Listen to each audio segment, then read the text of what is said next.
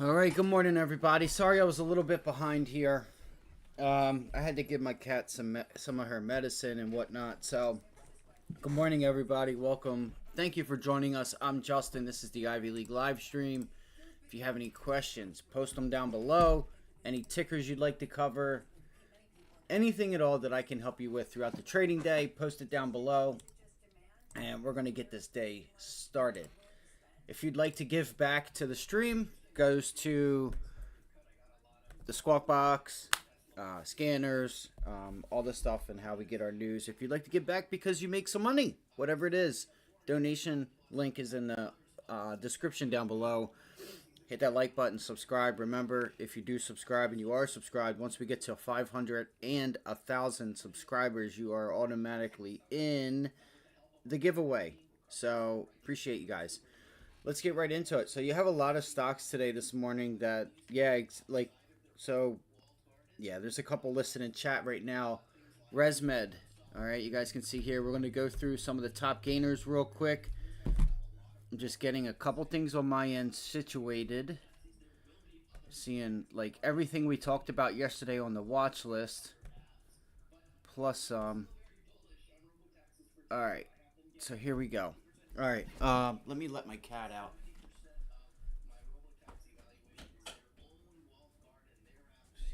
She's done. I don't know what's going on with her, but I can't do it this morning. All right, ResMed and Eli Lilly. Let's go to the chart real quick. ResMed tumbled 11.8% following last week's news that Eli Lilly tirzepatide weight loss drug reduced the severity of obstructive sleep apnea. Eli Lilly, on the other hand, ticked higher around 1%. Okay, there we go. All right. So we'll check out ResMed real quick. Should be Res, right? I don't know. Damn, that's brutal.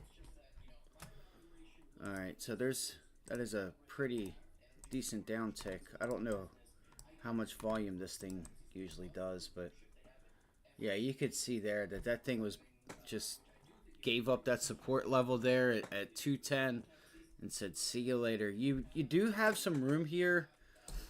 It looks like what you did was you just filled the gap for the most part. You had a gap here. You haven't filled the gap yet. It's at 176.50-ish. 176.39 is where I have it. And that gap looks like it takes you down to, it's only like $2 away. But you have support down here at like 170, 169 for ResMed. All right. RXO, the freight stock surged 12.7% after buying Coyote Logistics unit from UPS, which we got that news yesterday. RXO paid more than $1 billion to UPS whose shares were unchanged in pre-market. So RXO, let's go check this out. Again, if you guys could hit the like button, subscribe. Let's try to get this stream trending so we can bring some other people aboard today to have a great day. All right. This thing's not liquid at all, but yeah, this thing is not for me. But it's a nice wedge there. It's a nice pop. What is that? 23.50, 23.40. That's a nice trade there. It's a nice pop. Anyway, NVIDIA, the artificial intelligence darling, slipped 1.8%. That built on last week's drawdown, with the mega cap tech stock retreating around 4% to snap an 8-week winning streak. Jefferies raised its price target on the stock over the weekend, implying shares now had about 19% in upside from last week's closing level. So NVIDIA down again. All right, and I'm noticing when I came in this morning and was, looking around, I noticed that some of the names were not holding these levels, and it's unfortunate, but so NVIDIA, testing yesterday's low. So there was the move. We gave you guys this level yesterday at 122.50. Sometimes it is what it is. Sometimes it You got to be already in it, right? Once the momentum gets started, it's kind of hard to stop it. So I would look here for 125 NVIDIA. If you get a pop to 125, even if you get another shot, right? If you can just get another shot up there at like 127.50, I still wouldn't rule 127.50 out for NVIDIA. Maybe you get a test into like yesterday's or Friday's close, 127 to 127.50. I know. See, the thing is like once you get to like through 127, what is that? That's like once you get above, once you get above 127, it pretty much opens up for you up until 130. So it's either 130, maybe 127 rejection there, 127.50 area, or yesterday's low or Friday's low, right? So 126, 127. That'll be a decision you have to make for yourself. But I would expect them to start buying the dip. I'm going to be honest with you. I think you could see some dip buying here. This would take you, that 20-day is going to be moving up here into 122. So you have to watch if you're still thinking about trying to be short that 20-day is coming in up here. And all I'm saying is a relief bounce, right? Just a relief bounce. Maybe you go back and test. You turn that into resistance. See, it's hitting every level. NVIDIA is just hitting every single level. So it's pretty much solidified all the other levels, all the other support levels as resistant. And if this level is going to hold, right? Let's say if you turn this 125 into resistance, but yet 122, 123, 122.50 holds, and the minute you reclaim 125, you have just solidified a prior resistance and support. Like, how do I explain this to you to make it easy? Here, right? Everywhere, right? Double bottom resistance, right? Friday's low, you made that resistance. You also made 125, Friday's low, also resistance. Okay, once you start to regain that is your first resistance reclaimed back into support, right? So then you would say chances are 127, because again, it opens up for you. If you get above Friday's close, it opens up there until the high is up there at 130, 130.50. So see if the minute it starts reclaiming, I'd say two levels, call it this one and this one, then I would start looking for that that higher low is what I'm getting at, right? That bounce back to like a higher low, wherever that may be. It could be up there at like 134, right? So we'll just watch this. NVIDIA is actually, I like that they did this stock split, because it's going to make it easier for beginner traders to be able to trade this, because look at how well it's following the levels.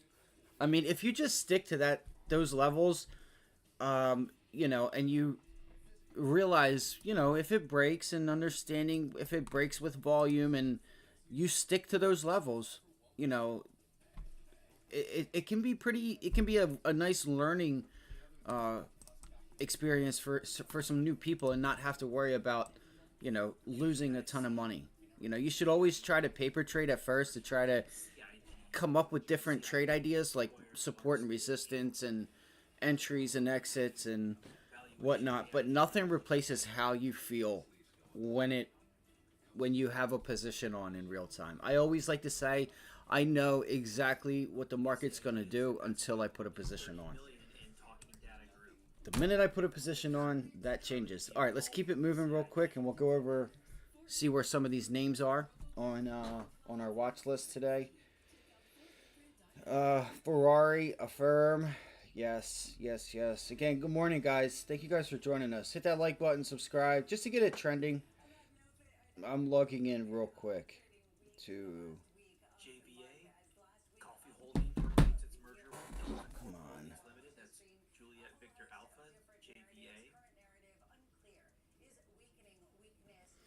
Let me make sure that I do this too and do not forget. Let's do this.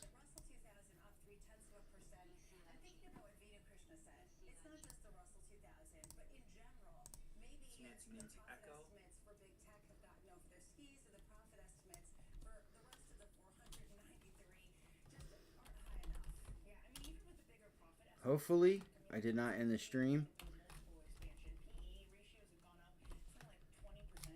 Hopefully, I did not end the stream.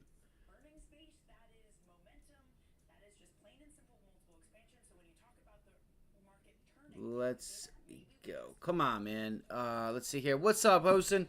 Hostin Hope. What's up, man? It's still up. Don't worry.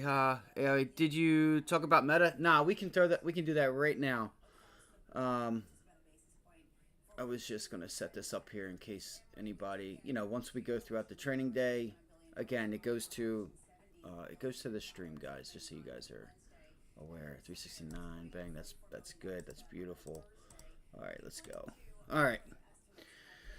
Yep, no problem. All right, so that's NVIDIA. Let's see. I would seriously watch this level down here. You guys can see we've already have this shaded for NVIDIA. Let me throw this up here. All right. OSI Systems receiving $11 million order for mobile cargo and vehicle inspection systems. Oscar Sandy, India Sandy, OSIS. 7755. SLN. Silence their I will say this, your major support level is down there at 117.50 and 120 on NVIDIA. Now Meta, so we talked about this a little bit yesterday. You're turning this, so if you look at Meta, you could see you have this wedge, you had a breakdown. But if you look, you have this major support level right here. All right, it's an area. All right, resistance. We gapped above it. We were long here. This was a trade. Once again, guys, if you guys see this, and picture it in reverse to the downside. Once you not only get above this resistance zone here, I want you guys to pay attention to the left. This goes for Microsoft. A lot of you guys already know this because we were long Microsoft from 416, 415 all the way up to 430s. Huge trade. You catch $6 to $10 on Microsoft. It's a lot of money. Not only do you have this gap fill, but once you get past that gap there at 493.50, guys, you have nothing stopping you to the left. So when you see these candles coming into whether it's a gap or resistance, which I'm going to go to keep going to Meta, but look at Microsoft here, right? Same thing. We said, hey, if we can break above this level here, we have nothing stopping us to 430. Why? Because you have nothing stopping you there. You have a little bit, you have that opening and closing price, but really that's nothing. That's not your resistance. That's not where sellers are. Sellers are up here. So when you see that, it should give you the courage to say, hey, I'm going to give this thing some time, and I'm going to give it the time that it needs to do what it needs to do, because it could consolidate for about a day or two and then just start to break out, right? So keep these on your watch list. Even here we were long, right? Look at this area right here. We said, hey, we start breaking above this level. It was right there. All right, right there. We said, hey, we break above this level. It was 416. It was 410 to 416 or something like that, because we drew the box and we said, yo, we start getting up, we break up through there. Look at this, bang, because of this. You have all that area. Meta did the same thing. Look at all that area there. You have a little mild resistance right there, but anyway, you guys know, the ones that have been here, you guys know what we just did this over and over. On Microsoft, we did it two to three different times. All right, so Meta's pulling back to try and make this area support. You have the 20-day moving average. Here's what I would say for anybody watching Meta. Meta closed red and at the lows on Friday. Okay. The Qs had a nice little tail. The SPY closed green. So Meta is into the 20-day moving average. I would watch that 20-day moving average. And honestly, I would say if you break below 490, 250 to 490, you can see this thing back at 480. And that's a nice $10 move there, right? Why do I say that? Because after you break this support level here at 490, you have, once again, just like I was saying, you have nothing stop because it's this candle here, right? Because this candle just gives you just the free room to move wherever you need to do. You're not bumping into support or resistance, or buyers and sellers, I should say, right? If that makes any sense. So we'll go to an hourly chart. We should see you have bounced off of this level. You can notice here, if you look, how you bounced off of that level, right? You bounced off of it there at 492, 492 or so. You can see, if you look right here, look at that. Look how it turned it into resistance, but didn't break off of it, right? Right there, right? That's your support level there at 495.75. So now you come in with the gap up. You come in with the gap up. You pulled back into it. You found support. What I would do is I would watch to see if Meta, if you get buying opportunities, a buying opportunity back off of 496, and see if you can't ride this thing back to like 502, 504. Says slowing inflation data would open door to easier policy. And once again, if you break above 499, then it's game time, right? You break above this 499. Look at that. Look at all that room you have up to 504.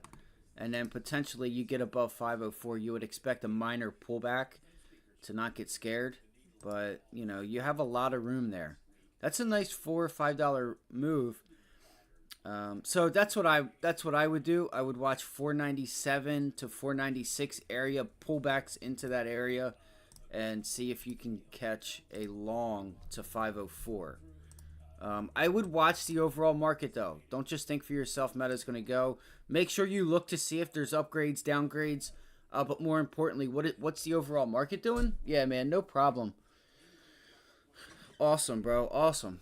That's why I started it, man. That's why I started it. So, you know, this is a nice break retest, kind of. The break and retest, here's the problem with this. And look, you're kind of rejecting it now. Now, if we look at it at a 4-hour chart, look at this, right? You bounce higher, you pull back, find support. Now, look at this resistance zone right there. That's not good. So, let's see here, which I'm going to keep this on my watch now. Here at 500, you got to get above 500, in my opinion. You can see here, you say you pulled into it, all right, bounce, you pulled back into it, bounce, broke it, and it's like kind of just like sitting there.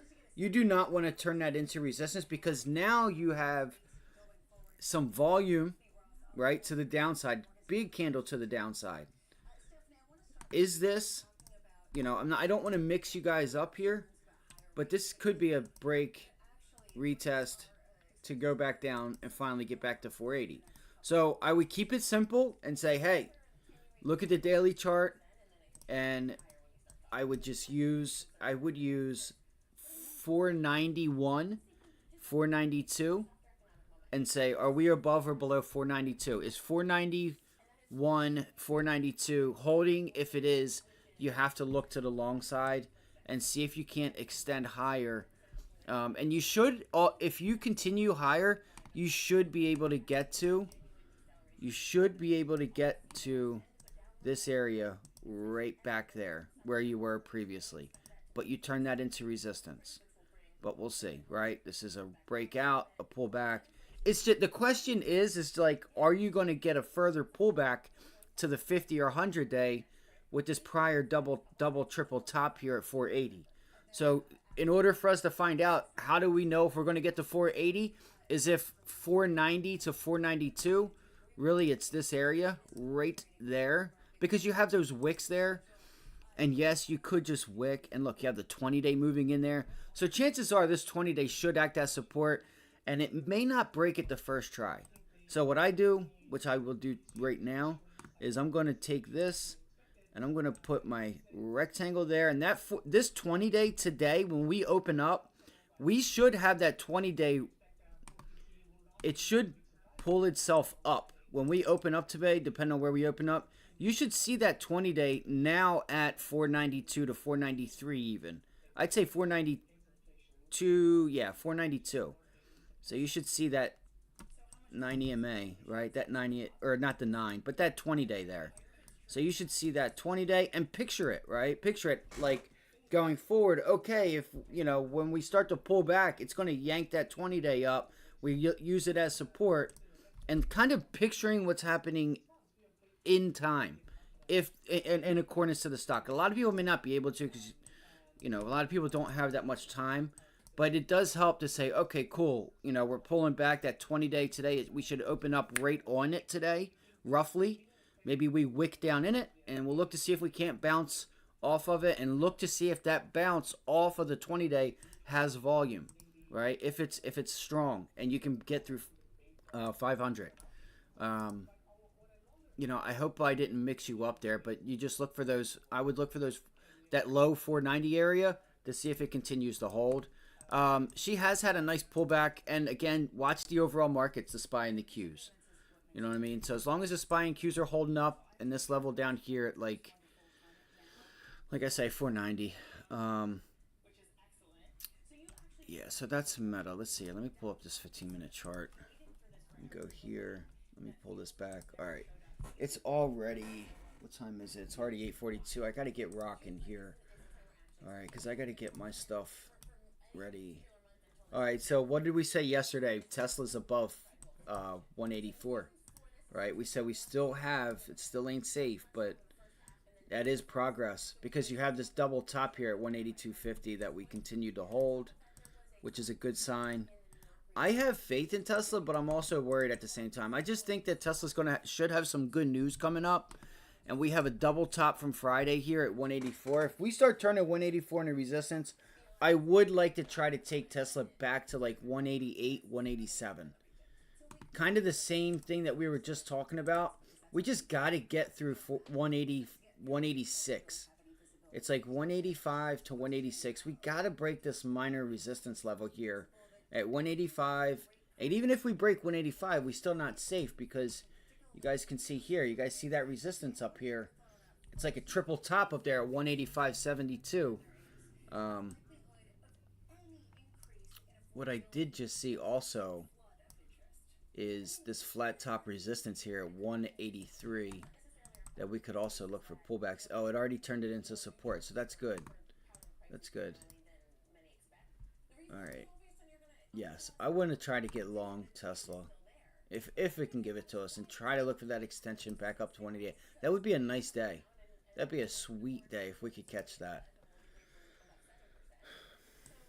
Let me get my chart set up really quickly, and we'll get going. And yes, when we open up on Tesla, depending on where we are at 9:30, we are going to look for that pullback into the 15-minute trade line. If we're coming in with a gap up, look for the pullback. All right. You know, we'll work together, and we will. You know, we'll take these trades as a team, and really, you know, we'll really get ourselves on the right side of the trade. Again, if you guys see something that we don't, or if you guys, here's the other part to why I started this live stream too, is because not only is it really helpful to have a group, but as a group, we're able to cover the overall markets. And what do I mean by that, right? No, being able to have more eyeballs out there in the markets for when we have, you know, Google Friday had a lot of volume, right? Just for everyone to work together to say, hey, you know, guys, check out Google. It's got 2-3 times the volume. This thing has relative strength. This has a buy trigger. You know, it's hard for some people that are new. They may not be able to recognize it. But if it has a ton of volume, and it's just the candles are closing at the highs, like this, right? It's you guys see this and you'll remember it, right off the bell. If you just see these things just climbing, Google did have some tails there, but you guys can see if you scroll to the left how the volume just dwarfed everything from the prior week. Like, look how much volume that is, and those are really nice to get behind, because that's institutions And institutions make markets, right? It's not market makers, it's institutions. Because when they start buying, oh, they start buying, right? So it's good to have a group that, you know, where we see something, we call it out, and everybody can eat, right? That's the goal here. So we went through Meta. Let me throw up this 15-minute chart. I think what you get here, I think you could see on Meta, I'm going to be honest too, like over the course of like 2 to 3 days, I think it's overdone, and we could see a bounce over the course of 2 to 3 days, but it doesn't have to bounce much higher, right? You guys can see here this little area here, prior resistance, support. You had these wick, tried to make it resistance, you hung out at it, you finally broke it again. Now you're trying to make that resistance again. So just be careful with Meta there at 500. We got to get through that level. And I think we can. We just need the markets behind our back, behind us. Let's see here. So that's still pulling back a little bit. We might be able to get a 495 entry, low 490s. All right, let me save my charts really quickly, and we're get going with these with the watch list, and see where are entries, where are exits. I just have to save this because it's going to keep going off the rails if I don't save it. It'll just be mixed up. All right, save time access, keep price tunes in, apply. 1, 2. I should be able to save 3.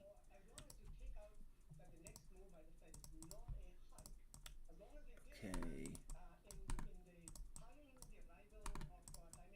Sorry, just give me 1 second here.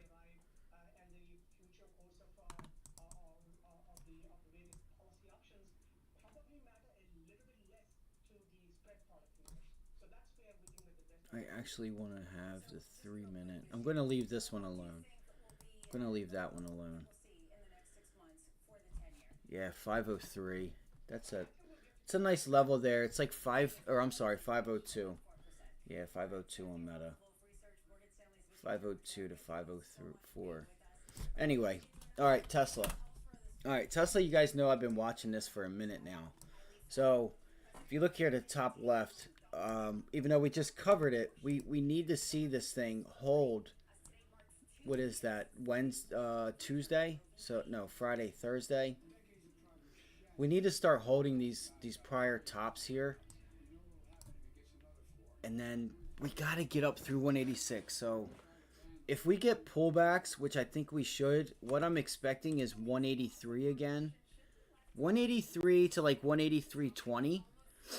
If you look at the bottom left now at the screen, we'll watch this 90 MA, the yellow line.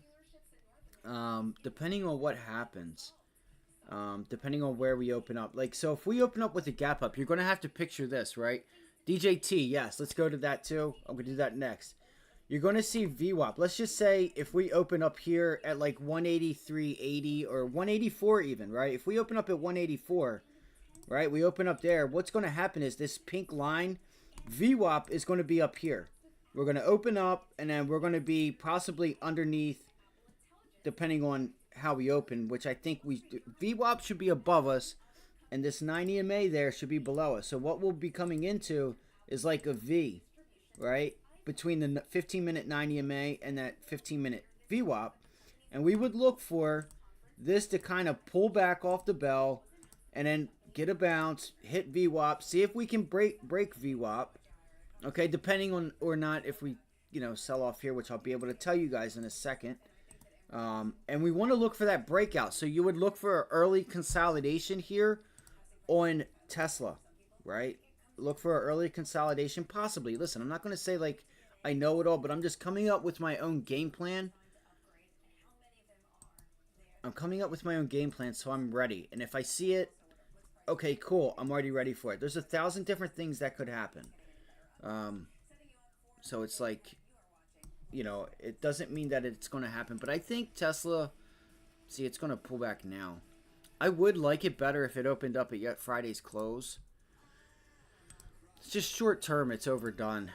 It's way overdone. So we have MACD trying to go positive on the hourly chart here. That sucks. That kind of sucks, actually. Yeah. So it looks like I might be taking this short on Tesla, honestly. Just for today, though, not tomorrow and Wednesday.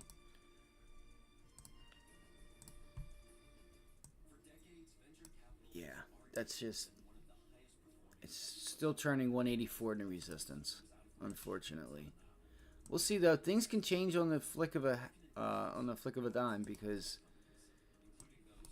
Yeah, we'll see if we can get pullbacks to this flat top resistance. I'm going to draw this line right here real quick, right there at 183, and I'm going to look for that to see if we can catch a bounce off of it. We'll probably be down here once we get on the bell. Once the bell opens, maybe. We'll see. I'm going to watch 183 though. I have 183 in my mind, so I don't really need to put it there. Let's go to DJT. So DJT's coming in with the gap up.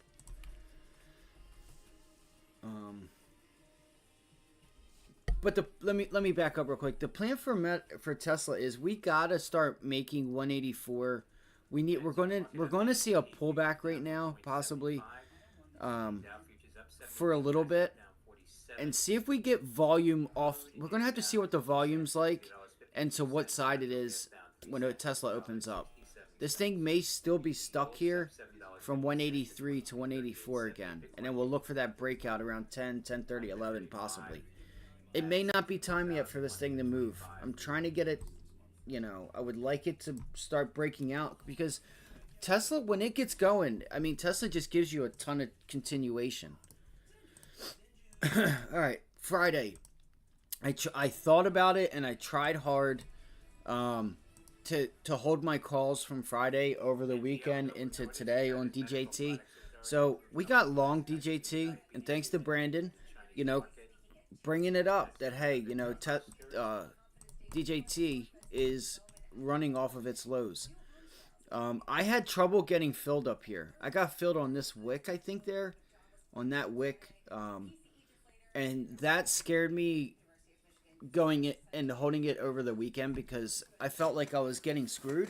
And I felt like they were purposefully not filling my order because I was watching a lot of other orders at those prices get filled.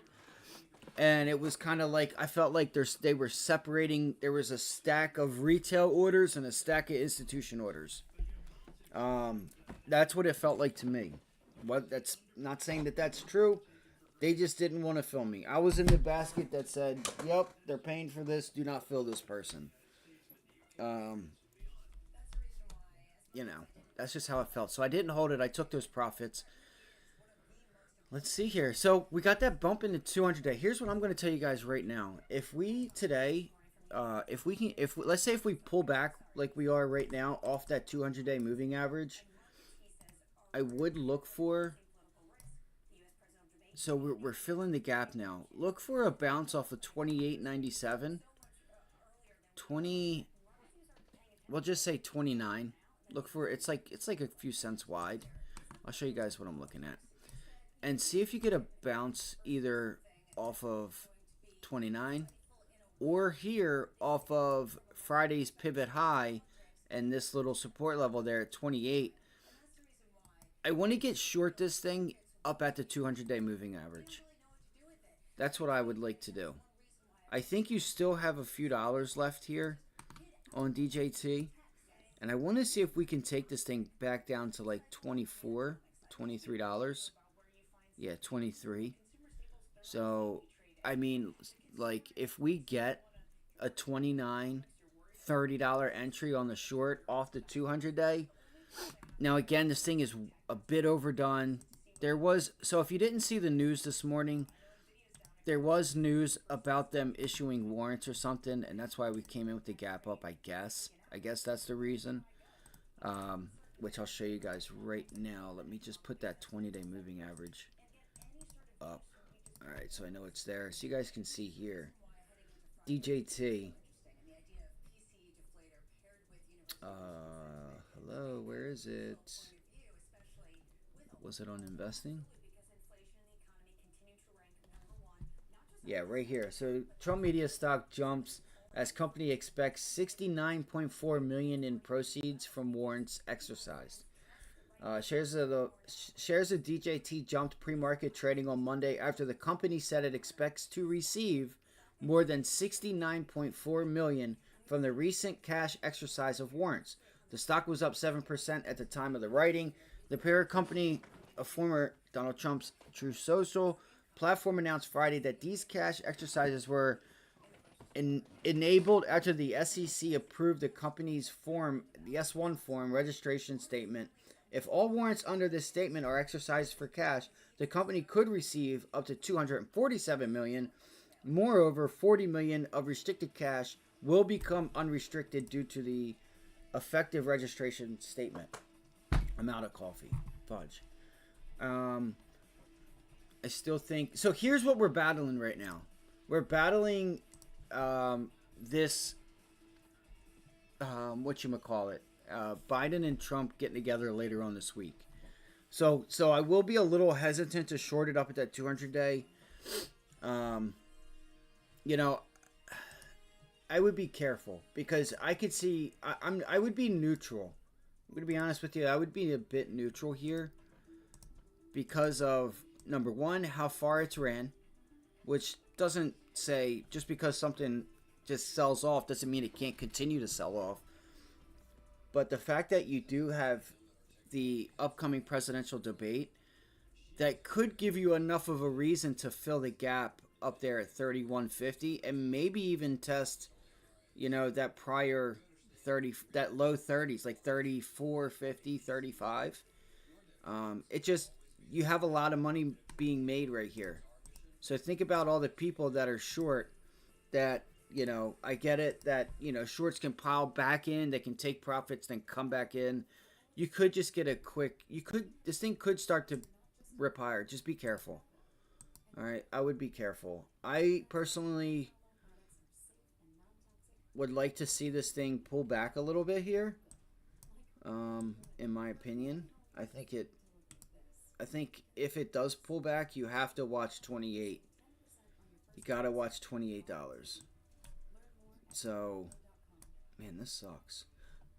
Let's see. Let's look at the volume today. What's this pre-market volume have?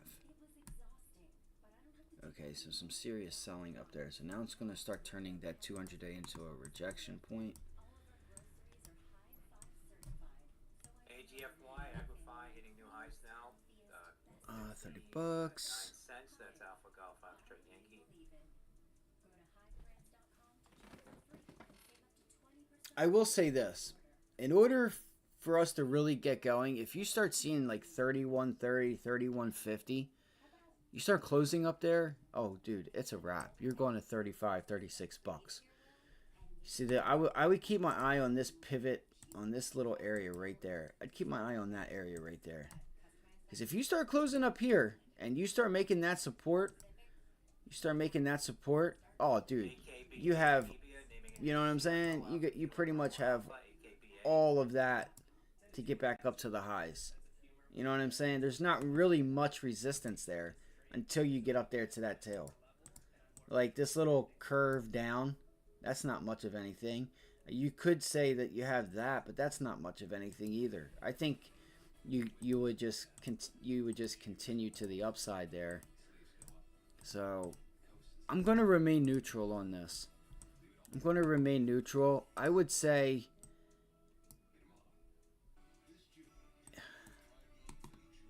I don't know. This thing's just, it's got to stay below 30, and I think they're going to try hard too. Because here's what I want to do. I want to put a level right there, but I can't because there's like that pivot low there. There's not really any resistance here, right? I don't have this day pulling back. Like, it's really 35, 30, 34.70 to 35. Anything, and that's about it until you get to like, there's no real clear level is what I'm getting at because you've just sold off. You could say 38 and 38 and 42. Yeah, there's no real clear level here at all whatsoever. So it could get spicy. It could get spicy. Watch out for that high 30 level if you start breaking the 200 day. Hopefully I don't have a bunch of levels on here for no damn reason. Now I don't know what levels I have up here and don't for a reason. Alright, pullbacks into 28. It feels like it very well could. And just because it doesn't squeeze today, we're just going to get closer into that presidential speech. You have this news with the warrants. You start having this not make much progress on the pullback. It's on. And for anybody that is not only long from Friday still, but still has calls. And I think we even went out. Yeah, we went to next week. We got into next week calls. For anybody that's still in those, great job, man. If this thing gets going, I had a feeling that it could start to like really make some progress, but again, man, once you like, you know what I'm saying, once you have a position on with a little, it wasn't that much size, it wasn't a crazy position, but it was enough to make me, you know, second guess. Like, they're not feeling me. I gotta get out because, like, I can't even I wasn't even able to like make the trade. Like I wasn't able to reduce my risk at the point. I'm like, yo, I should be able to lock in profits here, no problem. You know, we were talking maybe, what, I don't remember what my entry is. We'll say 72 cents, and I'm trying to get out at 82, 84 cents, and it's not filling me. I'm like, come on, man. Like, you're not going to give me a 15, 18% trade? Like, you're going to really hassle me on that? So that made me kind of second guess that. All right, let's keep going here. Let me go through, let's go look at the overall markets really quickly, just to see where we are.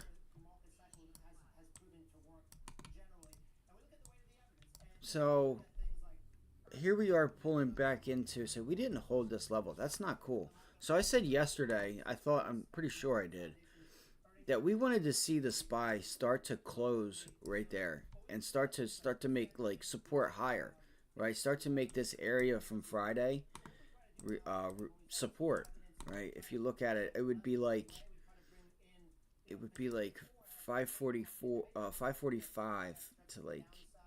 Well, it's not doing it now, but you guys get what I'm saying, right? These like little tops from Friday at 545. I wanted to start making that support, but it clearly has other plans, which is okay.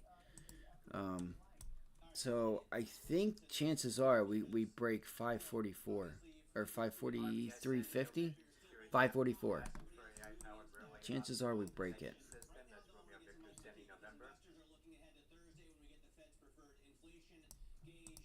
Boom. So if we start turning that into resistance, 544, you break it, turn it into resistance, you start extending. We have some room here. You have some room to 542. You get through that pivot low at 541.50, hello 539, and that could be a nice $3-4 move there on the SPY. Maybe even $5-6 if you get it on a pop. You know, again, I will say this right now: if you see us today and tomorrow, if we just sit here, right, and we're still above 544, I'm going long. Like, it may take 2-3 days of a consolidation, but you see it back here. Same thing. Consolidate. Rip higher. Right? Consolidate. 3, 4, 5 days. Consolidate. Rip higher. Consolidate. Rip higher. So give it a couple days. See what it wants to do. But I feel like the pops higher have been shorter and shorter. We'll see what happens. Let's see if we can start to pull it back and at least test the 20-day on these in the markets. Maybe the yen is enough. Maybe the yen carry trade is enough to get this kind of going with Japan talking about stepping in if need be. We have a gap. We have a gap down here as well. So breaks of 544, we gotta look for 540. That's a nice trade, especially if you get the SPY on a pop. We'll see. All right, we'll see. We gotta break 544 though. I'm just gonna keep it at that. All right, I'm not gonna make any guessing games.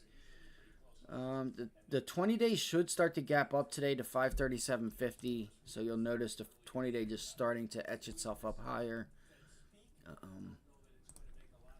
So that's the SPY 544. Pretty much is our watch. If you notice, we haven't really made this level of support level just yet. Like, you made the top end of that box. Like, this isn't enough to hold up like 2, 3, 4 weeks of price action. That little wick right there to that wick, like, that's not enough. This thing is ready to fall over is what I'm getting at. It's like a tree. You start cutting at it right at the bottom, and you had that small little piece of the tree that's just hanging on, and then it just slowly rolls itself over. That's what this whole section here from that wick up there, that's kind of what it feels like to me. Like, it's like it's starting to be a little too heavy. And that little wick, right, this is what I'm talking about right here, right? That wick right there, that meaning that is not enough to hold the market up.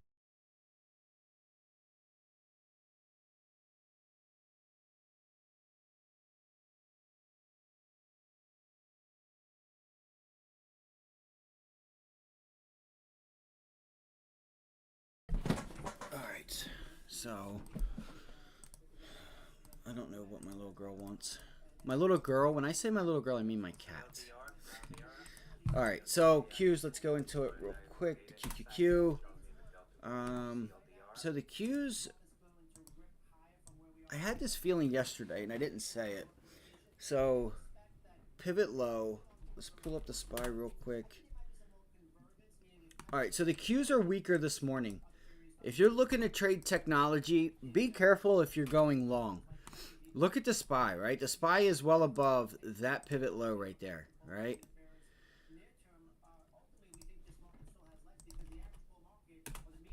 The Qs are ready to crack and break that level. So you could see the Qs.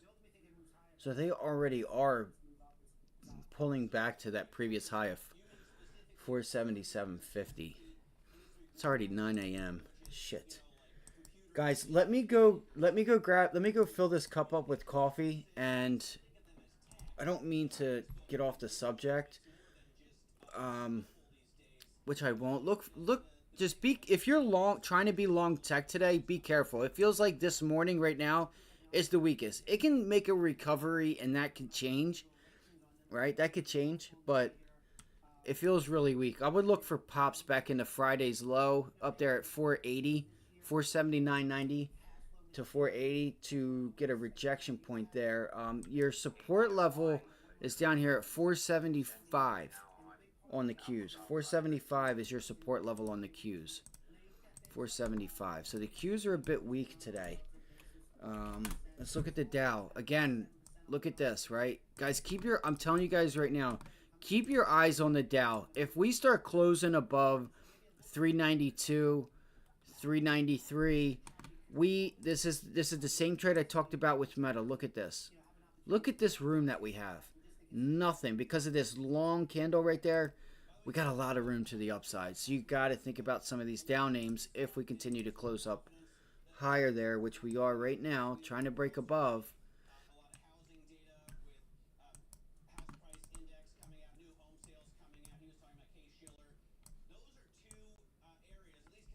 So you can see, here we go. We're trying to make Friday's pivot high. Well, it tried to. IWM last week outperformed, is what Bloomberg said. In my opinion, didn't do anything. It very well could have, but you have some resistance there. You could see the IWM back down at 199 today. It's about a $2 move there. All right, Moderna. I know I'm going to grab some coffee real quick. I seen Moderna earlier on the scanner, high a day scanner. Doesn't have much volume. This doesn't look that great.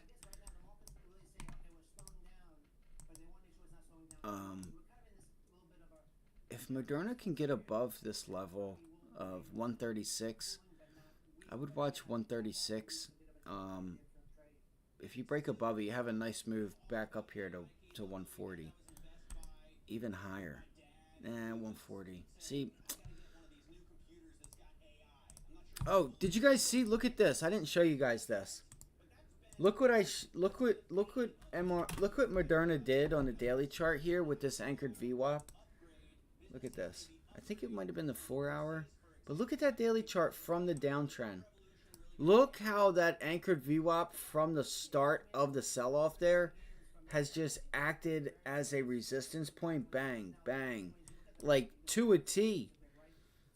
So either we have more to go, or we are about to.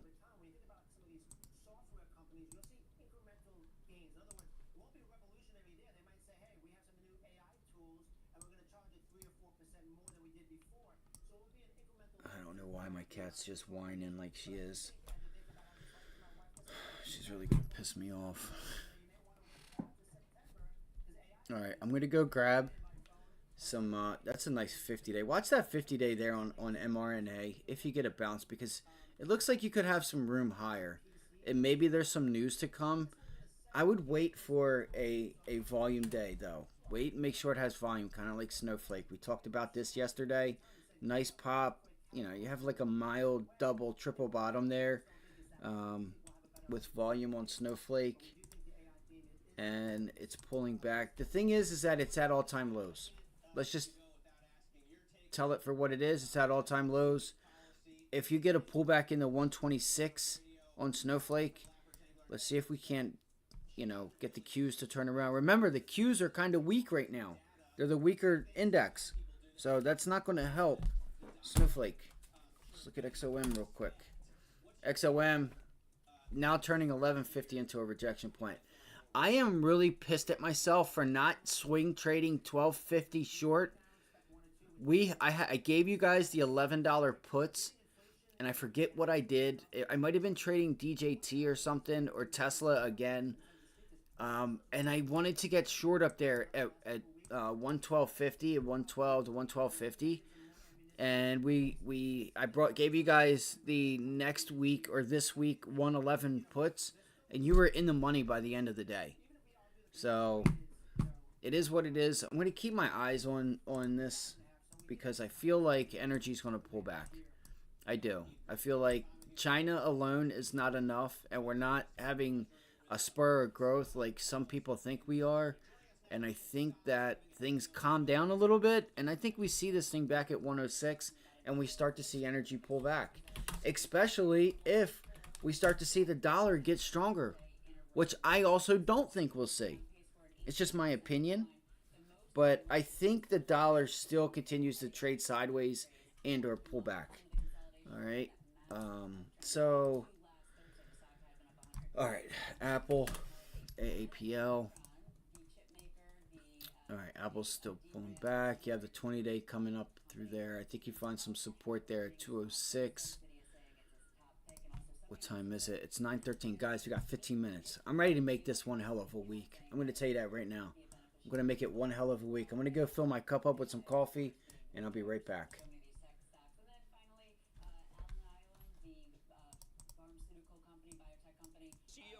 He's like, no, we have a great relationship, don't we? We love NVIDIA.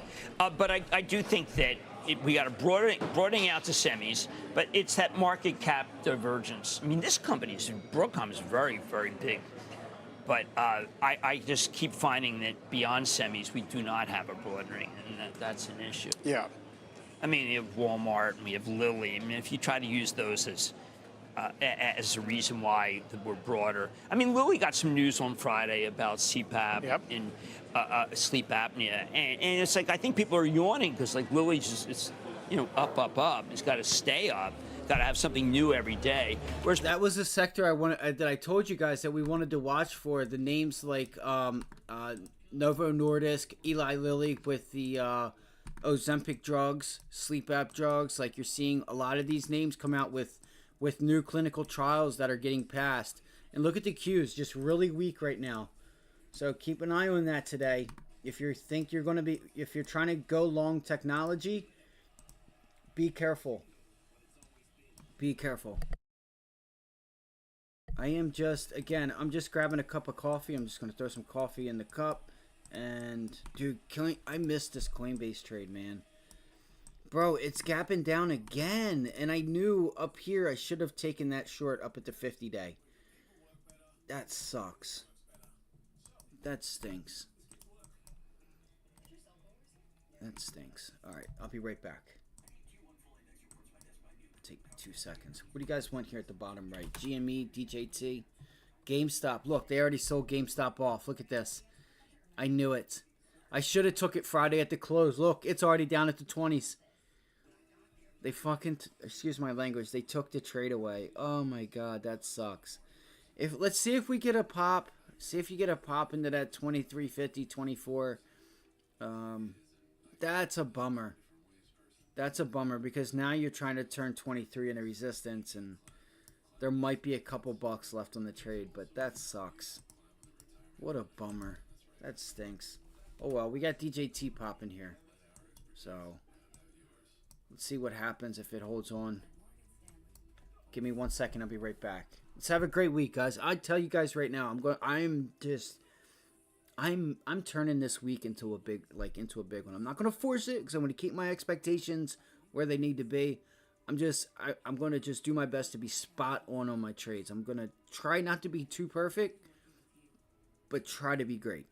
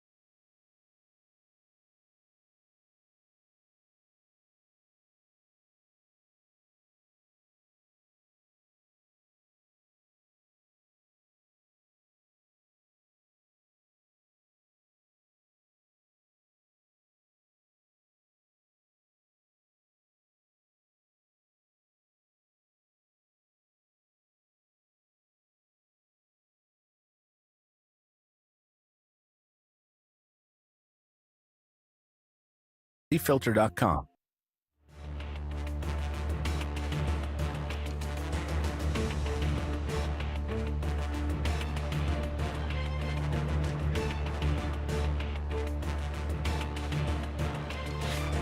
Why haven't you resigned? Senator, I'm sticking this through. I'm proud of having taken the job. I'm proud of our this safety record, and I am You're proud of this safety proud record? of our Boeing people. You're proud of this safety record? I am proud of every action we have taken. That's Boeing's chief Dave Calhoun facing some scrutiny from Senator Hawley of Missouri last week on the Hill. Meantime, Reuters this morning says that U.S. prosecutors recommended senior DOJ officials that criminal charges be brought against Boeing after finding the plane maker violated a settlement related to those 2 fatal MAX 37 crashes. That the DOJ must decide by July 7 whether to prosecute the jet maker. Interestingly, Jim, on Friday, the Times said the company was likely to evade criminal charges. This is all very confusing. Would point out to people at home that if you really wanted to change behavior, you would prosecute the individuals. There is, I remember this in law school. You were not supposed to sue a company if you were the government because it didn't do anything.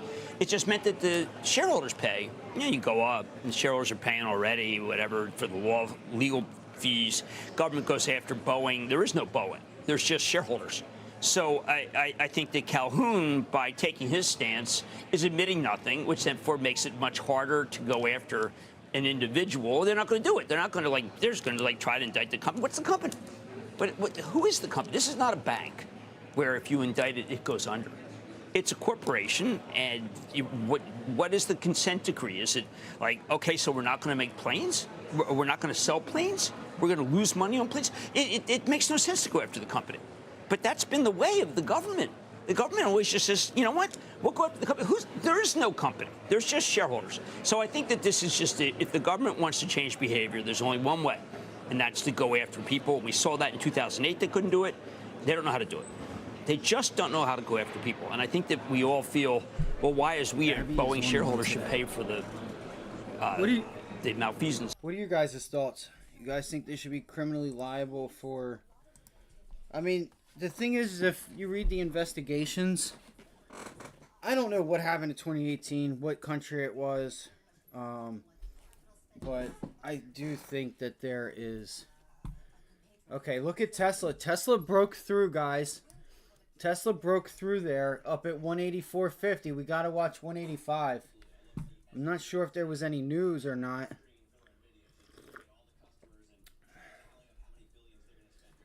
I don't know if there was any news here. Let me pull this up. Let me go here. Let me do this. So we have a couple minutes here. So we got 10 minutes. Let me make sure my charts are ready to go. Let me make sure my charts are ready to go. Guys, let's have a great week. Watch 185. Keep your eye on 185.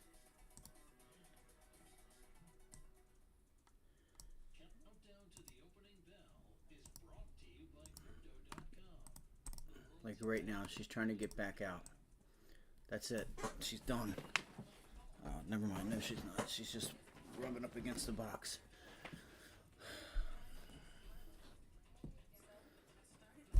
I might end up looking to swing trade Tesla if we find us still holding above 184 on pullbacks off of 185.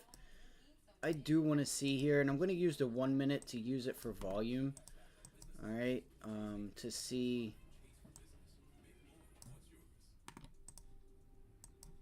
Let me make sure the volume is here. Is that 183, 183, 183.50, 183.50 pivot high, 183.50. So 183.50 and 180. Man, I guess I'll just use a 3 minute. I don't want to, but it'll give me a nice little, yeah, look, 185 starting to pull back there. So I like to use the 1 minute to really see the volume, right? When I'm trading, I don't really do it for the time, but I'm using it for the volume and to really show me what side of the trade I should be on. And if you guys hear her yelling at me, I don't know what she doesn't. She has everything she wants. She's just being a pain in the ass. She's just a spoiled butt. I love her to death. She's just spoiled. That's all. My cat is spoiled.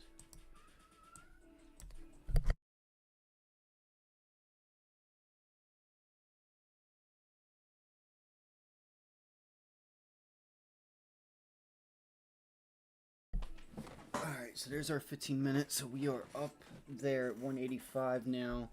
Alright, guys, so expect pullbacks off of 185 here when the bell opens up. I'm actually going to get Tesla up and start. I'm going to tell you right now, I'll let you guys know what options I decide to take if I trade this. Let me look real quick here to see what volume we have and don't have. Okay, so that's a lot of buy-side volume here. It's a lot of buy-side volume.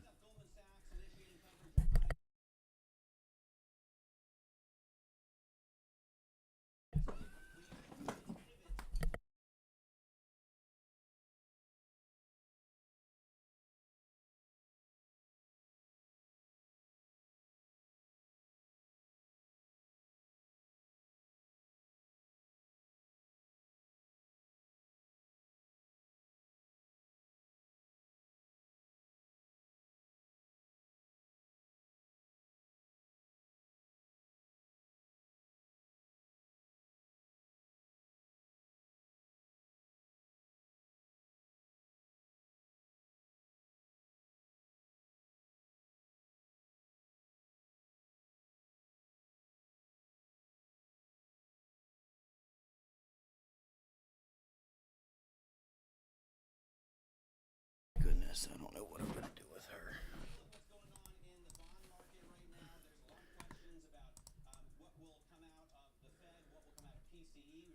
So I don't have CNBC on my TV right now. I think I gotta restart my Wi-Fi and do all the, restart the router and Wi-Fi and stuff.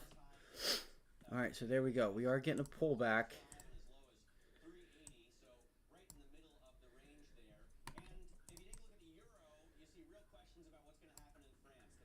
$183.50, which would be there.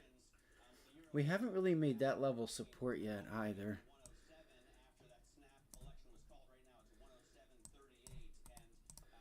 All right, let's go.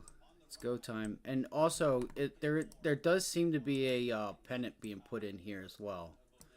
So let's see. I also wouldn't rule out a pullback to 182.50.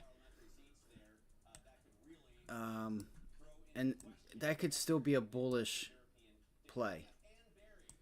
All right, that could still be a bullish play there. All right, pulling back into here to make it support. Just want to make sure everything is good to go.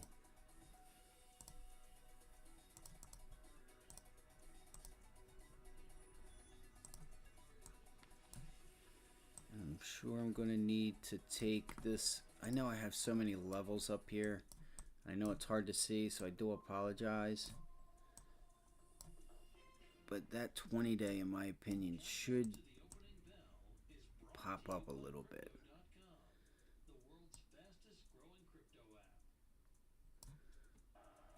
It's a nice tail. Alright, let's do it, guys. Again, if you could, hit the like button for us, subscribe, help us get the stream going. That way other people find us, who, especially, I would just want people who think that trading's a scam to find us. Or who think options are a scam. The only thing is that's a scam is to think that, is to be so naive that, you know, you think you know something when you really don't know it. You know, I think that's why most people think that options are a scam, is because they haven't learned them and don't know how to trade them. Or they trade them incorrectly. They buy the wrong options. They don't understand how to manage their risk with them. It's a low volume bounce right there. All right, what I would look for a pullback off the bell there. I'm going to use 18 as the number. You know what? I'll do 22 just in case I go to trade something crazy. Oh shit, I didn't even look at ARM either. How much time? We have 2 minutes. So ARM is 1 minute to the U.S. market open. 1 minute, guys. 1 minute. Where is ARM?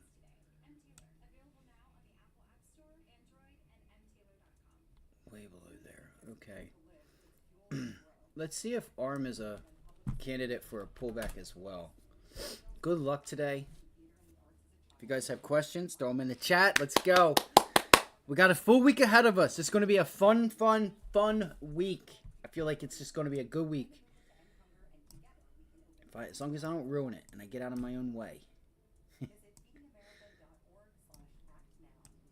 All right, guys, we have 1 minute left. If you have any questions, you can post them down below.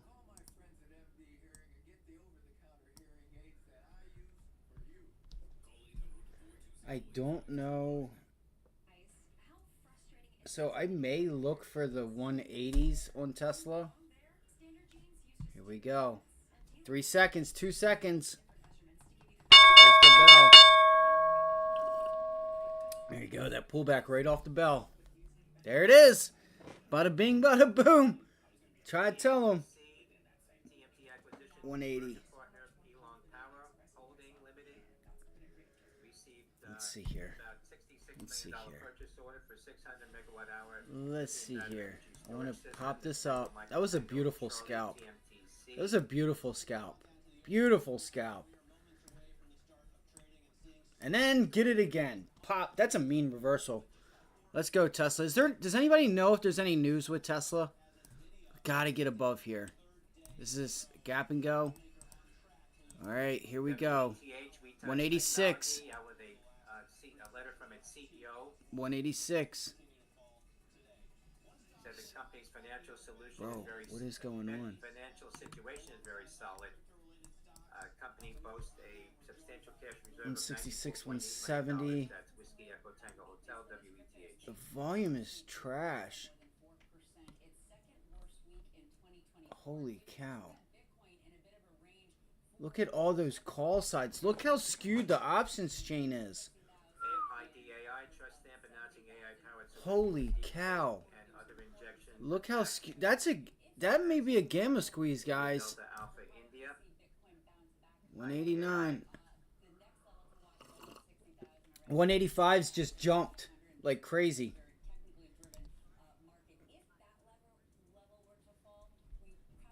All right, so I'm looking for the 180 puts here.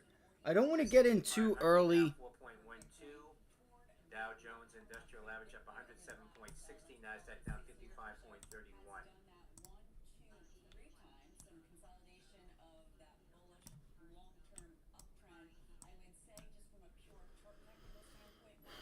I want this thing to show me what she wants to do here. So I have the 180s I'm looking at. ORMP. Some people are looking at the 177.50s. They're a lot cheaper. Silex. I don't know if that's Romeo Michael Papa. best. Charlie Lima X-ray.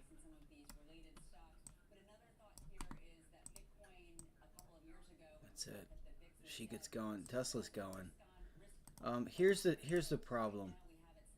Actually, that's not a problem. That's some really good volume there on a 3-minute. That's some really good volume, guys. Tesla has some really good volume today. All right, I guess we got to look for 190. We're above 186. We look for that gap fill up there at 188. Wow. Let's go. There it goes. There it goes. Okay, so I know I keep moving the screen around. Gotta look for pullbacks. Gotta look for pullbacks. Sorry, I did not have the chat up. I didn't have the chat up. This was the move. This was the move. That's not there. Oh my gosh. Come on, bro. Alright, the 100-day is holding for Coinbase now. You might have a nice trade here up to 226 off of this level on Coinbase. It's down at 215 though. That's really low. Let's look at NVIDIA. NVIDIA bouncing. Tesla. Snowflake.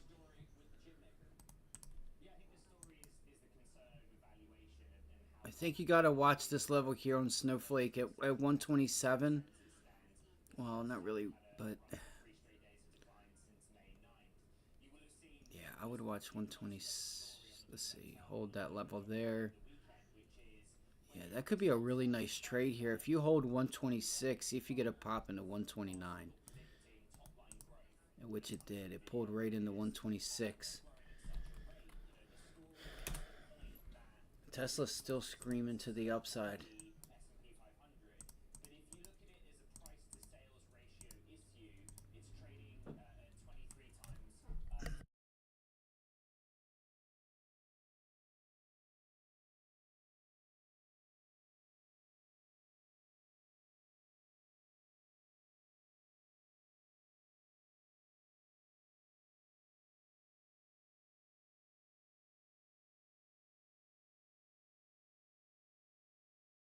All right, watch up there, guys. Keep your eyes on this level up here. It's a big reversal candle there. Big reversal candle. Wow. I knew it. 190. That's our resistance level. Sorry. I'm just trying to... Okay, right there. Boom. It's just hard to... That's still a low pullback. Look how big that wick was. That was a huge wick.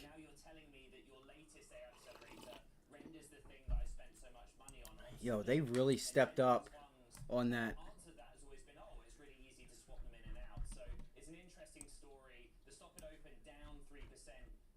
Okay, so there they go. They really piled in here on these puts from 180 to 177.50. I'm actually going to use the 180s. I'm looking at the 180s right now. I'm not going to enter it yet. This is still bullish. I don't care what you guys think. This is still bullish because the volume is still there.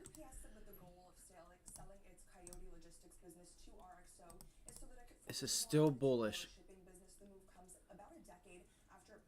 The top of this wedge that I have is up here at like, let's pull up a 15-minute chart. It's not going to give it to me. Fuck. It's down there. It's up there at like 190. You guys can see the two orange lines there.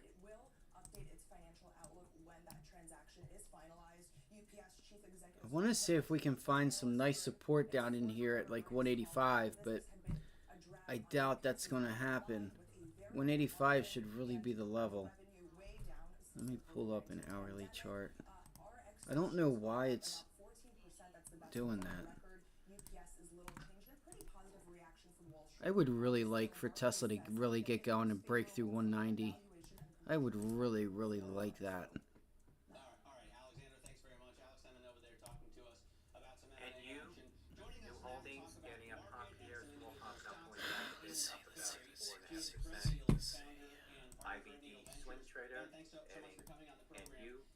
Let's talk first of all about the slight pullback that we're seeing in NVIDIA. I guess it's not necessary for NVIDIA to continue to rise for the whole market to climb. All right, so NVIDIA is up here at 125, trying to bounce.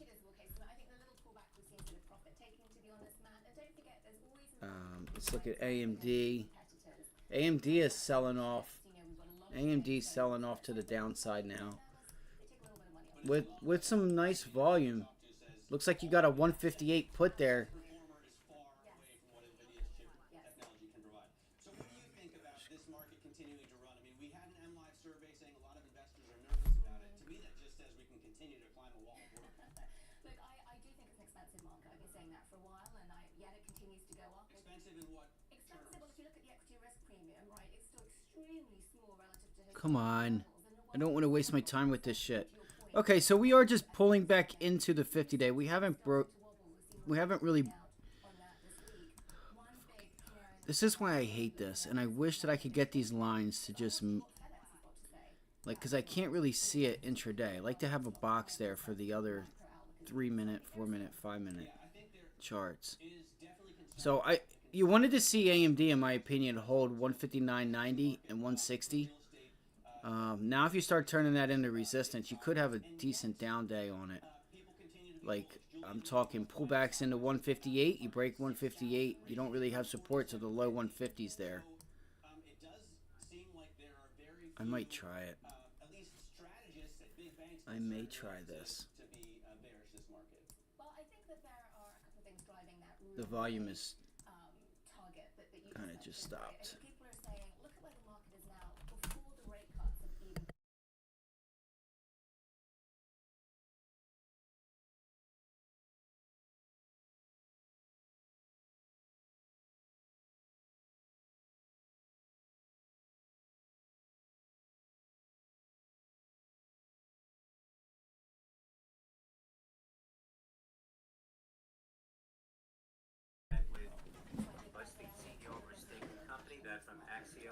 in terms of some tech stocks that have lagged behind Salesforce is one of them.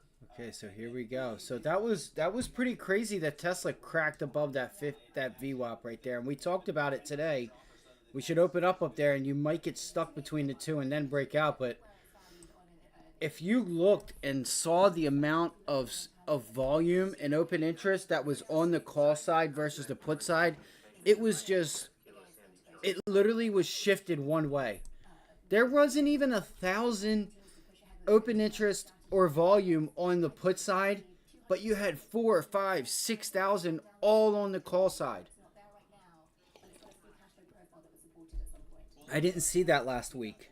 I didn't see that last week, and I'm going to use that to pay attention if I see it again. Because that's really key there. Look at that nice volume breakout. Nice volume breakout on Tesla. Be careful up there. Be careful up here. I think Tesla might have one of those days, and you want to just ride the trend.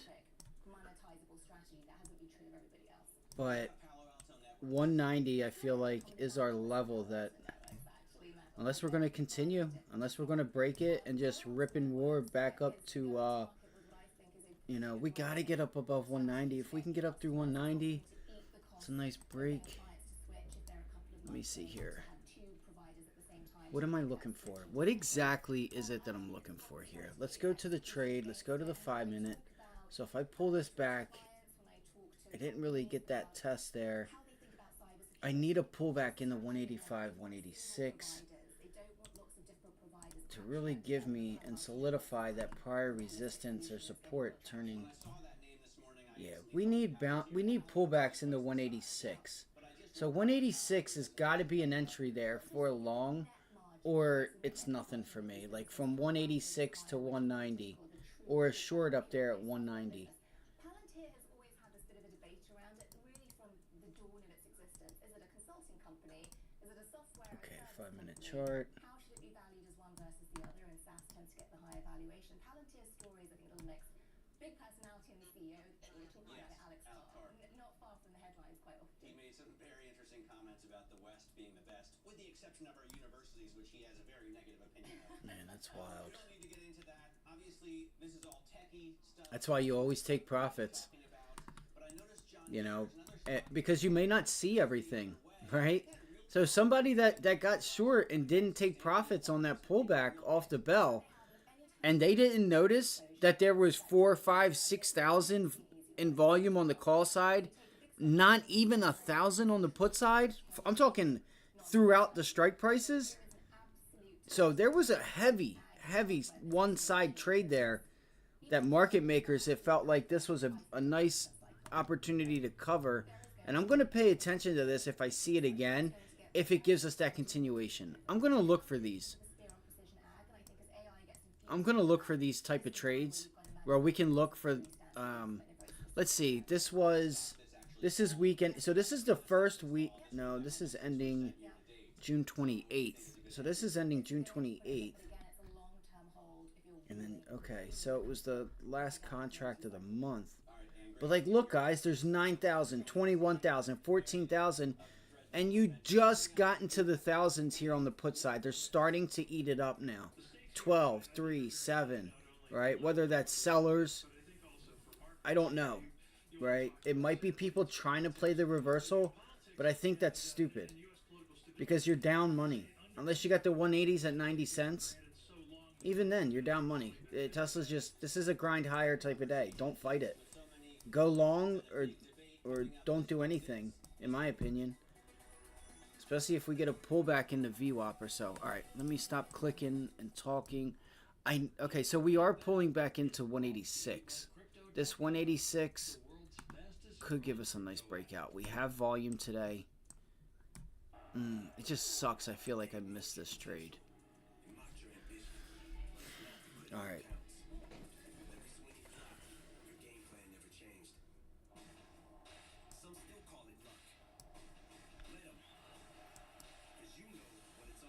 $195. Okay, hold up. I'm seeing 1, 2, 1, 2, 1, 2. Okay, so we're even right now, guys. As far as the chance of a down move or an up move, look at that volume, how it just. So look at this 1 minute, right? Look how the volume, you're breaking out, and the volume was like nothing. So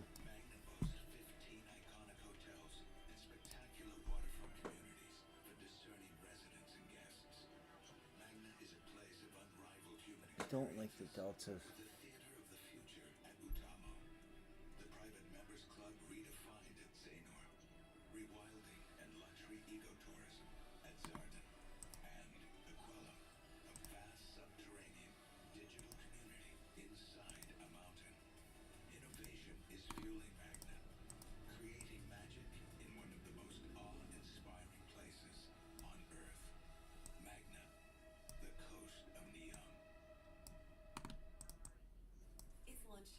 I gotta.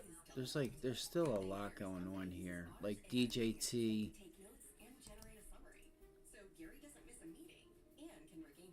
Okay, so 186 is our 38.2.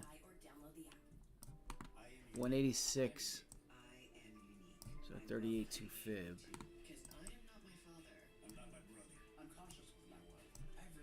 MLGO micro-algo shares were halted at the highs on heavy volume of 58.5%. Michael McGough Oscars. Okay, so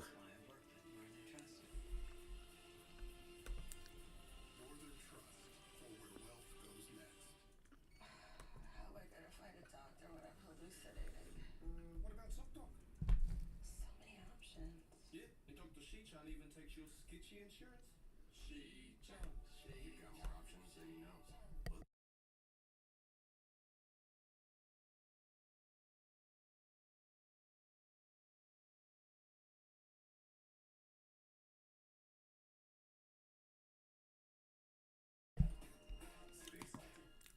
NVIDIA looks like it's holding up really nicely down here at 123. Shot of the principal room. Coming up, Vera Bradley CEO Jacqueline Ardrey. That's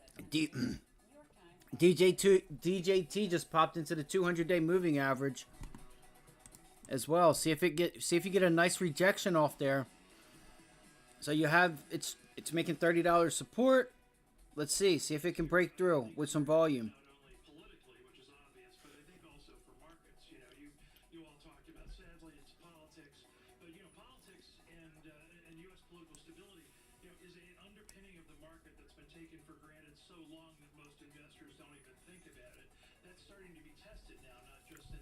They have the goofiest people on Bloomberg that come on.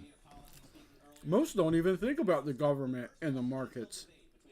Oh no, we do. We know that they're spending, and that's why the markets are up until they spend so much that Moody's or State Street come out and downgrade their credit because they've borrowed too much that they can't pay back. That's when it's a problem.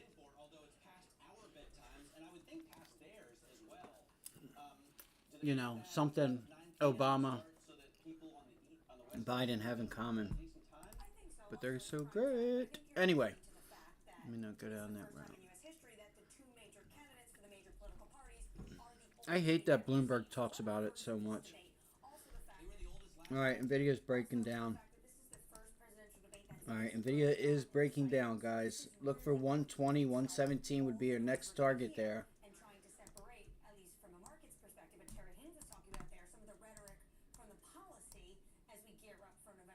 Alright. So you guys can see here, you have a nice support level at 117. You should have room that takes you down into 119. Yes, there are some policies where we have seen this administration continue on from what we saw from Trump, basically a handoff when it comes to things like tariffs, or we've seen this administration actually take a step forward when it comes to export controls on China, and when it comes to tariffs, we just had the release of I don't know what's going on with NVIDIA. I really don't know. I would like a bounce back into that low a day, but I have a feeling I'm not going to get it. There's your extension. Well, there goes that trade. This is what I'm talking about, right? When you have being able to see when there's nothing in your way, it's going to, the reason I'm not going after it, excuse me, the reason I'm not in the process of taking it, because I have to bring up the options chain, click it, how much do I want, like that all takes up time too. Wow. Let's see though. Let's see what happens off of this. You guys can see this monthly value area. It just pulled right into it, and you're seeing buyers step in right there. You're seeing some buyers step in. The monthly low is down here at 118.86. Call it 119 if you'd like.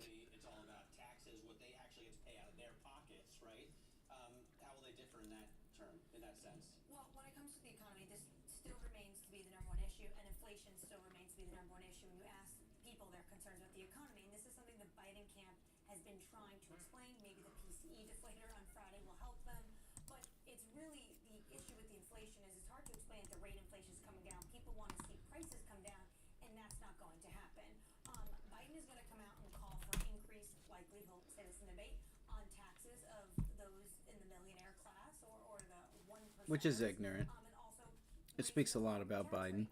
Trump is going to do the opposite. He wants more tax cuts. Take. Oh, you made a lot of money?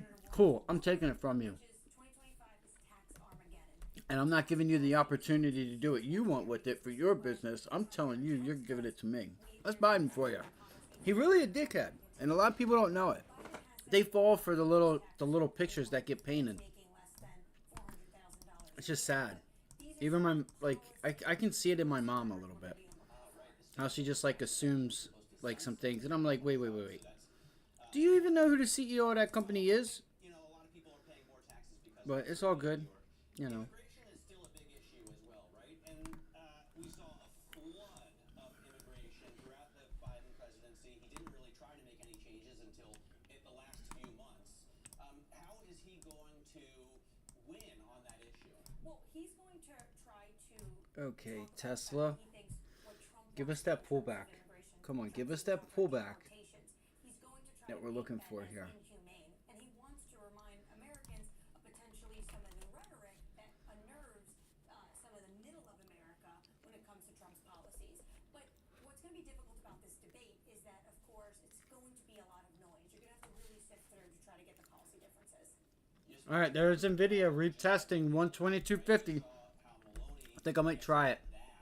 What do you think about the possibility of the far right winning in France? Because it seems like she's doing an all right job. Hold on, be careful. I think what Marine Le Pen is trying to do is basically use the blueprint that Georgia Maloney has set out. Basically, All right. throw enough red meat in this rhetoric domestically, but she's not a Eurosceptic. If you're thinking about trying to take this retest on NVIDIA, All the players, and at this point, it's the I would caution you to be careful at 122.50. All right, I would, because okay, here we go. So now look, here's the trade line. Here's the thing. Your 15-minute trade line is way up at 125. All right, your trade line's way up at 125. You're a bit oversold right now. They may just suck a lot of longs in or shorts in here, and I'm not going to be surprised if we run it up. I mean, we are below VWAP. Let's just see. This was an increase in volume on the break through that support level, so it should turn into resistance.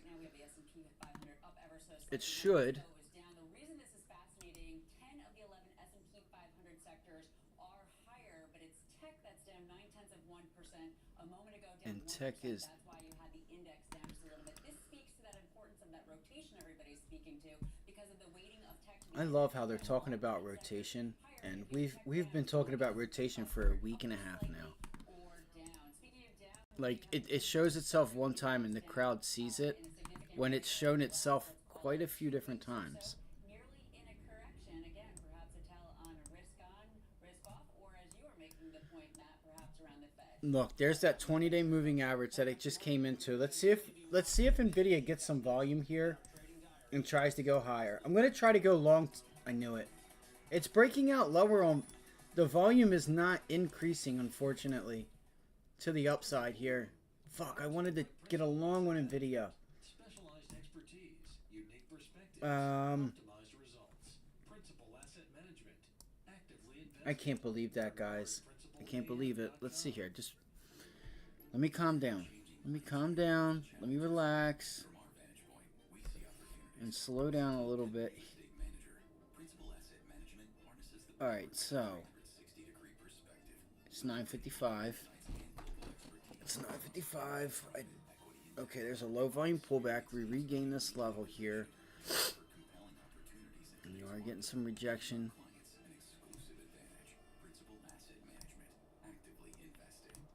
Just want to see.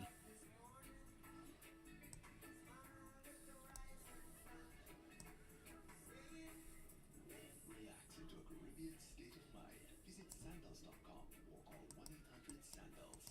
As a builder, it just makes sense. When we decided to take our old deck down, we knew right away we were going in with TimberTech. The longevity, the sustainability. The thing about it, it doesn't look like plastic. It's beautiful. I mean, you can really create the custom deck of your dreams. You want to close out? Should I? Normally I'd hold, but taking the gains is smart here. Try it. from JP Morgan analysts in the Chase app. When you've got a decision to make, the answer is JP Morgan Wealth. All right, watch this level here on NVIDIA. This is what I'm waiting for. I want to see if we reject that level right there. Right there is an entry point for a short. If you're short-minded, that is your entry point. That's a low volume bounce. I still think you have some downside here with it. And look, there it is. The volume that just came in on that pullback is just disappeared. The selling just disappeared. Time now for the trading diary. What you need to be watching today and this week. We get the June Dallas Fed manufacturing data in just about 30 minutes time. Tomorrow, the Bloomberg Invest Conference. Oh, we do have that, don't we? And on Wednesday, we get May new home sales data. Thursday brings the first debate between President Joe Biden and challenger former President Donald Trump. We round out the week with BTE on Friday. This was the countdown to the open. I'm Matt Miller. This is Watch the sell side. 5,000 to the buy there. Big orders coming in here. Big orders. And again, that is a test of the 20-day moving average. You have the 9 EMA up there at 126. You could see a bounce here. When your questions about life It is possible you could see a bounce. there's Erica, the virtual financial assistant to help you spend, save, and plan smarter. All right, let me just figure out what do I want to look for. The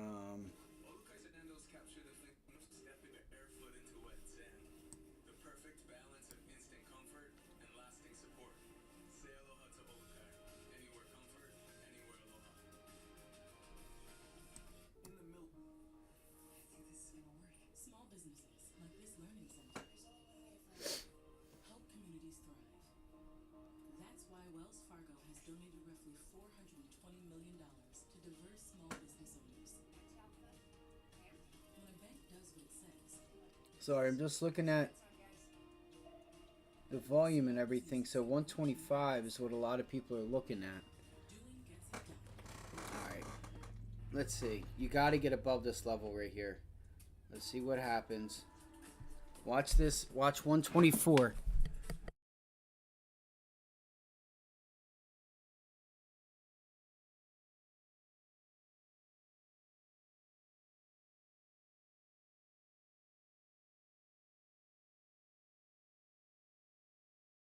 And oh wow, look at the SPY, guys. The SPY just ripped up there to 546. The Qs are back up to 479, still trying to go higher. 479.50 is where your resistance is at on the Qs, so you have a little bit higher to go. Doesn't mean that it'll completely get there, but it just feels like, and I don't know if this is from before or not, but That is Michael Alpha X-ray. so that level at 479.50. God, that scared the shit out of me. My phone fell in my lap and I didn't. So you can compare your options, coverage, and pricing across multiple carriers. If you and U2 Medicare recently moved or losing coverage, I don't know where my AirPod case is. Okay, it's right there. give them your zip code, and a licensed insurance agent will walk you through the entire process. It's that easy. I just became eligible for Medicare, so I called to find a plan that fits my budget. Okay, so Obligation consultation. Call 800-465. yeah, there's actually a lot going on. There it goes. You got that break. Lloyd Forge groundbreaking partnership. Got and that phone break. notification. Michael Victor Sandy. Damn. What calls were we in? Let me look and see real quick. Well, I'm just curious to see where they're at. So Friday, $30 calls. We were in the $30. Are you kidding me? Oh my God, that makes me sick, guys. I sold at 86 cents for a profit. They're now at $3. And we said it. I'm like, guys, I like the long to hold over the weekend, but you can lose half, if not all, your position if you gap down. But damn, Moto Brutal. It's all good, man. I mean, listen. Maybe they didn't want to film me for a reason. Maybe I was actually in the institutional pile and saying, dude, don't sell. Do not sell. This thing's going higher. And I'm looking at it like they're trying to dick me over. We'll never know. We'll never know. That's insane, bro. Yep, I can't do it. I mean, I could buy the stock itself. I could just buy the stock. But I can't do the calls. I mean, wow, what a fucking profit that would be. 70 cents to $3. You gotta be kidding me right now.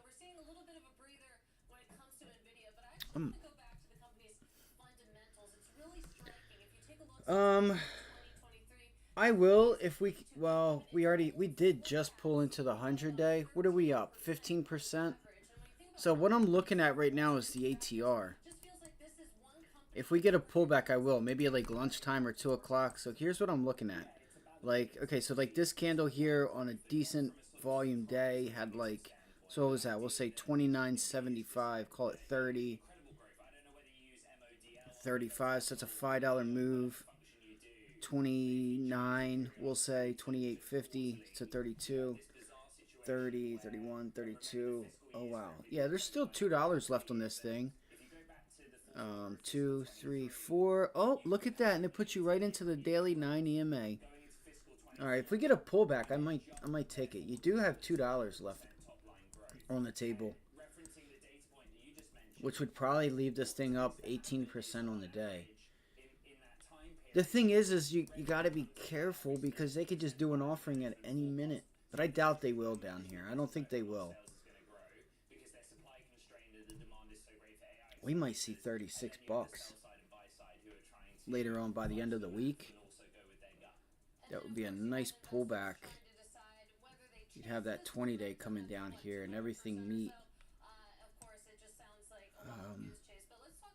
If I get another shot at this 200-day moving average, I will. We'll look for a pullback and see if we can't hop on this. Exactly. Not financial advice. Exactly. It's just crazy that you even have to say that. I mean, we're not telling you to. We're just saying, hey. I mean, if you ain't got skin in the game, if you know what I'm saying, how you gonna make any money? You can't be a part of it if you're not in it. But again, Brandon and us, we got in this thing Friday. It just sucks, bro. I should have just said YOLO. I need a little bit of Roaring Kitty in myself, right? And that little bit of like not caring, because if we have that like inclination that something's gonna happen, it's just it happens more times than it doesn't happen. You know what I'm saying? So I need to just start going with it. I need to start going with my gut. Tesla's just falling out of bed. Just got trade line. I need to go back to NVIDIA. NVIDIA had a nice little setup there. I need to get some money under my belt here. Wait. Oh. I thought for a second that... Yo, what is up with these people, bro? Yo, fuck you. I'm done with E-Trade, bro. Now they're just taking money out of my account for no damn reason. I'm so done with Morgan Stanley, bro. I'm done. I'm fucking done with these motherfuckers. Unbelievable. I mean, I understand that it could be some of the things that are down, but that's... I don't like that. All right, so I missed the NVIDIA long, where I could get this pullback 123, pullbacks into 123.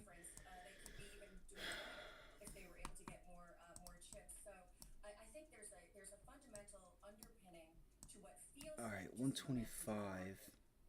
And so how does that compare to 2021, say, when I think about real heavy momentum chasing markets, 2021 comes to mind, but it does feel, to your point, like things are a bit different now. Of course, you have the fundamentals to match it. Some of those cheap 225, 275, 273, 53,000, 16, 16, 273. And now, all right, so I'm looking at these 125 calls on NVIDIA.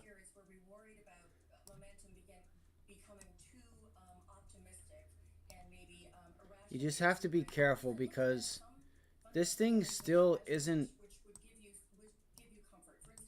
it's not giving me confidence in the upside, but I think it's the more likely. I think we could see this thing at least put in a double top and test high a day.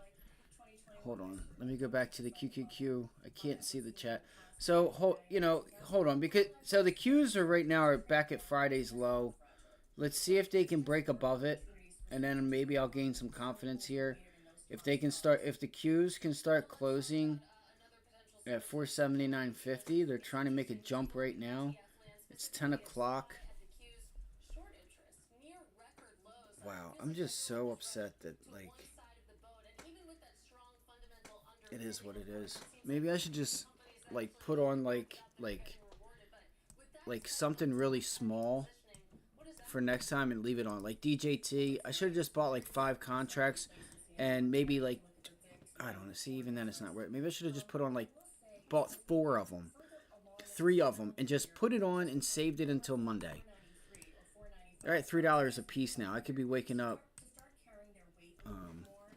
with a nice little morning, you know, without even doing much. But I didn't think about that at the time. It is what it is. All right, so we have this daily trade line here on NVIDIA.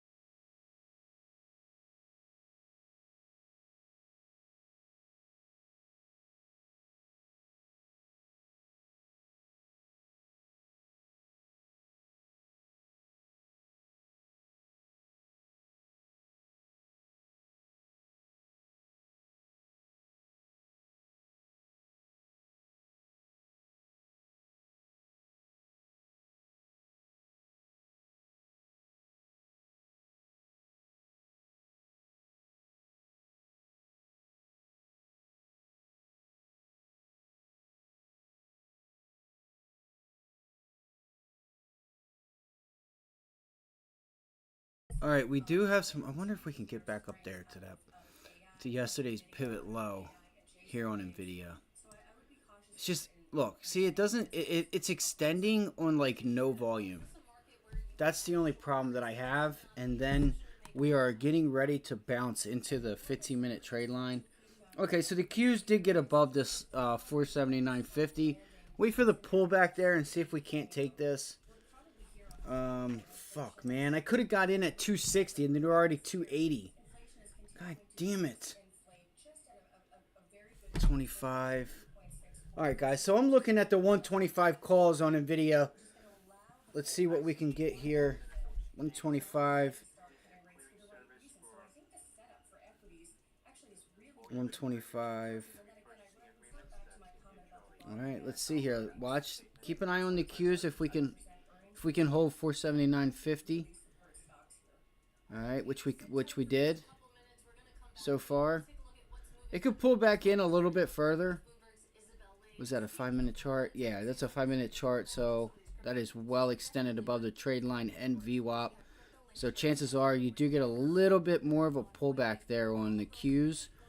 But that's a nice level right here. See if we can hold it. And look Let's see what happens here. Watch NVIDIA here. If it doesn't hold, you still have 123/VWAP. What I'm concerned with, see, we're already back to 268 for those calls. Again, the 125 calls is what I'm looking at. The minute we go higher, we're just bouncing right into 125. You have that trade line up there, and that's what I'm concerned with. Is if we find this rejection up there. But again, yeah, you know what? Let's fucking do it. I'm doing it. Let's do it. I'm going for it. Yes, I think we should still have room. I just don't like to buy. I don't like to try and expect a reversal and let it show me that it's going to reverse. That's all. It's just because I've seen time after time after time. If you don't follow the trend, you're going to end up losing money more times than you make money. But this does feel like you have a bit of a reversal stepping in. I just don't have the volume. That's the only part that I don't like to this, is we don't have the volume saying that it's like really giving us the key to unlock the door, I guess you could say. Maybe that volume comes in on a hold at 123. So let's watch 123 on NVIDIA, and let's see if we can extend with some type of volume here. And I will, I'm going to look to go long NVIDIA at the 125 calls and see if we can't get back to fill that gap up there at 127. And we've already turned that into resistance. You just have to be careful and make sure you got your volume, and understand that the 15-minute trade line is coming right as soon as you go higher. That 15, you're going to be bumping into that 15-minute trade line. So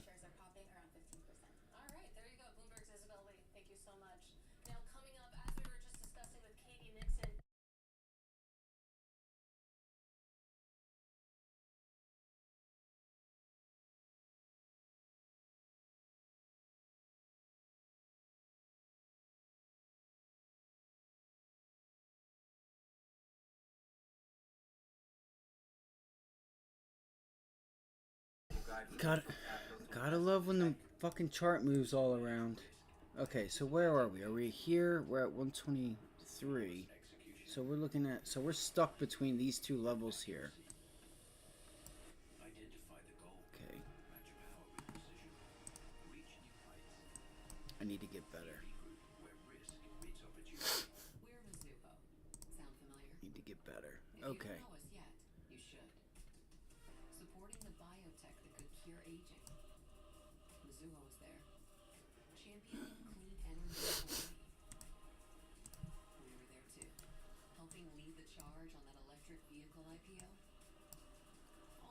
We're starting to go positive, trying to. There's just no volume, guys. Yeah, there's just no volume. Just gotta stay short. Unless you see us put in a double bottom back down here on the 20-day moving average. That could also be a theory.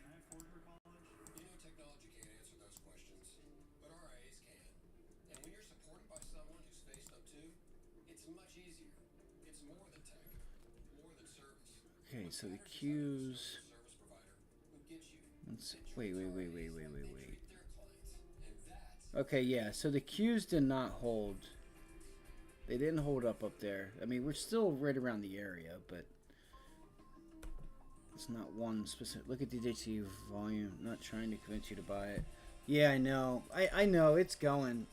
Like we said this morning, I think you gotta you just ride it till the wheels fall off. The thing is with DJT is I don't know where the target is other than like 30, 40, because none of this like is like enough to stop it, honestly. Like, okay, 36 and 40. These are the two levels that I like. 36 and maybe like 40. Right there. Those are the two levels. And I think you have a straight shot right to both of them. At least 36. So I know you're not trying to. Well, like I said, if the only way I'm gonna buy it is if like I'm just gonna wait, be patient a little bit here. It's just massive volume. Here you go. You get pull back into $32 and hold it. Fuck.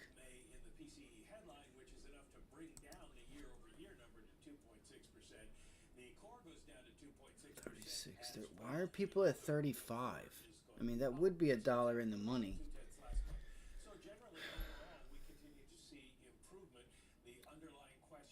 I wouldn't mind those 35 calls. And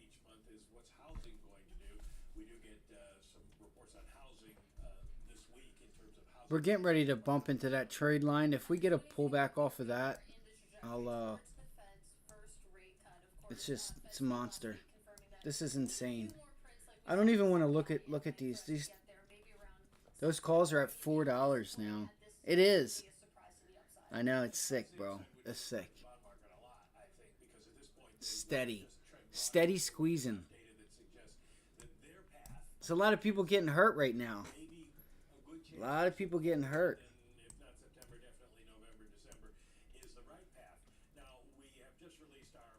I wish that you had. I could make this a little bit bigger, but the fact that everybody's lining up at $35 for the calls and not 40, they might be actually. Really? Come on. Are you fucking serious? Come on. Okay, so there is a few there. So you can see here, there's a lot of people sitting at 35. So when DJT gets to like right around that $35 level, I would be taking profits in front of like 33.50, 33, 34 because the market makers are already going to be hedged for the call side, and people are buying calls at 35 and 40. Once you get to 35, they can pull this. They're like in that area, a little bit below it, a little bit above it.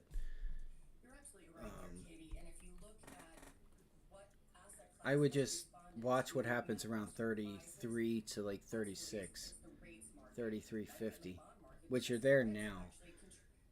And you're seeing these topping tails start to come in there.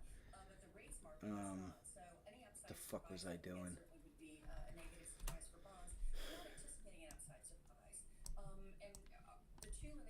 Look at that, man. Look at that one. Look at that 1 minute volume that just came in there. Didn't catch to see how much of that was selling pressure, but the candle closed at the highs. See what happens here. I would lock some in if you haven't done so yet. Just because, again, 35 is where everybody's sitting on the call side, and once you get up to 35 and past it, market makers technically should already be hedged, and you may get a slowdown unless you see the $40 calls ramp up. Yeah, see, 33.50. It's a nice move. What a day! Great job, Brandon. Great job. You called this out Friday on the lows. Yep. Let's see here. Tesla. So I missed my Tesla fucking put. God damn it. That's what happens. I literally can't watch something long enough and I miss it. Here's what I'm going to do. Tesla, NVDA. Alright, NVIDIA pulling back in.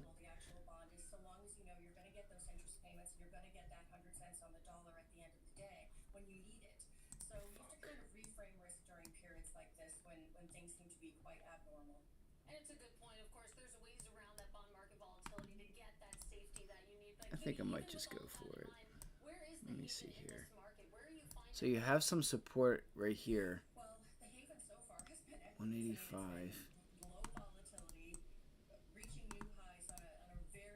1 minute.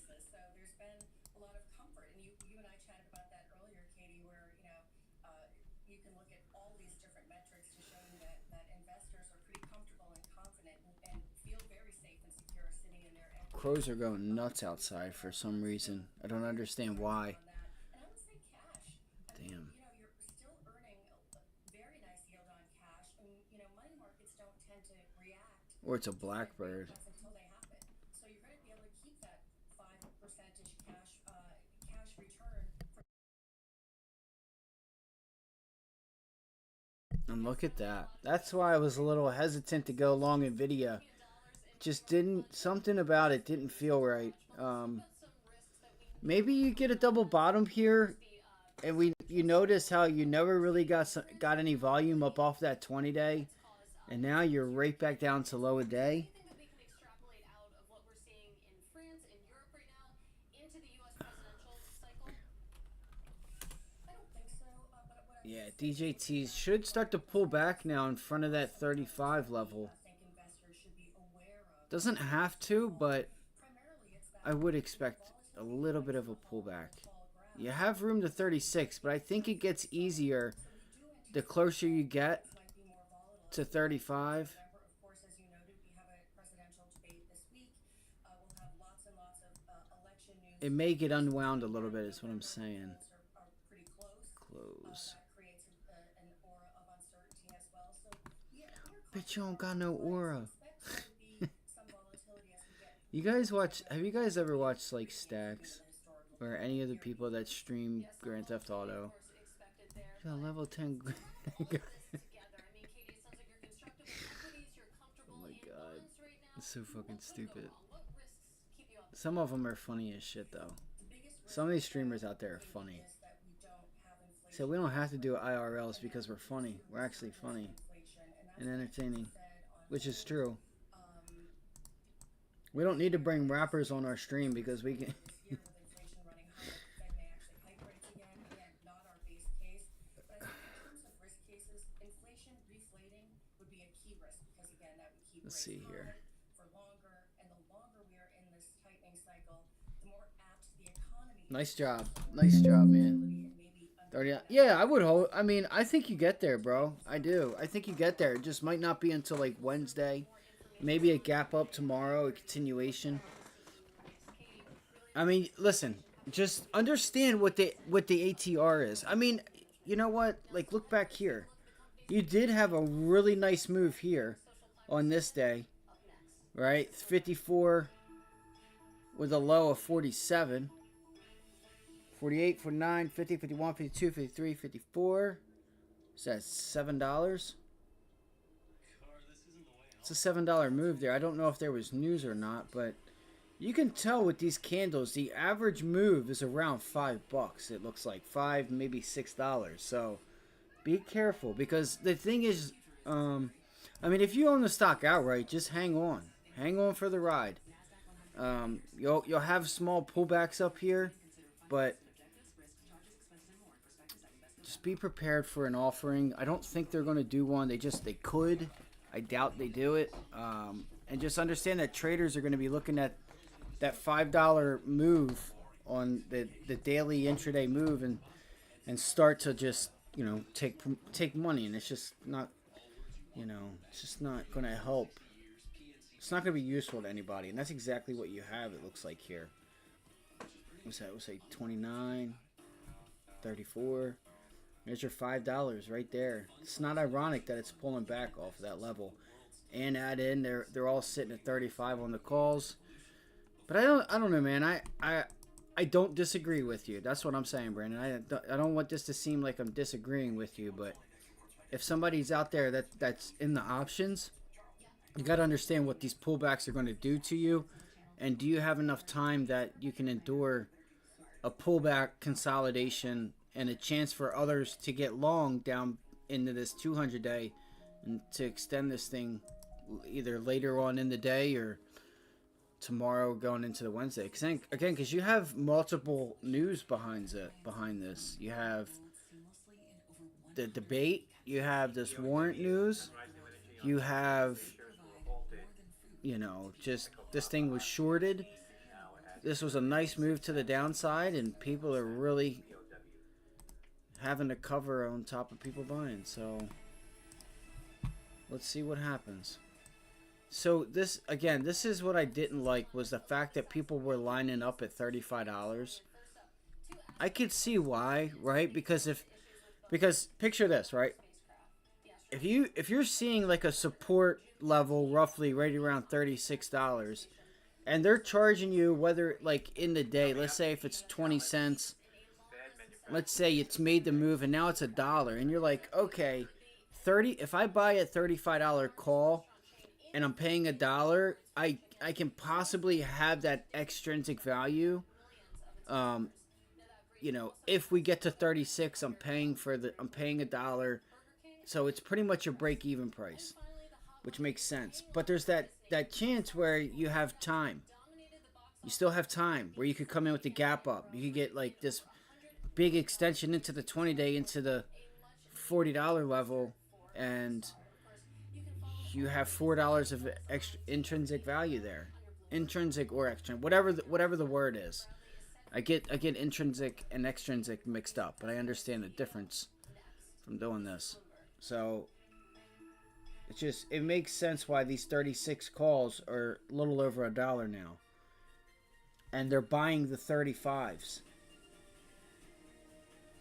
which are now $2. They were, when I was looking at them, these things were like $1.25, $1.50 for the 35 calls. And everybody's lining up there, which sucks. Because now you got to break through 35, and then the market makers will start worrying about those $40 calls that they sold, that they got to, hedge. So I still think DJT has room to run. I agree with you, Brandon. Like, I don't want any of that to seem like I don't think it can't run. I think it'll just take a couple days. I think it could. It's been a big move. We got in this thing. Think about it, man. These $30 calls, we got in those at like high 60s, low 70 cents. You had a chance to get them Friday at 68, 69 cents, and they're up to $4 now. Close to $4. 360, 375 on Thinkorswim. Might be a little bit better or cheaper somewhere else, but let's see. All right, let me keep it moving. I'm not giving up. NVIDIA's just toast. NVIDIA's toast. Damn. Wow, that's crazy. You went and made a new low, ran all the way up to test high a day, only to make another new low. That's volatility, folks. That is volatility. New low, test high a day, new low. It's pretty wild. Alright, so that makes sense. The Qs are up there at resistance. Alright, I'm just going to go ahead and go through with this. I mean, if I got to hang on to it for a few days, I got to hang on to it for a few days. Or until something changes. But let me get the 30-minute chart. So the Qs have room. It looks like we have room down to 476. Yeah, 476, 474.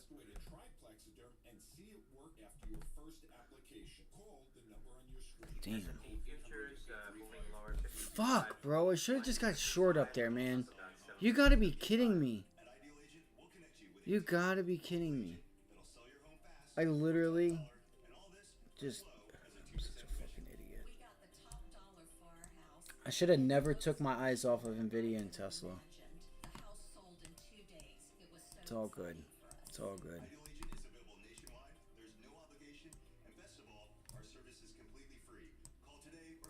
I should still have some room left on Tesla. Dallas Fed Manufacturing Index of General Business Activity minus 15.1 in June versus minus 19.4 in May.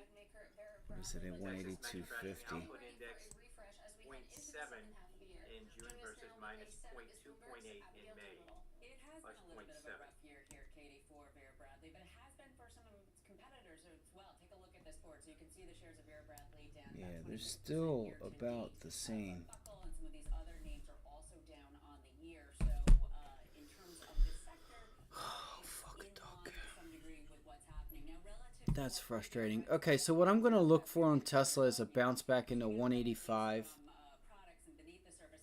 it may not even give it to me. See, one reason that the stock is down this year is that in the last quarter that was reported, there was a bit of a drop on a sequential basis, a It may year-over-year not give it basis. to me. But in the upcoming quarter, the second quarter of fiscal year 2025, we're going to see a sequential increase. This is actually Nice. still a Good stuff, year-over-year bro. growth of a little bit less than 10%. But for the third quarter, not only Let's is do this a this. sequential increase, but it's That also way I a don't have to, year-over-year increase. So this is something that investors are probably looking forward to, that possibility of growth returning. And then just to put it into greater context of, it's not just Vera Bradley, it's the sector.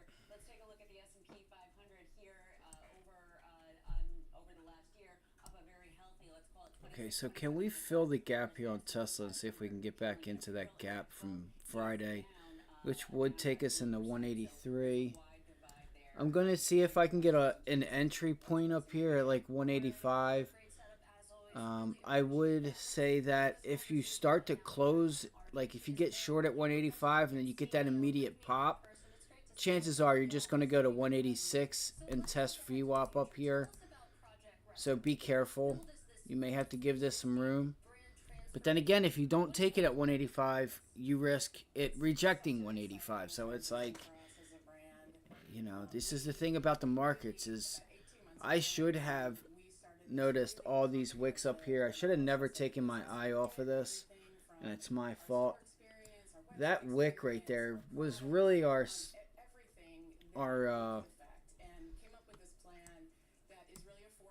what do you want to call it?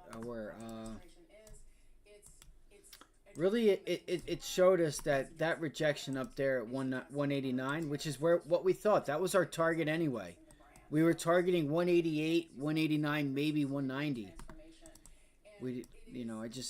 I would like Tesla to break out, but I don't know if it can do it just yet. So if we get pops into 185, I'm going to look to get short on Tesla, and I'll try and hold this for like a day or two. Listen, I'm only expectations. I'm looking to try to get this back down to 183, 182.50, just to bring in some money. So we really set out to do something brand new in the accessory space, keeping our colorful heritage. But we are holding Friday's high. I could look for a long here if the volume shows us that we have some nice volume that steps in at Friday's high, because that's what we're doing. We're testing that double top from Friday. We just pulled back 3 minute. Let me refresh so you guys can see here. You have that double top from Friday. The thing is I feel like since we broke through 185, we should have held 185. Right? We should have held this level here. You know what I'm saying? We should have held that. But we didn't. This whole area here, we should have held that, but we didn't. So I'm going to look to start turning that 185 into resistance.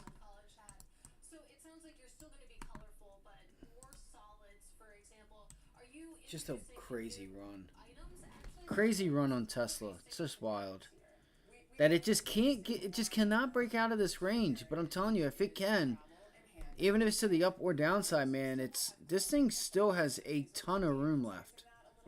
It'll just give you not 1, not 2, not 3, not 4, not 5. It'll give you a week to 2 weeks worth of a continuation move.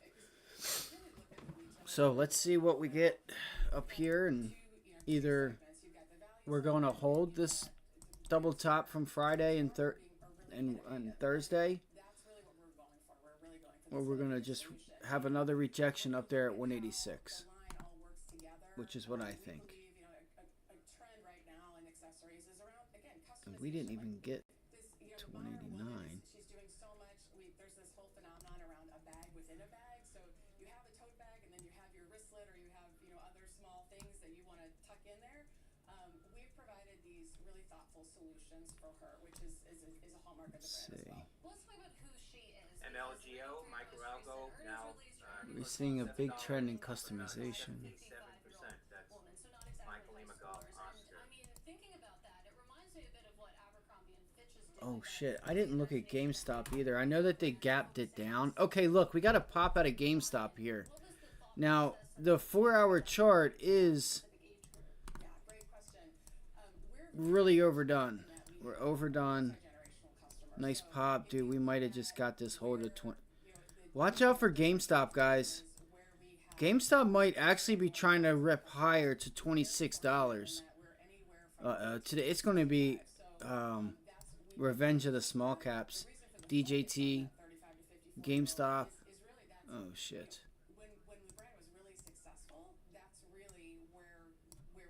Okay, so that 5-minute looks like we're about to reject. The second reason is that generation influences both her kids and her. Look. Look, it's about to pop higher. Let's see what happens here. Look at that. Look at GameStop. It's literally about to bounce. It's almost always connected to somebody else in their household, which is really special. So, but you know, the 35, 54-year-olds also they have more money to spend as well. So that was another more practical reason. It's about to bounce higher. I know it is. It's about to rip.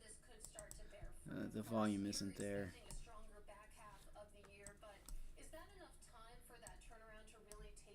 Gives you the confidence that the second half of 2024 is when we'll start seeing this pick up? Yeah, I mean, the one thing that we did that I think we did really Hello. well last year was reposition our cost structure.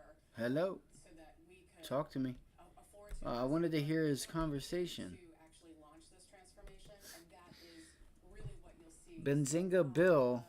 A lot of Hello. marketing from the minute we launched. No, I was on this morning at 6 o'clock.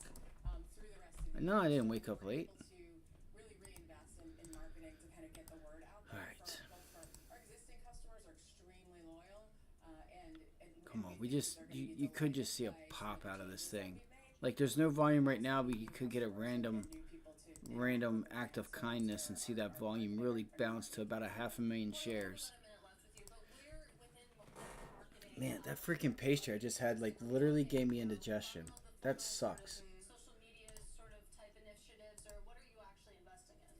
It's really all through the funnel. So you'll see a lot more top of funnel than we've done. We have a celebrity partner who we'll be introducing in a short time here, which is we're really excited about, and just. I may just do it. Are we down or are we up? So we're only up 0.8%.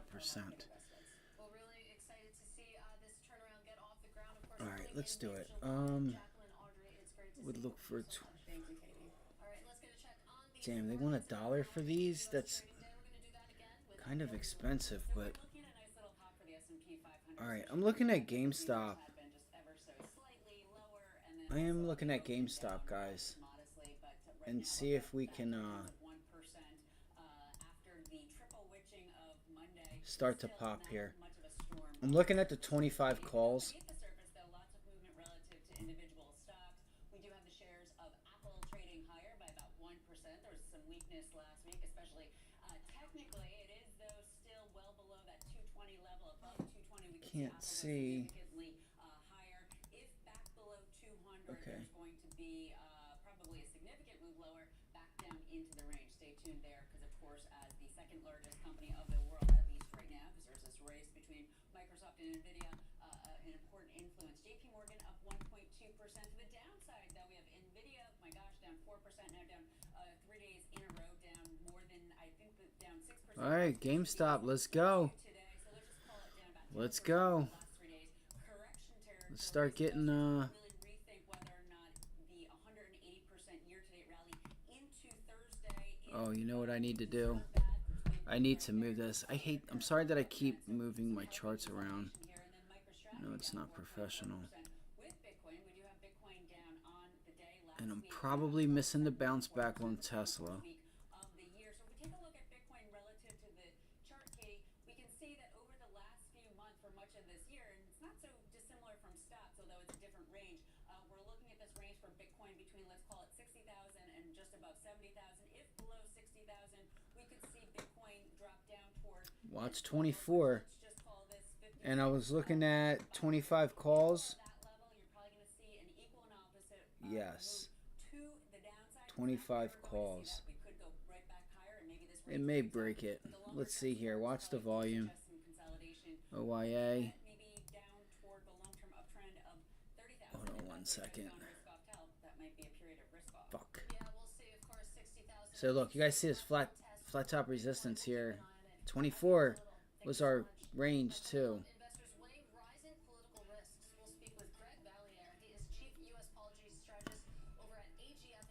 So it makes this keep time.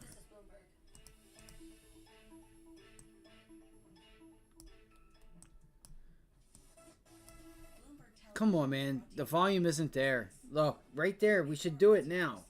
Right? We pulled into it. That volume should really start to step in right now, and it's not.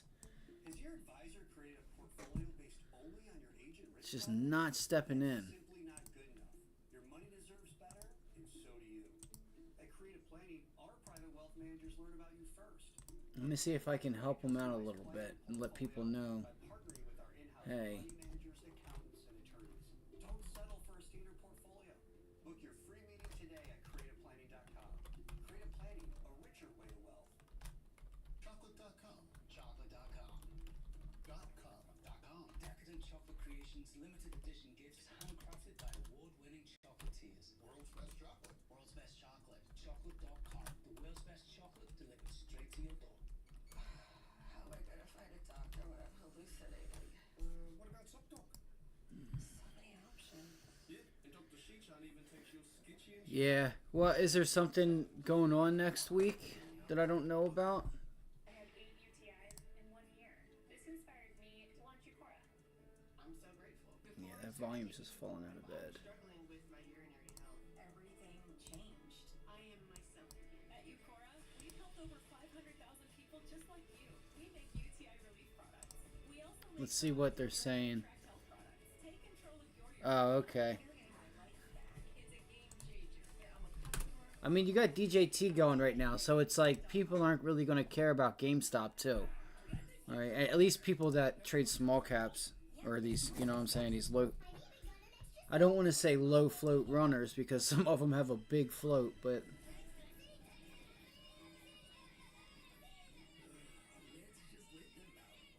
Volkswagen Atlas with 3 rows and seating for 7. Everyone wants a ride. they really want me to make an account. It ain't happening. Bro, I hate the internet nowadays. Like, I can't even, like, look at anything now without them trying to, like, offer cookies. Like, I don't even look at anything, like, with, like, articles and stuff because I just won't do it. I just don't want my computer filled up with, you know, I don't want the hard drives getting saved. I need to figure out how I, like, even the, so I was watching something about how to be able to, like, have it set to where, like, it kind of, like, it'll still take my information or whatever, but it'll, like, have it in a different location. But, like, it's not even that, like, I don't care that they see it. It's just, like, I don't want my hard drive getting filled up with shit, right? And my computer getting ruined. You know, and I think that's what happens over time is you just have so many cookies saved on your hard drive, and you got to replace the hard drive, and, you know, these things do get old, but, I don't know. I need to figure out a way around all that shit. But anyway, so NVIDIA semiconductors are down. Everything else is green. Energy, banks. Let's go see where Goldman Sachs is at. Come on, GME. Let's go. For rising political risks this week with the first presidential debate between President Biden and Republican challenger. Let's go. Let's start to break out now. Let's go. People are seeing it. We just... Where are they at? What are they? 106? Oh, I didn't look at that yet. OYA. Hold on 1 second. I think that's right. I think that it's between Marco Rubio, who I would say is the front runner, J.D. Vance, senator from Ohio, who most people There he have went. never heard of. Fuck. And then the Look, just like that. As soon as I go to type everything in, I just tried to grab the 25 calls. Like, you gotta be kidding me. As soon as I literally got the order up, it pops. Fuck. Now I'm gonna have the SEC after me. Oh, did you post this on Twitter? Did you post this at 10:45 and you made it go higher by saying, come on? Nope. chart said 24, and I'm like, guys, 24, VWAP, 90, it's a multitude of things. It's me, it's VWAP, it's 9 EMA, it's that 24 level. So I'm not completely to blame for this thing popping. Motherfucker, man. Yo, isn't that crazy? I literally just picked up my phone and put it down to try to get this, to get these 25 calls, and I typed in OYA because I thought it was a ticker. And it fucking popped right there. Well, there's, what were they? $1.04, $1.06. They just went 20% just on that one candle. Let's go. I'm pretty sure that's what they were. Because I was watching it.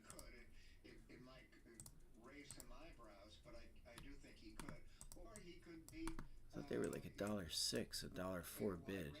Yep, see? $1.06 to $1.20, guys. Ladies and gentlemen, just like that, there's 20%. If you get your entry correct, you can make more than you lose. So now we can pay $1.20 for another 20%. We can pay more for a 20%. Come on, man. We can get up there to $1.40. Come on. Let's go to $1.40. Come on.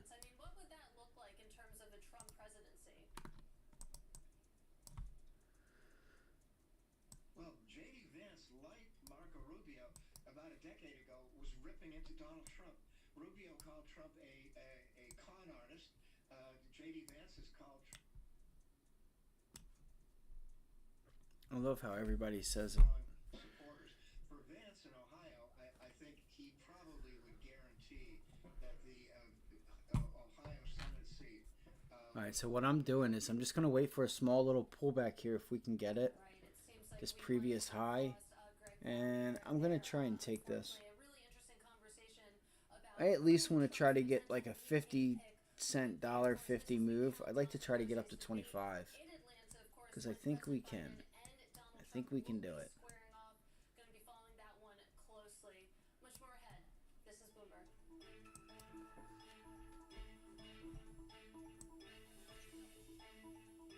Okay, so again, that's the 25 calls.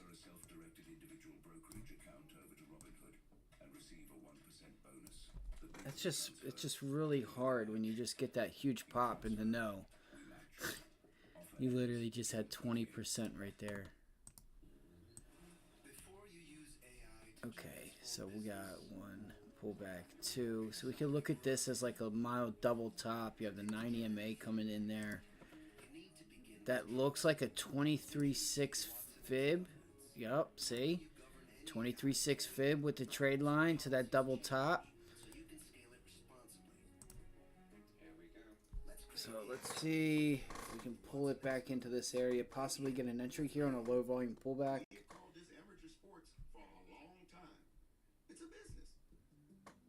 Uh-oh, here it goes. Recruiting costs have increased by 51% since 2021. They're spending on an average of over $1.4 million on recruiting. AI allows you to create new recruiting models that don't exist today. We can show the ROI of how we save you time and money. That's what this partnership with IBM represents. I need that pullback because I'd like to get these options at like 110 if I could. It's gone. That's it. It's gone. Fuck. God damn it. Well, maybe next time. Didn't quite get the pullback I was looking for. I'm not going to chase it higher now. It's all good.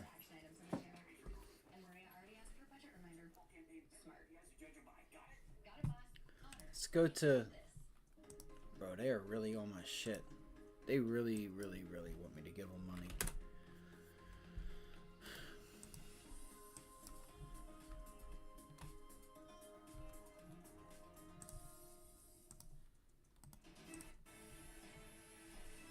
Okay, so... Let's bring you some breaking news from just a couple of minutes ago, and that is that senior Moelis banker Jonathan Kay has resigned from the firm after a widely shared video showed him striking a woman in Brooklyn. Here was more Oh, damn. He's slapping a hoe. I guess there's breaking news. Mo Ellis says Jonathan Kay resigns after punching incident. striking a woman during Pride Festival. He said, "Bitch, if you don't get in this limousine, I'm gonna pick you up." Now, media reports subsequently also said that He wasn't having it. She should have just got in the limousine. I'm just playing. Y'all know I'm joking. I mean, beating the shit out of a woman's like a little excessive. It really is. Like, I don't get it. I just don't get it. I really don't. I don't get it. 25 is your resistance level there on GME. I'd watch for 25 bucks.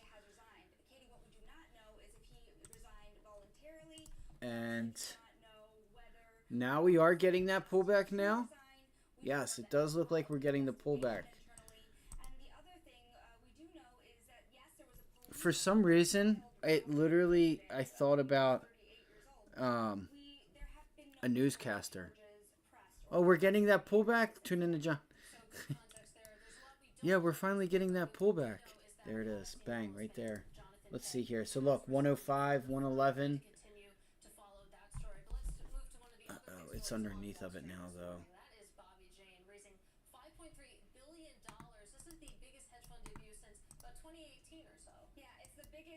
Three.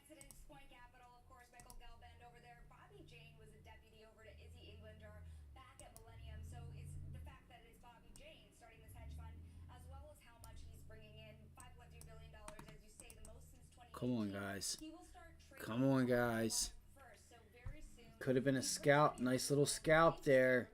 Watch that 1 minute volume. That's some...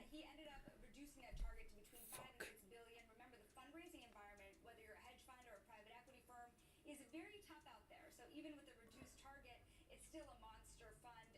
Is it going to carry the way? Boom. Let's go. Let's rip it. Rip it higher. Go, go, go, go, go. Let's see. I think it's going to fail, guys. But what do I know? I weirdly don't trust this. For some reason. So we have not held... Well, we did. So we held this. Held VWAP. VWAP looks like the area to... I have the contracts up. I have them up right now.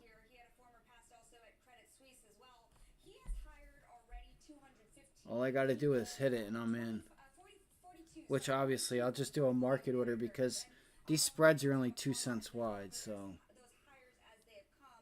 now I just got to get some trust in this. I liked it here because I had a nice risk, defined risk there, and that's a nice entry point for a trade. And look, see if it just get this. See if you just get one of these. Come on. Just like, see if it falls out of bed. See if you get one of those, a candle that looks like that.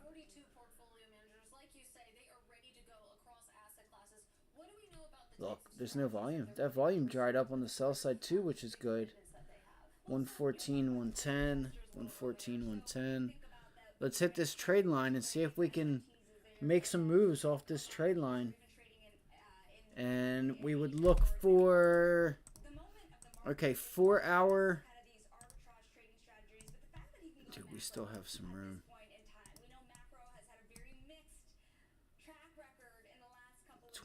24.85, 25, 26. Fucking look at game. It's so ass backwards. The damn 20-day moving average stock goes down and it's just yanking itself up.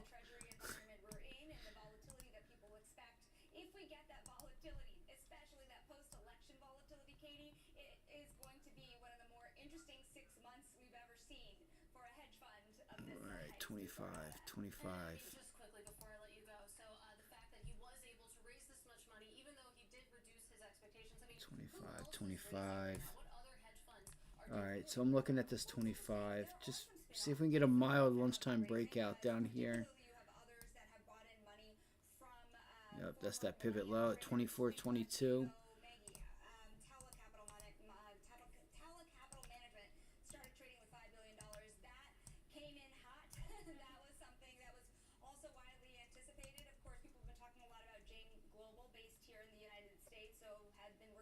big prime brokerages. There have also been spin-offs from Citadel as well. People have been watching Freestone Grove. I know you're talking to Freestone Grove tomorrow. That's the area to be a buyer. Honestly, it's 24 flat. So that's another hot startup. Of course, Freestone Grove came from Citadel, two longtime money managers. Freestone Grove. So this spin-off moment for these Sonali Basak is, she's fucking hot, man. I'm not even gonna lie. that are getting started, and not at an easy time. No, not at all. I can't even lie. Really appreciate your reporting, of course. And be sure to tune in to day one of Bloomberg Invest. Sonali, of course, will be speaking to Boaz Weinstein of Saba Capital and Elbridge Industries. A conversation there coming up as well. You can follow all these conversations on Bloomberg TV. And What is that? meanwhile, you take a look at That's the fakest smile I ever seen. S&P 500 holding steady, even though you have a big drawdown underway in NVIDIA. It seems like we're seeing some. All right, let's see here. Come on, guys. Let's get this pop. Let's get this pop off of the high of day. Double top right here. Now coming up, the senior portfolio manager of the Wealth Enhancement Group joins BTech next. Come on. That's it for Bloomberg Markets. Come on. Pull it back. I think we got to wait for the 24 entry again. I don't want to get screwed on these, man, because you could lose 50% of these contracts just like that if this thing pulls back and you just get a flush and you can't get out quick enough and you market order, you can get screwed. So I want you guys to realize that. But if we can see, if we find out that DJT starts to pull back and this is setting up bullish, maybe they take some of those profits from there and put it in here into GameStop. That's a scenario I just made up. That's likely to not happen, but it could. All right, right there. Bang. Let's go. Let's get the pop. Come on, come on, come on, come on. Where are we at? 110? All right, I think I'm going to go for it. Hold on. Yep. Hold on. I'm not in it just yet. Give me a little wick down on the 1 minute. Not in it yet. All I got to do is place order. I'm at preview order. They're trying to fill me at 114, or they were. They were trying to fill me at, I would have got a market order there at 114. $1.14. I probably should have taken it.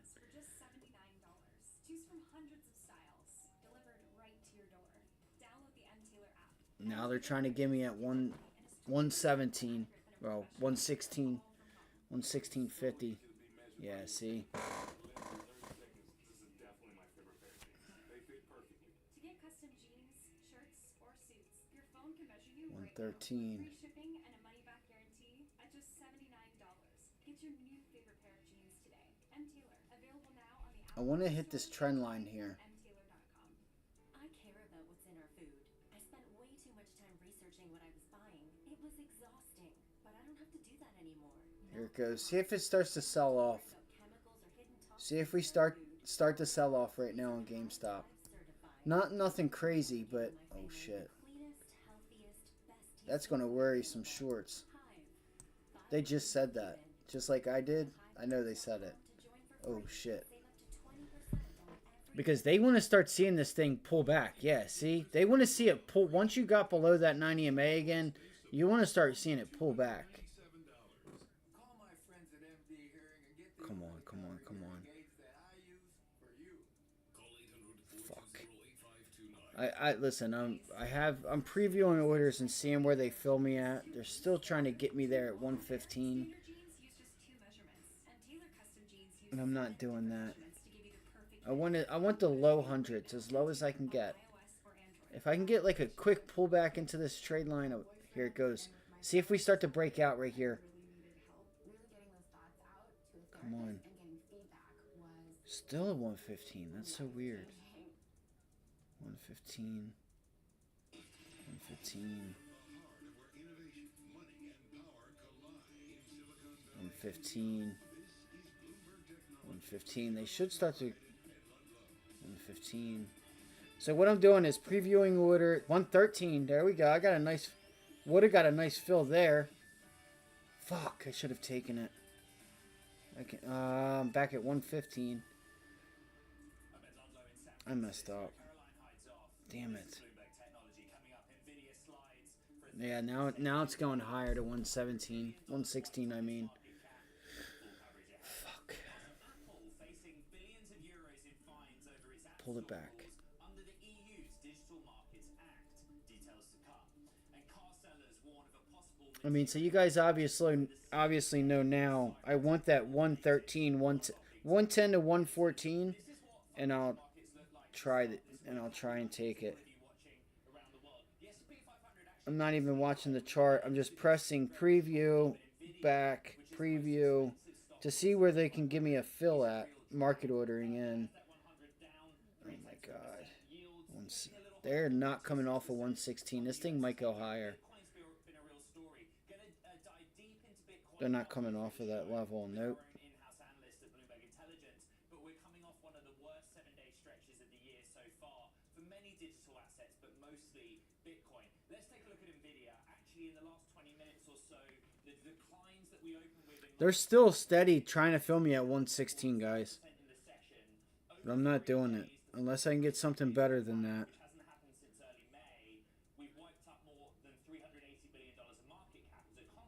Alright, we should have broken out, it feels like, by now. What is it, 11:02? Keep track of the time here. Let's see. There's a lot of conversation around valuation. One of the metrics we're looking at is its price to sales ratio. 115 now. So it goes up and they can give me a lower price. Or 114, I should say, is what they were trying to fill me at. I thought I almost hit it twice there for a second.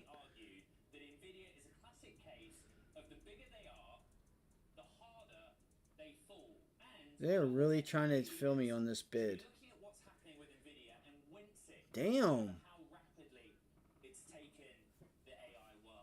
Alright, it's going to have to go without me because I didn't take the 113. Unless we see the bids just jumped.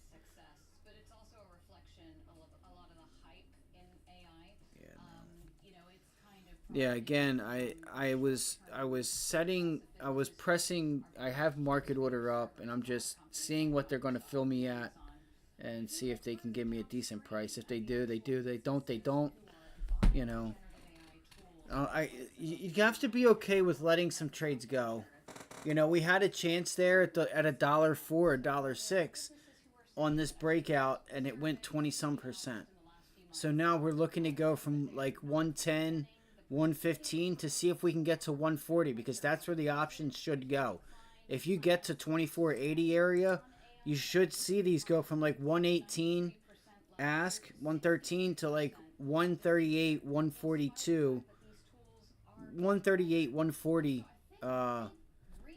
on the calls there. And now you got an increase. Nobody's buying the breakout because they want it cheaper. That's why. Let's see. 116 again. They're still trying to give me that. Yeah, that's a horrible. Okay, 115. I guess that one wasn't bad because now they jumped it up. So if you don't ever do it, like right there, I just got 115 again, but I already pressed back because I thought they were going to try to give me 117. 116.50.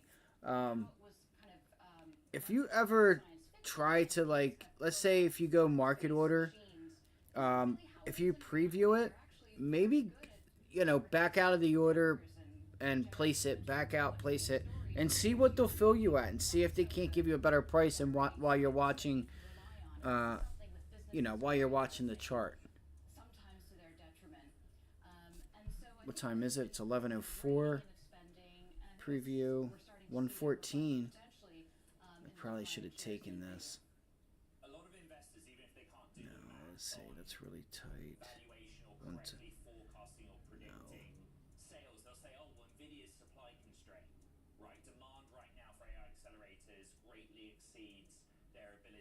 All right. You know what? I'm gonna. I took that. I took it.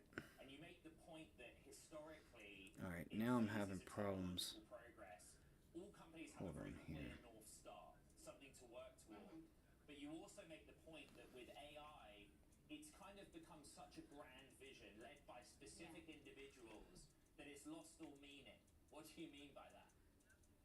Well, this whole race, this arms race for AI, was sparked by two men, Sam Altman of OpenAI and Demis Hassabis, the founder of DeepMind, Google DeepMind now. And both guys were trying to create artificial All right, let's go. Intelligence, which is this hugely ambitious goal to create a machine that can essentially do everything. Let's go. Give it to us. Let's get this breakout. Let's go. I'm just going to get a... Damn it, man. They're trying to fuck me on the fill. They really are. God damn it. They're fucking assholes, man. Give me a... Less than curing cancer and solving climate change. There was a sense that if you had this machine, this almost godlike machine that could solve everything in a general capacity, that it could fix all problems. And I think when you have a vision like that, that's just so grand, and then it trickles down into the marketing and sales channels of your tech company, and then they're going out and trying to sell this to businesses, then your end customers have this kind of sense that they're getting this tool that has this general purpose ability. All right, I'm going to set an order at 120. I'm sending it right now. Limit order, good for the day. Hurry, hurry, hurry, hurry, hurry. Fuck, they're not going to get me on that. All right, so now I can easily move my orders around. All right, so now I'm going to go to open order. I knew I should have just got rid of this fucking thing. Let's see here. See if we can get a fill. That's a nice low volume pullback there. Let's go. You know, it's a little bit like with the mobile revolution, people, individuals who worked for companies brought in their smartphones and they told the IT people, can you just set up my corporate email to my BlackBerry to my iPhone? All right, guys, I got filled. I'm out of that. I got filled at $1.20. Nice little scalp there, but I think you can still get 140 out of this. I don't like the price that I got in at, and I haven't earned the right to take any risk yet. So there you go, $1.19, $1.20. So you should be able to get out at $1.18. What did I get in? 114, 113, I think. Let's see. Oh, now I have limit. Yeah, 113.50. So 118. There you go. There you go. Like I said, I still think you can get to 140. I don't trust it. I don't know why, guys. Just because I feel like it's nice. Bro, you about to test 130. 26. These bids are these asking prices are getting ripped. Let's see. Damn, the minute I get out of GameStop, it goes. That's okay. I'm okay with that because now you just broke out to a new high. Nice little green trade for me. 35. I think you're gonna. I think you could pull it back to like 32, and I think it's about to pull back to like 32. But it looks like it very well could. You just have to watch out for this level up here. If you break 34 and start closing up there, you could see some more volume come in. You see how the volume's dropping off here? It's going to be hard to get people to step in way up there. It could happen. Again, I don't think that happens until you break 34. So I would keep your eye on 34 bucks. Watch this 34 level. And if you do break through here, I think if you turn that 9 EMA into support and that candle right there, it does something like this. You get a pop. You sit there and kind of just like hold it. And then you could see that thing really, you could see the volume come back in. And yeah, you could see a move to 35. But you got to get above 34.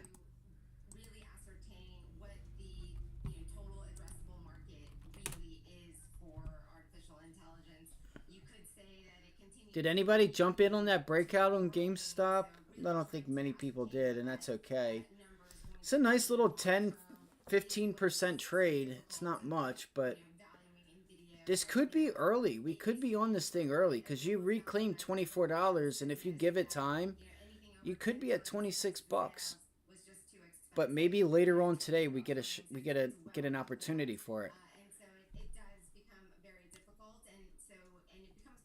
It was again, the reason it's difficult for me to get in it and stay in it when I'm paid is because we were trying to buy it here at 24 at 30 at 23.99 24, and we could have got those for $1.04, $1.06, and here we are paying, you know, a lot. Oh, here it goes. It's going to extend.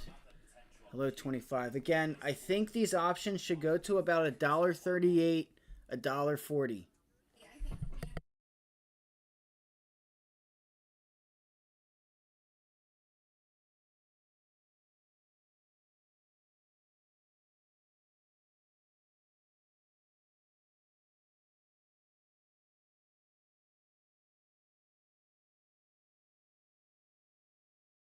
I'm gonna go.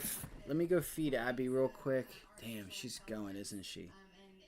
Look, $1.50. You're seeing $1.50s up here. Look at that. They're trying to skip $1.40 in and of itself. But there's a lot of orders that are hiding. I should be right on that. $1.40, $1.38. Should be able to get 20% out of it if you can hold on and be tough. Maybe I need to write down on a sticky note, Roaring Kitty. You know what I'm saying? Embrace the Roaring Kitty. Low risk, nice reward, ending daily uploads. Okay, cool.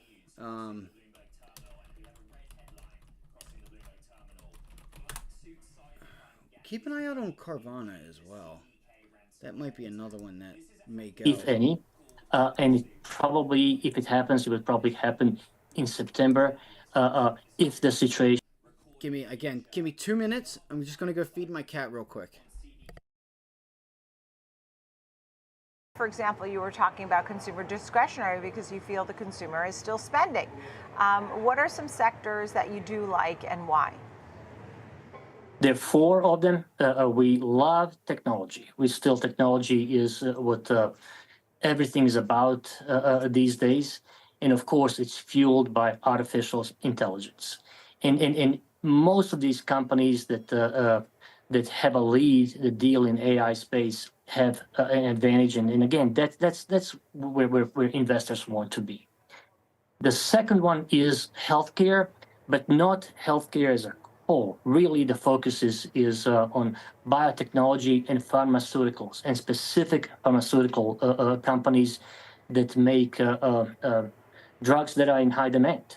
And a couple of examples, obvious examples, would be Eli Lilly and Danish company Novo Nordisk. They're the makers of Ozempic and Mounjaro and like products, which are in high demand. Then, in addition to the consumer discretionary sector that you mentioned, which really is being fueled by consumer spending. People are spending money, and that's fueling the economy. And the fourth sector that we do like is the energy sector. And we believe we actually are beginning to see, we have been seeing from beginning of the year, tremendous growth potential in the energy sector. Yeah, understood. Dennis Poliak, great to see you. Appreciate it, of Stewart Partners. Thank you, Nicole. It's time for the big 3. 3 stocks, 3 charts, 3 trades. Ben Lichtenstein taking us here through the charts to take us through the trades. All right, Jessica guys, Inskip, Director of Product and Education at Options Play. Great to see you both. Remember a great market over time recently high. Here on Schwab Network right as back. well. Jessica, what's your big picture these days? How are you feeling about the market?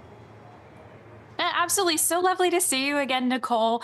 I really expect a pullback. We have been on the longest run since the great financial crisis without a 2% pullback within the market. So we are certainly overdue for a pullback. I like to see this rotation out of technology and certainly looking for broader participation. I think we're headed for some volatility as we get into campaign season, and we'll hear more about platforms and understand that. And then maybe even set up for a rally after that. But a lot really depends on the inflation, interest rate picture, but short term, I like what I'm seeing thus far. Look at Goldman Sachs. All right, so you Fucking do expect some sort of pullback, and I wonder move where there. the opportunities will be if you'll step in and be buying things. IBM's around $76, $77 today. Some of your thoughts on IBM? Absolutely, Nicole. We talked about IBM so many times, and I feel like we talk about AI all too much, even on the early innings. But nonetheless, it's still a story. Watch Data 186 on is the Tesla. new currency when it comes at least to AI. And there's certainly opportunities when there is a pullback, like I'm seeing within IBM. They have data infrastructure is one of the largest and fastest growing subsectors that there is of software. And it's inclusive of data lakes, databases, pipelines, analytics software. It all facilitates data management, process and analysis, and it's definitely a migration from the public cloud is enduring that growth driver. So there is a very big market increase that we're going to see within the database management systems, about 80.14 billion in 2023. That's expected to grow 13.6 to reach about 136 billion in 2027. So there is lots of growth for data infrastructure. IBM holds about 7.3% of market share. They also have those guardrails that are put into place. So if you're that company that's looking to build those large AI models, so it's certainly one of the opportunities outlined. Understood. Okay, so as I said, around 176.84 right now, 94. Some of your thoughts, Ben. Let's take a look at the chart and what Jessica's saying too.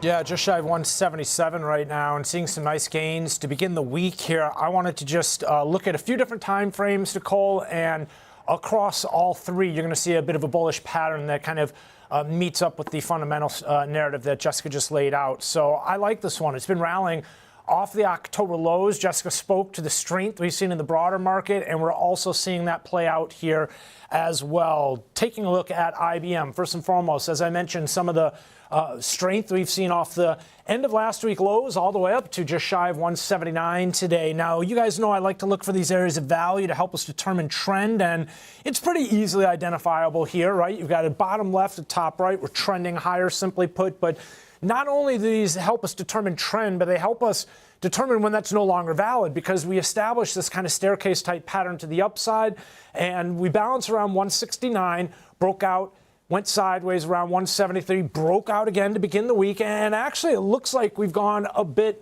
more sideways here. As I prepared this chart for the show, we were in a vertical phase to the upside here, so we were seeking value higher. It does look like we're establishing it. We'll call it around the 177 level. So again, every $4. Interesting how that happens, right? In a very systematic fashion. Let's move on away from the 5-minute candle chart, because I always say tough to trade that short-term time frame, right?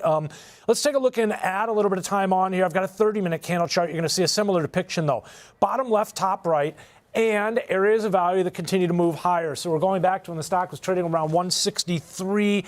That was beginning of June. And then you can see three areas of value. Right, you can also see that vertical phase that we transitioned into. And then again, time will tell. It does, though, look like we've become a bit more overlapping and rotational. You can see those bars kind of stacking up, sideways type pattern, which appears to be establishing itself here. So if you guys want me to play that, just let me know, and I'll keep it up. Just let me know if you guys want me to keep that up there for you. I will. Yeah, it is consolidating, but look at that trend line. Now you should get a pullback into 32, is what I was thinking. Keep an eye on it. Watch. See if you get some follow through to the downside down here at like $32.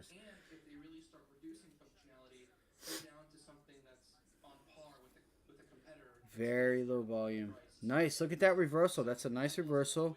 See if it hits that trend line. Damn, look at that. That's a nice take back the minute you hit 33. Yeah, it is a nice consolidation.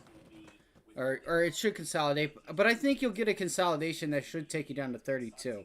That's all. I was thinking there was a nice little, could possibly be a scalp trade here down to 32 off that trend line. It's a trade that would be hard to do. You're fighting the trend, but you may be correct there, Brandon, that it just hangs out at 33. Tesla 186. Okay, so we pulled back to,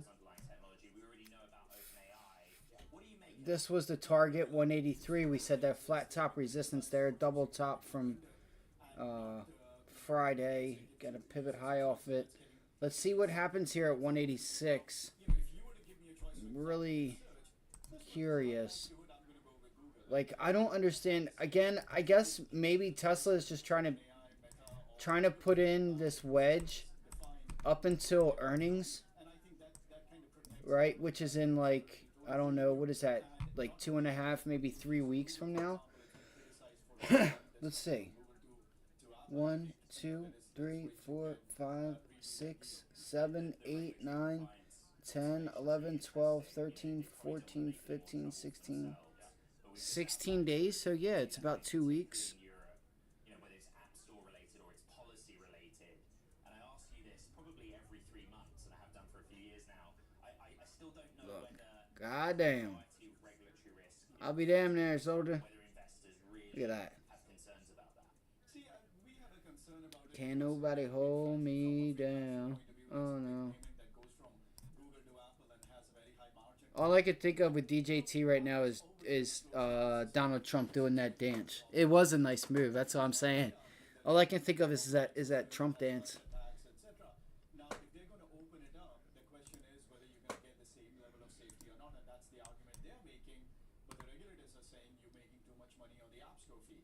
I think there is truth for both sides. The question is, What the fuck do you want me to do? I just want to trade Tesla. I want to trade it. 7% of the App Store sales. That was the first time we got that information. So frankly speaking, financially, it's not going to ding them, but only if that kind of ruling comes to the US and China, it's going to be a bigger issue. Bloomberg intelligence analyst Anurag Rana, thank you so much. We have some more breaking news, this time out of Canada. Canada has announced plans to curb imports of Chinese-made EVs. Canada curbing. So Canada announces a plan to curb imports of Chinese-made EVs. I don't even know that. Are there really any Chinese, like automobiles in the United States?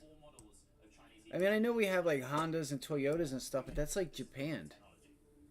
And I know some of the parts are like kind of from Mexico or China. Oh, they wouldn't be made from China. They're usually made in They're made in Mexico and then brought and they're delivered up here and kind of put together.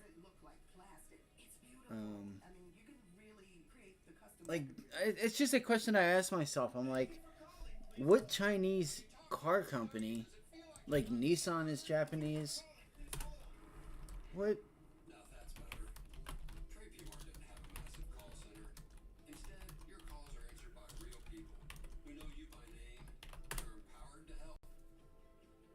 Whoa, whoa, whoa, whoa. Buick, Lincoln, and Volvo is sell Wait, no. Sell Chinese-made vehicles.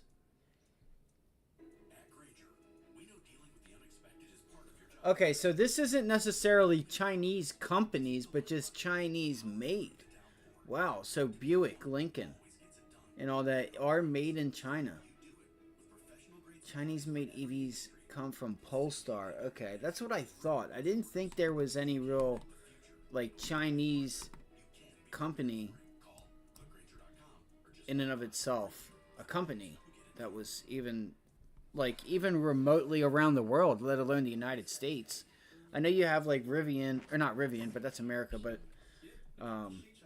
NIO, but I feel like the predominant car manufacturers are, you know, European, United States. You have some Australian companies that are sold around the world. Or British, I guess you could say. But I consider that still European, same difference. Alright, Tesla. What are your guys' thoughts on Tesla?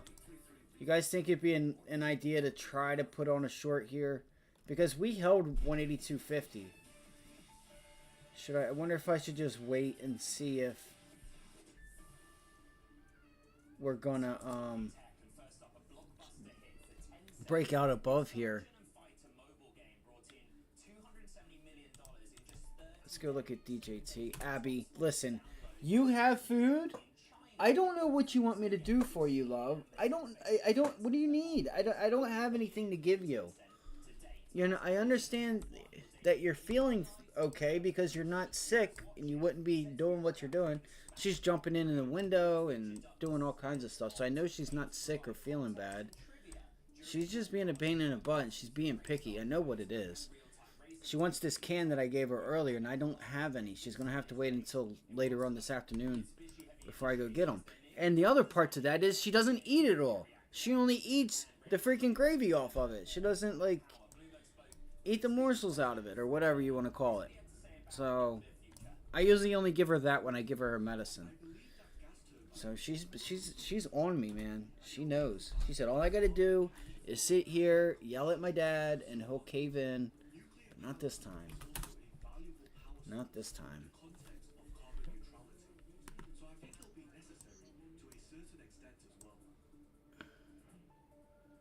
Okay, here's what I'm going to look for on Tesla. I'm going to see, look, there it goes. I was thinking about this 184 level again. I was going to go see if we pull back into 184 and try to hold it. Because it looks like you're just going to consolidate from 185.50, 185, or I should say 186 to 184. I think you'll consolidate in there. And the volume is to the buy side, so I just hate Tesla because Tesla will just get you sucked in on one side and you'll come in with a huge gap down and you're long and you'll be like, damn, they really got me. I feel like a fool. We did it before on the stream when I felt like it was a while ago and it was setting up like, you know, holding prior resistance, you know, indicators weren't overdone, and I got long, sure as shit. Next day, boom, huge gap down. I'm like, yo, they really sucked traders into that long, and whoever held it just got fudged. Like, it was like a purposefully, let's set this trade up so it looks bullish as hell, and we sell it off. It's like, I just don't understand how you do a pattern like that and sell it off and come in with a huge gap down. It only tells me one thing. So after that, I learned. I already learned. I said, listen, just because it looks really good, you should understand that it may not do what you think it's going to do still. And I think it was what, like a month ago, a couple months ago, it did it. And I said the same thing. I'm like, you guys, you know what I mean? Remember, this thing was having that, you know, breaking retest, volume, just hooray, this thing's going to break out. This is a nice long trade, and boom, come in with a gap down, and it did it again. It was like, just like sucking you into the long, and then just taking your money. So be careful out there if you guys are, haven't seen and recognized some of the things that Tesla likes to do. Because she will. She'll pull you in one way, and then you hold it, and you come in the next day or whatever, and you're done. Okay, so GameStop is still at highs, and those options are shit. They're still where we got in. Or right around the area. They're more, but wow. Okay. Want to save on some of the biggest names in streaming on a network made for streaming? X marks the spot. Now you can add the That sucks. that includes Netflix, Peacock, and Apple TV Plus. Well, it's almost to 25. Let's go look at DJT real quick. Yeah, look at the candles. The candles just got really small there. Volatility kind of slowed up. If you do, I want DJT. I'm going to be honest. You guys might not like it, but I want DJT to pull back to 32 in VWAP so that I can try to get long. Look at this level here. This is a nice level at 32. It's like 31.97. I know a lot of people may not like it, but things like that will bring new longs in, right? And it'll bring more shorts in, only to bring them in and see it hold up, and it creates a bigger short squeeze because you had a second round of people who got short off of this trend line here. I guarantee it right now. You have people trying to go short, and if they start noticing on the 1 minute that we don't have the volume and it's just like not making any progress, they're going to get nervous if you do not break 33. I can tell you right now, whoever just got short up there on that rejection bounce back into the 90 MA, 33 is the level they're going to be watching. And you should see a little bit of profit taking in front of that level. And if we do not break it, you're going to see them get a little bit nervous. to where you could see this thing pop back to $34, $35 if it continues to hold. If 33 holds again. But the other data set that we look at is the outflows, 6 consecutive days of outflows. And what I was also going to do is on this daily chart, let's look at 32 on a daily chart and see if it gives us any significant meaning, or if it's like a significant level at all.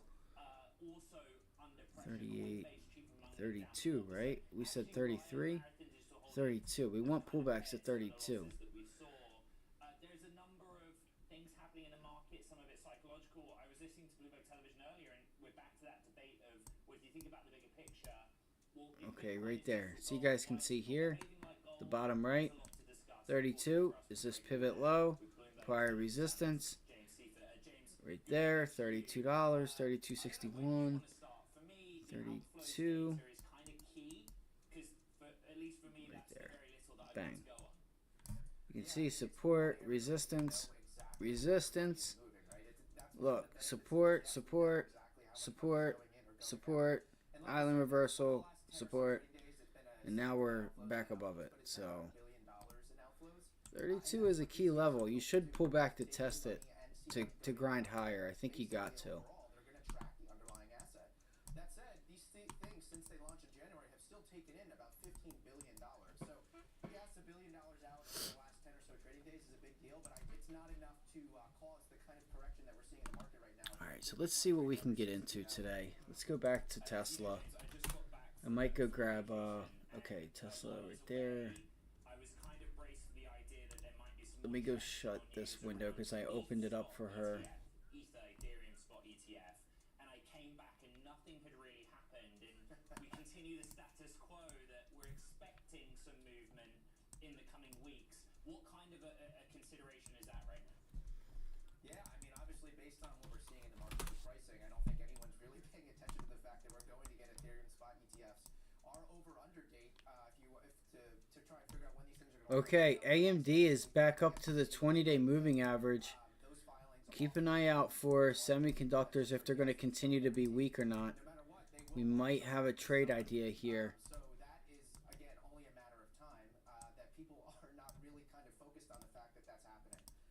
Because Ethereum is also down, as you kind of hinted at. It's any stocks related to Bitcoin or crypto. Ethereum is down, but they are going to launch at some point in the next.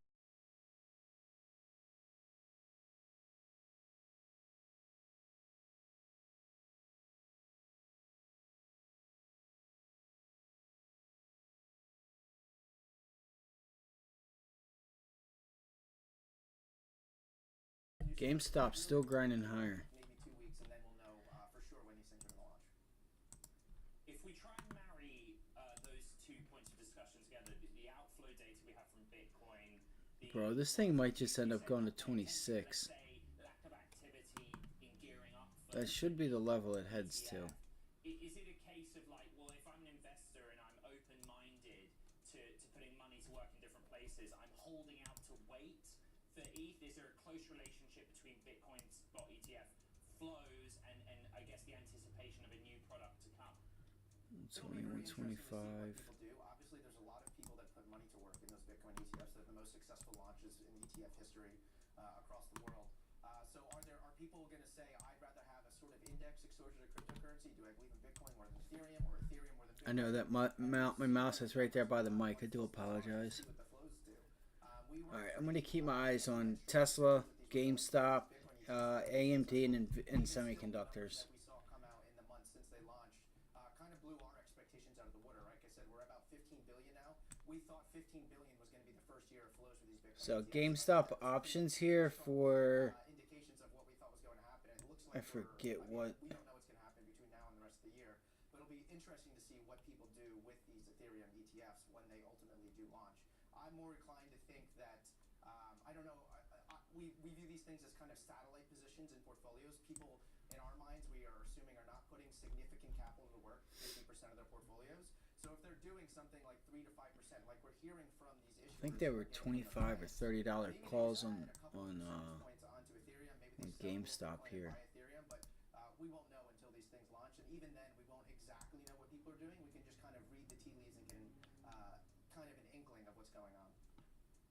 good at reading the tea leaves. Okay, so on the beach, I wasn't. That might be a 25 call there. We were talking about interest rates. Whenever, wherever. Well, I don't have GameStop up right now. Sorry, I was trying to tell you what options we were looking at for GameStop, but In the pullback of recent weeks, a concern about rates, but just generally this sense that we look at the crypto market as a sounds like thunder. Oh, we might have a storm coming. I'm gonna go grab a snack real quick. Give me a second. I'll be right back. Just throw up some Charles Schwab or something.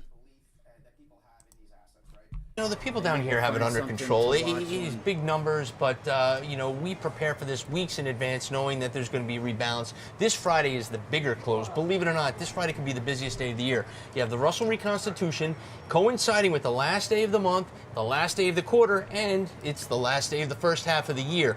My same exact thoughts. Explode on that close as people are rebalancing. Not only in the indexes are rebalancing with the Russell reconstitution, but portfolio managers trying to close out that first half, and then it'll be crickets next week with the 4th of July holiday, and then let's not forget PCE on Friday as well, the preferred the Fed's preferred inflationary number. A lot of fireworks for Friday. I know. I'm looking forward to PCE because, you know, people want to know what the Fed's going to do. Yeah.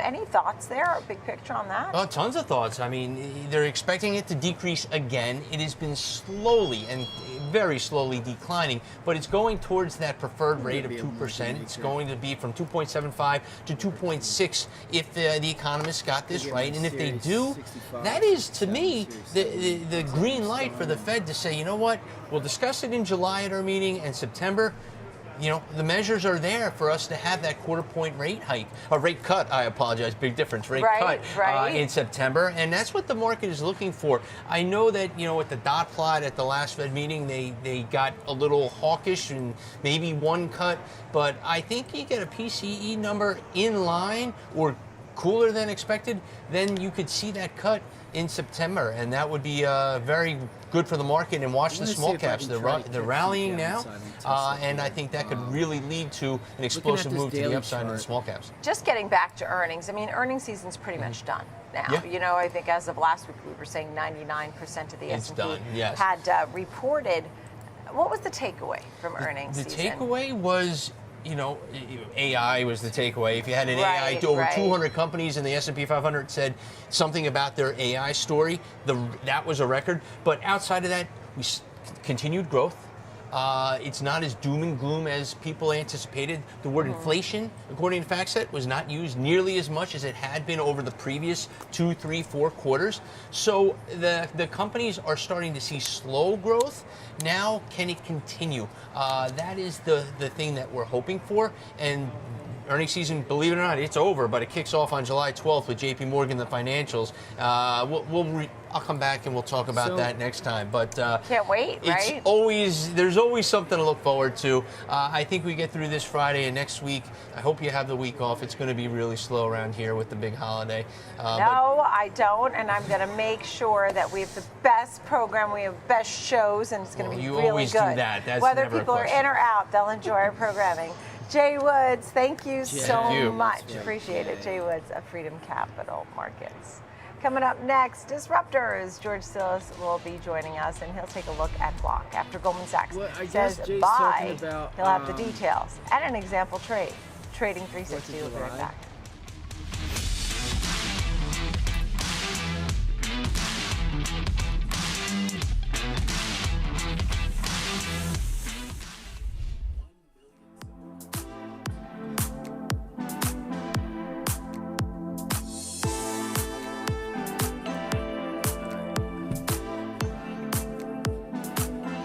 Grab something to eat real quick.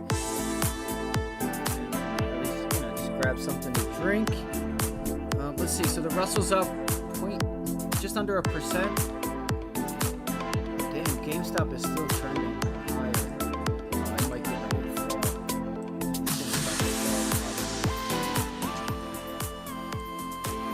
GameStop might fall. There could be a short here.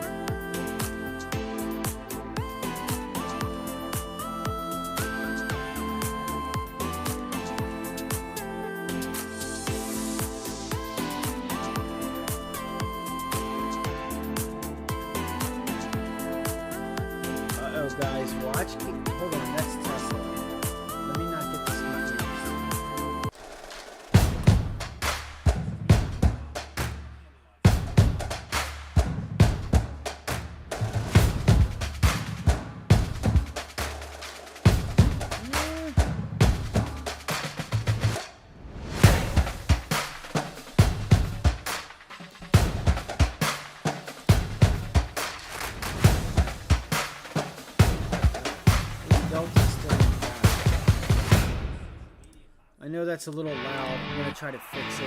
Cut the cord on the way you get market news.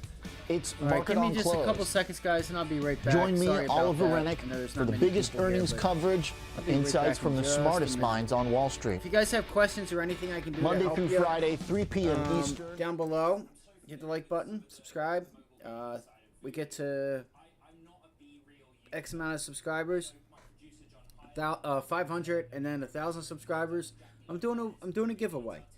So if you have questions or anything you guys want to look at or chart or do, let me know. Just give me 5 minutes. I'll be right back. Live at the New York Stock Exchange. So glad you're with us. Look at developing stories, and Kevin Hanks is with us, senior equities contributor here on Schwab Network, and we're watching Boeing. More on Boeing. Let's hear it today. Another day, another Boeing story, Nicole. That's what we seem to be going, except the reaction this time a little bit different from the stock. The U.S. prosecutors are recommending to senior Justice Department officials that criminal charges be brought against Boeing. Remember, they had a deferred prosecution agreement from years ago where they paid a $2.5 billion fine and made promises to do certain things that the Department of Justice is now saying they didn't do. Department of Justice has till July 7th whether to prosecute Boeing.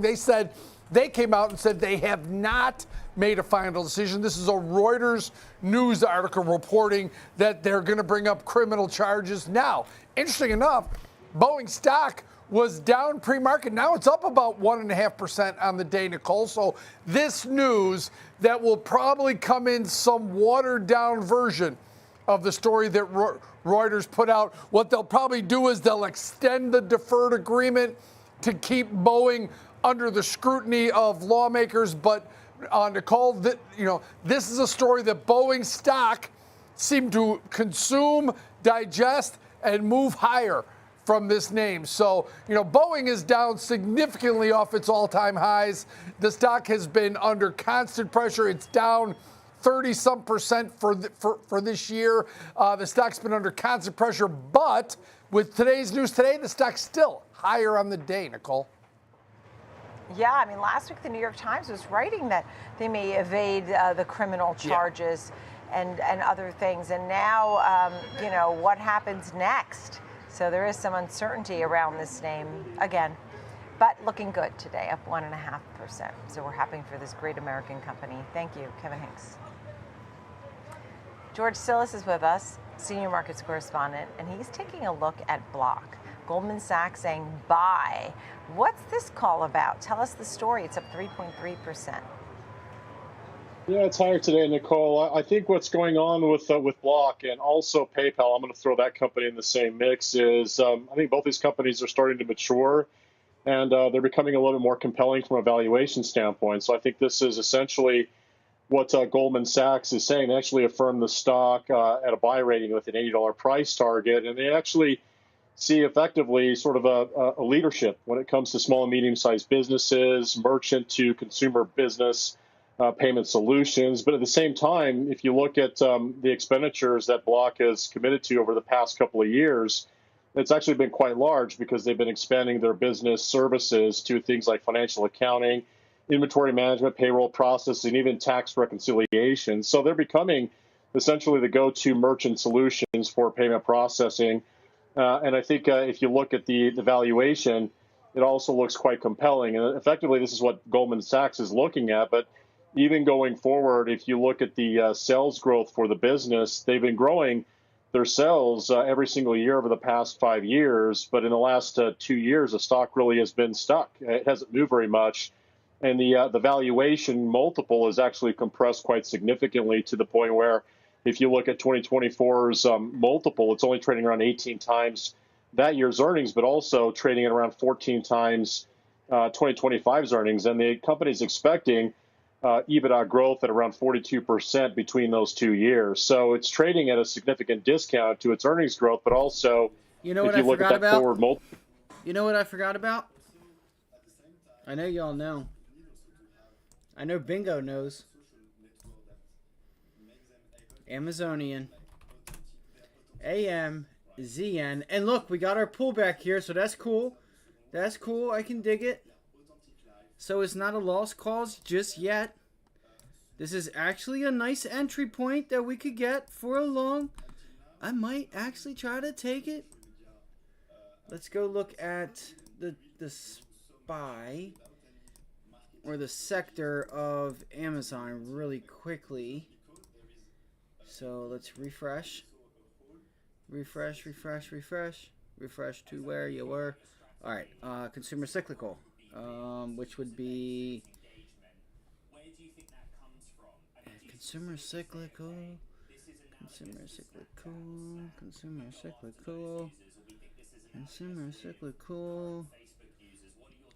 Should be XL industrial consumer discretionary. Consumer cyclical, yeah, right here, XLY. That's what I thought. So it's up today. So RETL might be a double leverage. That's up 7.6%.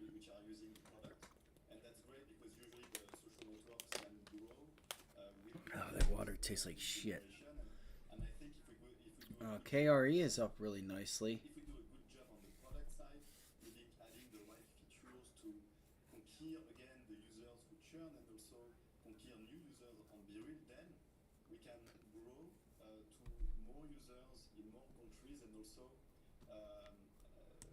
All right.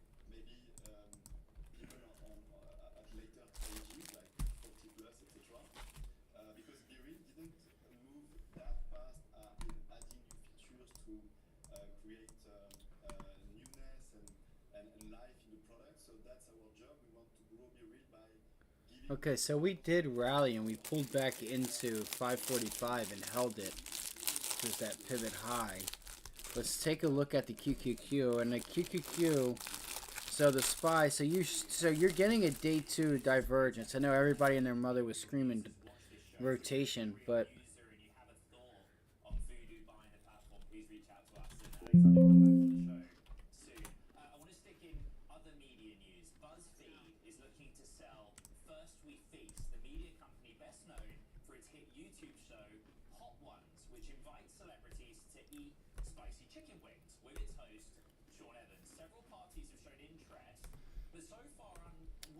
all right, I'll let you guys know if and when I take my trade on Amazon.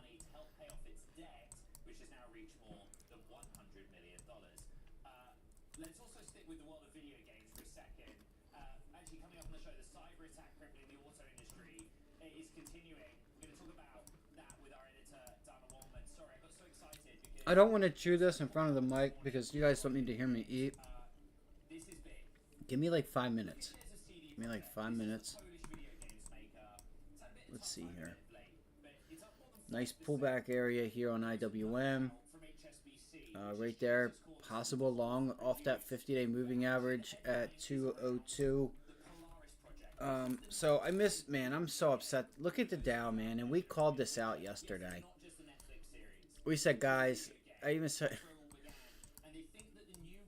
this is what I would try to talk about yesterday, which was when you see something, keeping your eye on it, writing it down, and I did not do that with the Dow. The best setup and the best trade was the Dow.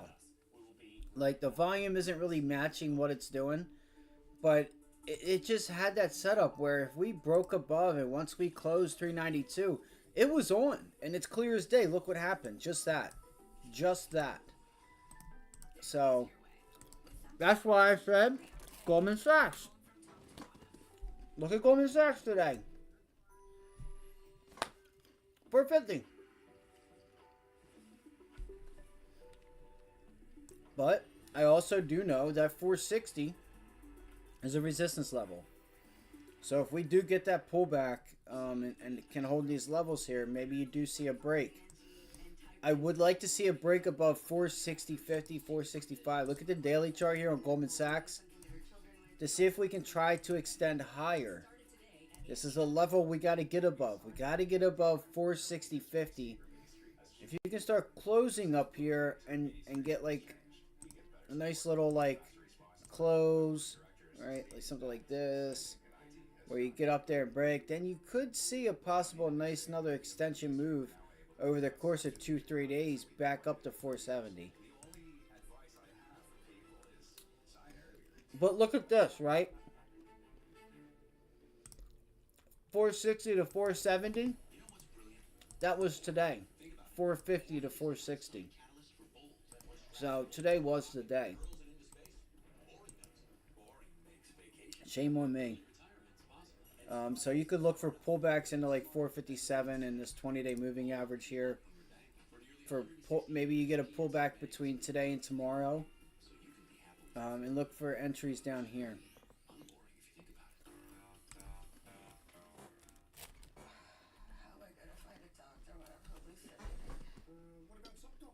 This is one I want to try to put on and swing trade it. I just don't like the way it looks. I don't like that the 20-day just broke above the 50-day. It just, there's just something about it that I don't really like. But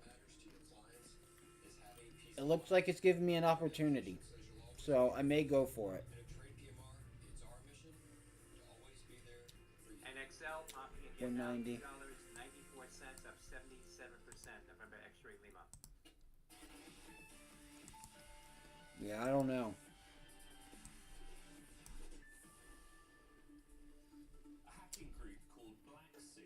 I may actually short Amazon.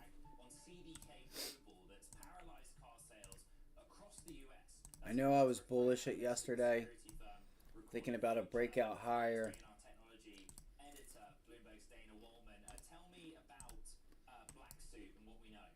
Blacksuit is a known group comprised of hackers based in both Russia and other parts of Eastern Europe. And interestingly, they have not named CDK as a victim on their website. And that could mean a couple things. It could mean that CDK paid a ransom, which we don't know if they did or not. Or it could mean that they're still in active negotiations with CDK. So worth noting, and you said Bloomberg's source on this was not Blacksuit itself. So there was another rapper got killed yesterday. Not sure if anybody saw that. Look, it's going to start selling off the minute I fucking bring it up.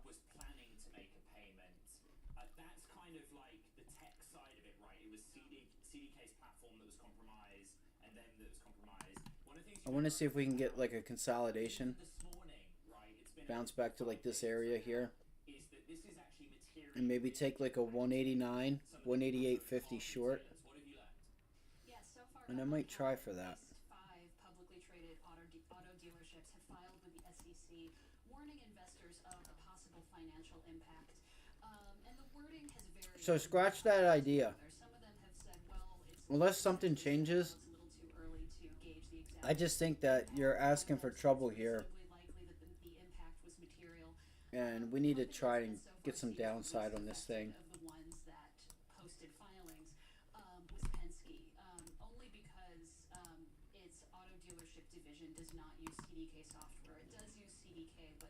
Specialized business-facing division, and of those companies, Penske is the only one whose stock seems to be up since this hack broke on Wednesday. So never before have many of our audience stopped to think about the software management platform that any given car retailer uses, but we learned quite a lot about CDK. Just explain its place in that industry, because if you went to try and buy a car this past weekend, which is end of the quarter, you might have struggled. You and me both, Ed. I had not heard of CDK before this story. So you got 186 there. One company had a really strong grip on the entire market. I'm going to try for it.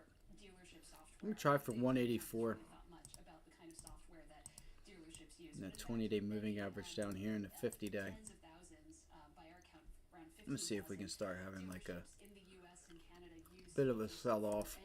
And they use it for almost everything that they do. That includes scheduling appointments.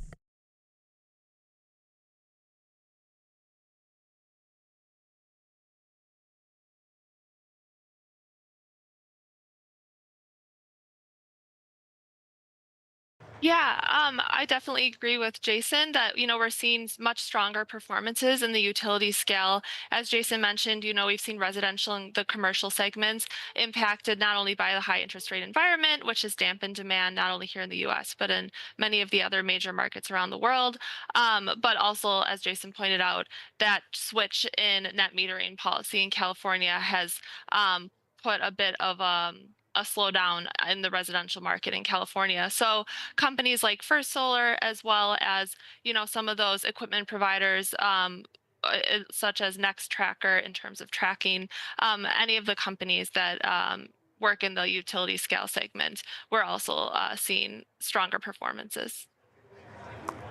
All right, Madeline Ruid of Global X ETFs and Jason Britton of Reflection Asset Management. Jason, Madeline, thank you.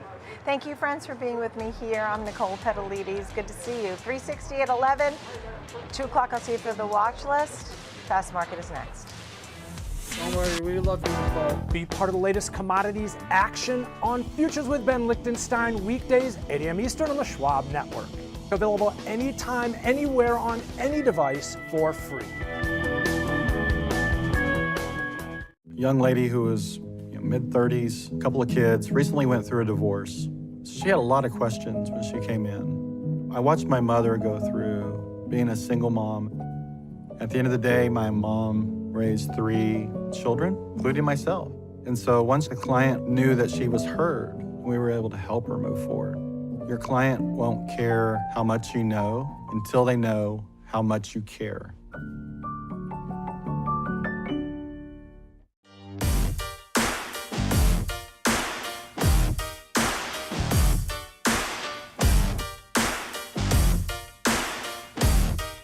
Have the panel on here at 12 o'clock. Give it a second. I'm just trying to eat something real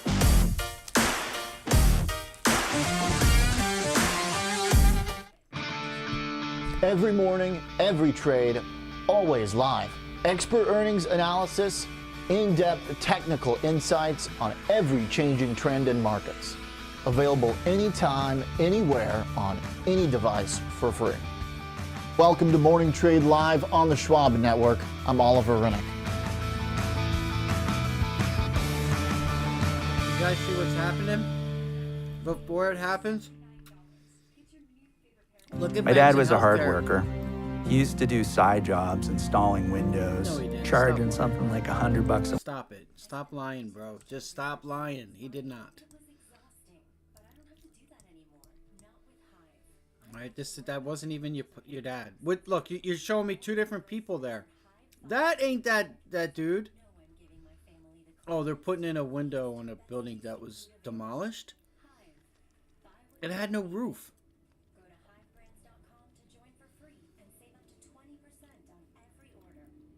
I don't think they thought about that commercial very much. Anyway, now that I forgot what I was talking about, I'll turn Charles Schwab back on. But I did want to show you guys. I swear to God, I just literally forgot what I was talking about. Or going to show you guys. There was something I was going to show you guys. Oh, right here. You see what's happening before it happens? Healthcare, look, it's starting to pull back. It was nice and green. Look at banks, starting to go flat. They're up 2%, yes. All right, but it feels like they're pulling back. Now, they can extend higher on this pullback. Like, if I'm picturing this right now, I'm seeing the pullback.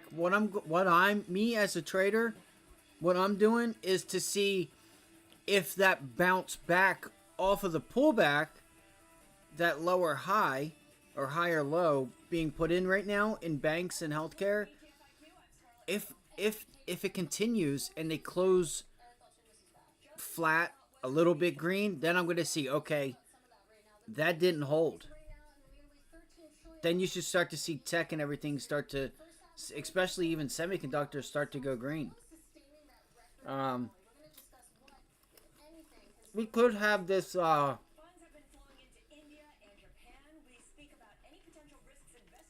this weird area with like consumer defensive, consumer cyclical, consumer services, or communication services stay green. real estate, all that stuff, waste management, all these like weird sectors stay green. But look, you guys see how it looks like energy's starting to pull back. You're seeing more and more, maroon, purple, dark green. See if that continues in that direction, right? Going from 2% to like flat or red, right? And then see if you've seen NVIDIA was down like 8.9, almost 9%, 8.9, 8.8. Now it's 8.7. Like, so you're seeing the bounce into semiconductors right now. That's what when I look at this in the morning and I go back and look at it, that's what I'm looking for. I'm looking to see where those green areas now pulling back to maroon or flat green. So it takes time. You guys are going to be doing this for over, 10, 12 years, over 10 years. So doesn't mean time is really helpful. That's all. Utilities were really nice and green, and now they're just flat. So now they're getting ready to that bounce didn't last.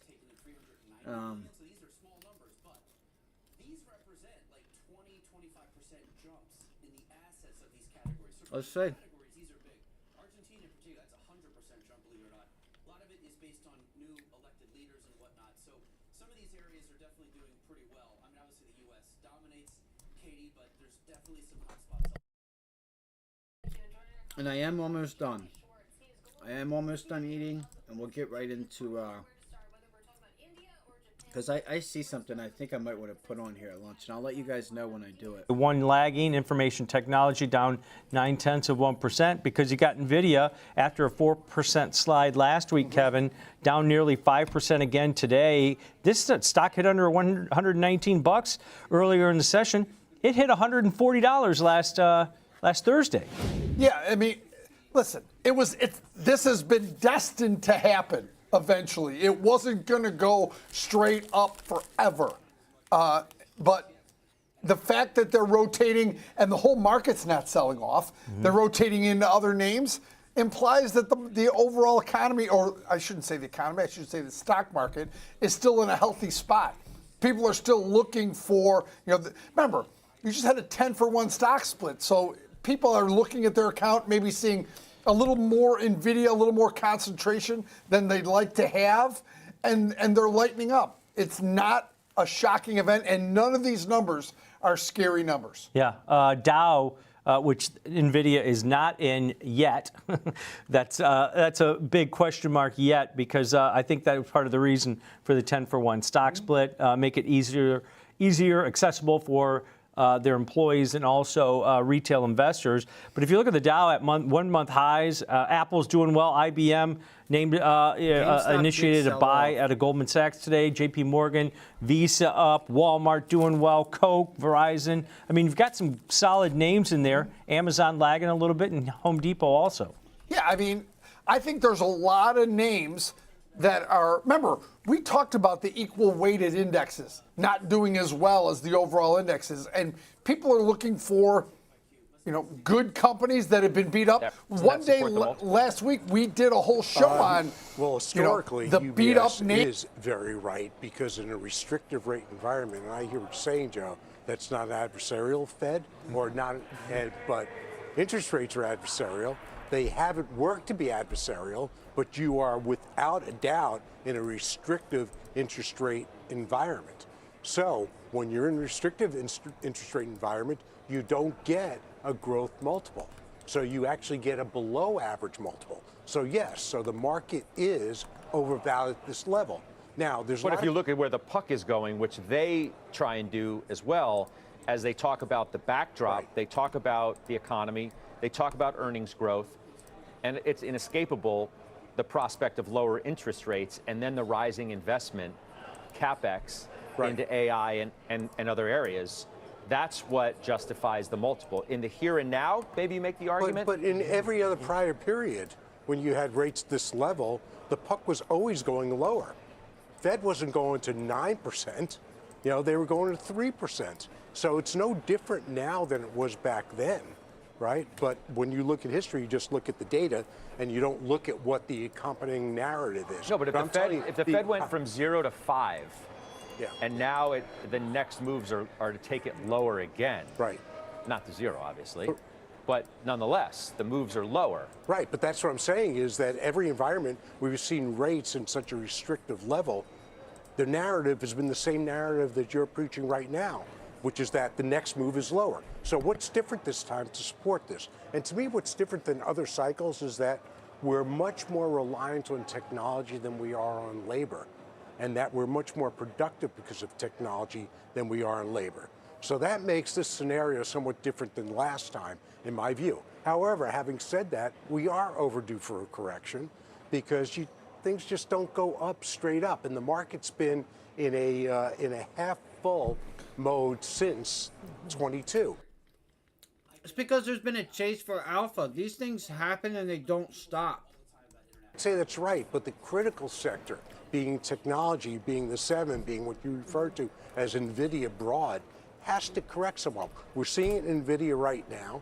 It's not a major correction. When a stock's going up 4,000%, well, come down 5%, it's meaningless. It's not just 5%. I mean, last week, NVIDIA had a quick correction. Yeah. It's down like 14%. Right. Now, some of it got bought quick. Yeah. And that's why it but snapped it's back. going back down. Okay. All I'm saying is now's the time not to be adding lots of new capital to the same old, that there's nothing wrong with taking a wait-and-see approach in the market. Well, but you just said the critical thing, to the same old. Like, you could look at technology pulling back today. It's not the same old when you have the kind of stocks that are within the Dow, some of the large cap tech ones that are carrying it higher, or that the Russell every time is we up pull back, 3/4 we have energy there to hold us up. Like Apple's up today, AMD's up today, Affirm's up today.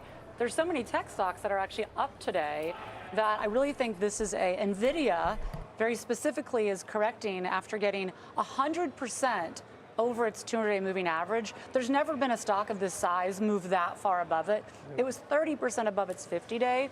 It just needs to have some settling and come down. But when I look across the board, lots of things are positive within large cap tech, sans NVIDIA. Sure, but if you look at, Jason, financials up, leading the way today along, energy is the best performing sector. Yep.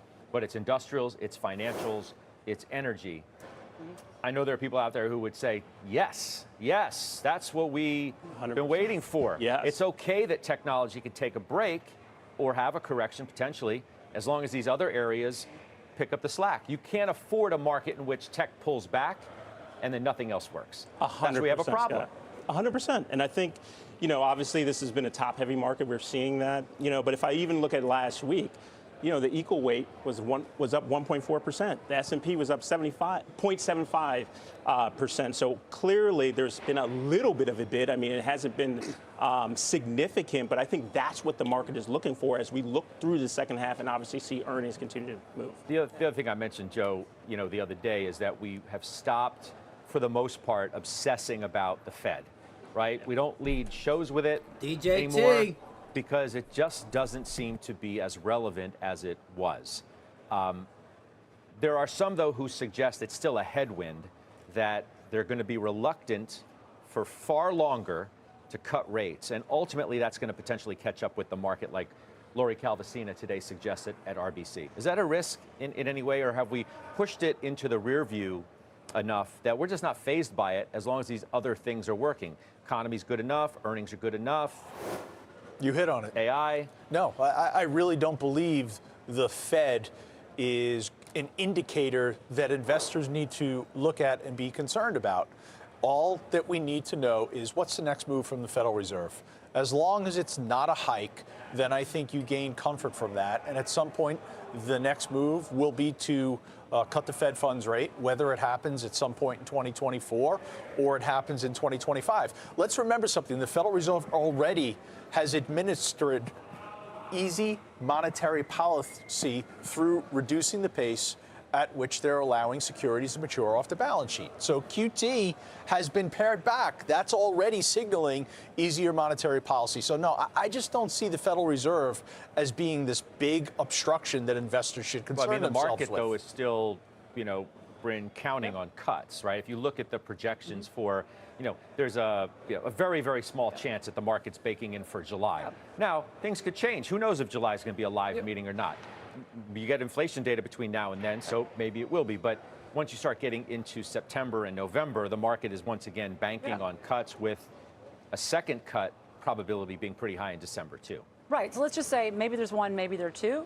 I think you're both right, that the direction is down. But I think also don't forget the 10-year, because while the Fed sets the short end, the market is setting the long end. And in November, we had a 5 handle on the 10-year. People were saying we're going to go to 6%, we're going to have inflation forever, yada, yada, yada. Fast forward, we have a 10-year 4.25. That is very helpful to the market, because most loans aren't set off Fed funds. Look at mortgages, look at commercial real estate.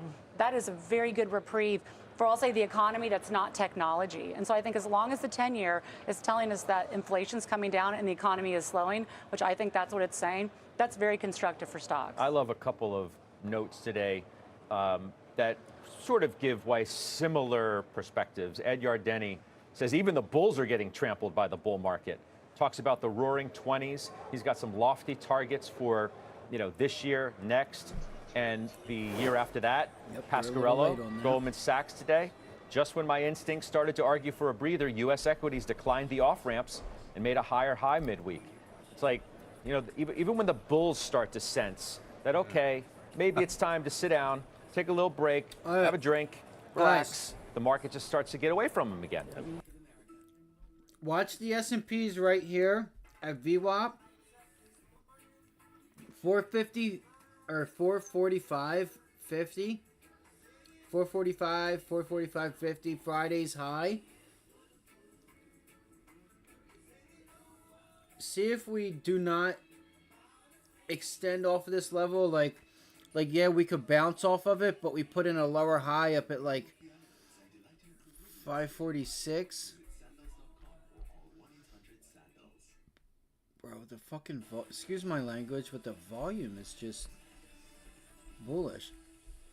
I don't know. That's a nice break. You're holding 545.50. You just, and VWAP is there now, so you got to look for that to be support until it breaks. I wish I could tell you and had faith that you could get a nice bounce off of that level. You might be able to, if semiconductors can get something going for themselves. Yes, 35 is incoming. Yep, that's what I said. Well, you guys, I don't know if you guys are behind or not. I have it up real time, but I know sometimes if I have to like slide that red line all the way over to the right sometimes on my laptop. But yeah, let's make sure that it's all the way live. It's starting to extend now.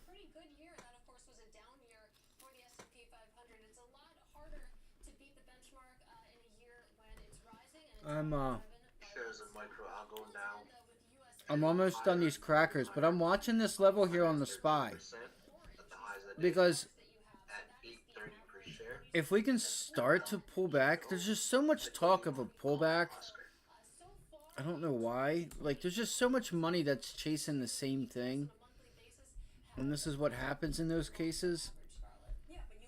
Let's see if we can start to get some like end of the day sell-off. Possibly. The Qs are rejecting 478, it looks like, and see if we can get a nice pullback and make a new low a day.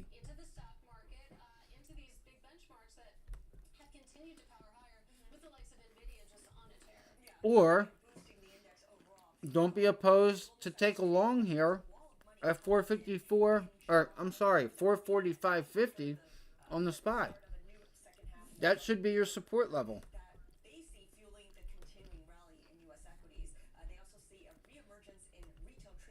Your risk is pretty defined there. You have VWAP popping into 545.50. I can't say it for some reason. 545.50. You have support there. You have VWAP.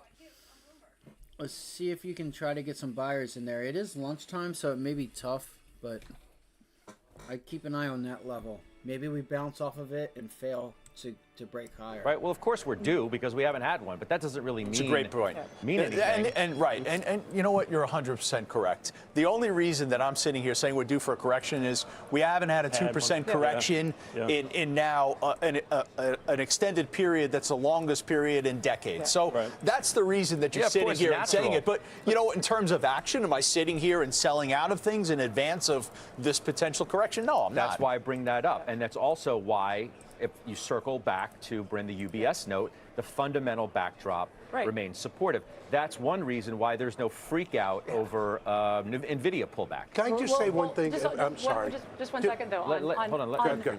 On the fundamental macro backdrop is strong, okay? But I will say within tech, just to like talk about NVIDIA for a second, for this quarter, tech earnings, look at the tech sector, are supposed to be up 16%. You'll see that headline, 16% growth this quarter. MLGO if you take out NVIDIA, that number's 6. And so you have to look actually at NVIDIA in terms of the contribution. And we look back at 2000 and people do the correlation to Cisco, to Intel, et cetera. Why those two companies, which to me are the charts I'm seeing of people throwing around Cisco and Intel. Yeah, well, you've called that lazy. Right, it is lazy. And why did those stocks go down? It's because ultimately the next year their revenues went down. And there will be a point, I can guarantee you, when NVIDIA stops over earnings and when they have a revenue pause. That's just a certainty. When that happens, I think it's the questions investors need to think about, size it, positioning, and don't fall in love with an individual name and have it become too big of part of your portfolio. Well, that's why you sold the October 150s last week. Right? As a looks like we hedge of sorts to your a little bit more. Right. So I mean, I think to support your point of view. Exactly. I think Jensen Huang's great. Fundamentally, it's great. Been in the stock but a long time. Yeah. Ultimately, though, when I see the slope of the stock looks very steep. The call premium's high. I mean, for selling it was at 130. The October 150s collected close to $10 of premium for 4 months. I mean, if you could do that 3 times a year, you're making like close to 30% on just call premium if the stock doesn't get called away. So exactly, I don't want to fall in love with stocks. I want to like hedge and take advantage of that opportunity when it presents itself. Yes, that's what I like. Yeah, I mean, let's put NVIDIA in perspective. Yeah, it still has some nice volume today. It's back to where it was if 2 you do weeks get a ago. pullback to I view mean, up it's at not like we're talking about a stock no, it's like literally been consolidating. No, if you blinked, you missed it. The correction happened so fast. Exactly. If you went on vacation, you know, you came back. It's right where it was when you were vacation 2 weeks ago. So let's not go crazy about that. I think selling calls is tremendous. The thing that concerns me about NVIDIA is that I don't know what the time is going to be. We know that Apple came out with the M4 chips, right? That's their. I know you guys can't hear me. Sorry. That plays in part with what we were just talking about. With does this White House official says G42 deal with Microsoft is positive because it meant cutting off. Look, news comes out right at the SPY at prior day's high, and there's news coming out on Microsoft. There's news there on Microsoft. News out on Microsoft from Reuters. I don't know if it means much.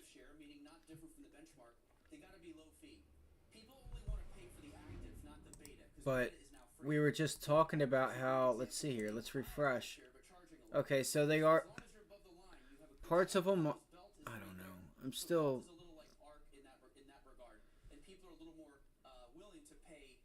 I don't know. I feel like they've kind of recovered a little bit better than what we were seeing healthcare and banks. I want to see if we can get some of this tech to like do something. Yeah. Oh, really? Is that pre-market? Or is that with pre-market? I know Friday had a lot, but I'm sure it's just from 9:30.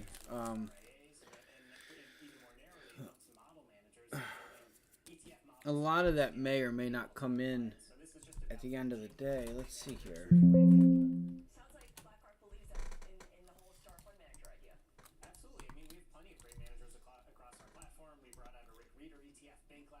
Okay, I see.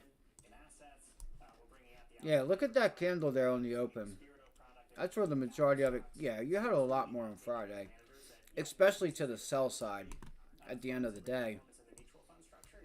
So technically, I mean, depending on how you want to look at it, look at the volume that we have consistently throughout the day today, which is consistent at like 0.7, 0.6. Let's see. Yeah, it's still very low volume. So this could be a low volume bounce to reject up there at 213, 212. You know, pretty much like a low volume bounce. Sellers step back in, and this could be a nice little short opportunity up here off of this double, triple bottom here. I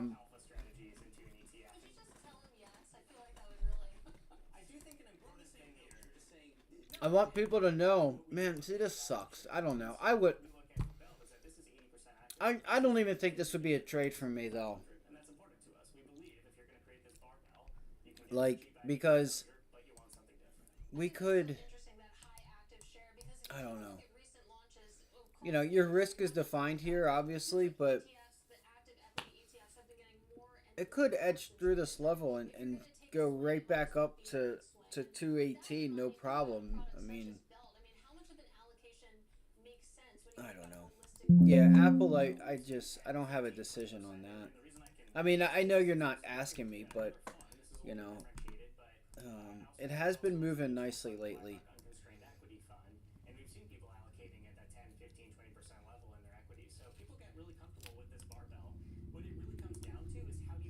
In there, and they say, yeah, business has been crazy. It's like the old days. So imagine when that happens. Now, what I can't figure into my Weiss channel checks. I said one store. One store. Hey, one store was enough for you to buy more stock, so it must have been. No, it wasn't based on that. It wasn't based. Maybe on it was that. the Fifth Avenue store, which is always packed. It was my hoping that the stock would come back after the developer conference. I'd be able to buy it lower because it typically sells on news. So it wasn't. So I figured it's going to be a steady march up. But here's what I can't put into my calculus because I don't know. They're not going to sell the new AI into Europe. They're not going to sell them to China. I don't know if China's a big market for them. Europe's definitely. Well, Europe's delayed. China is sort of the bigger question. Well, delayed, but what's that going to do to the euphoria? How are analysts going to calculate that into their estimates? I don't know. But right now, news flow is going to be, particularly in this call, where, yeah, the uptake is pretty good when it's not even in the market yet. So bottom line is, I think the risk reward is pretty attractive, so I added to my position. The innovation of Apple Intelligence is clearly the reason why you and others are continuing to buy the stock, and there is going to be an upgrade cycle. There's going to be an upgrade cycle to the degree of which will. I was going to say this thing going to finish the day up 20%, but it's already at 26%. Bro, this thing might just go up 40% today. 30. See, like, I could see like 20, 25, but like, when have you seen a stock like 30, 40% or 30, 35%? It just doesn't, it doesn't ring a, you know what I mean? It doesn't ring a bell like 40 or 50%. But no, that's sick, bro. That's so crazy. Oh my God. I'm sick to my stomach that we did not hold these calls from Friday. So I guess I got paranoid thinking that my orders were in a basket of do not fill, but they were in a basket of don't fill because he's on the right side of the trade. And when Monday comes, he's going to be up 60 cents to like $4 or $5 on those contracts. So maybe they are trying to help me. Yeah. Well, like I said, I like to focus more on like how much on average, even on big days, does it move intraday? And you've already came in with a nice gap up. So I remember that. I traded DJT when it went from 14 to 175. I was there. I was with you, Brandon. You didn't see me, but I was in line. I was making my way onto the Titanic right there with you. All of us filing in line.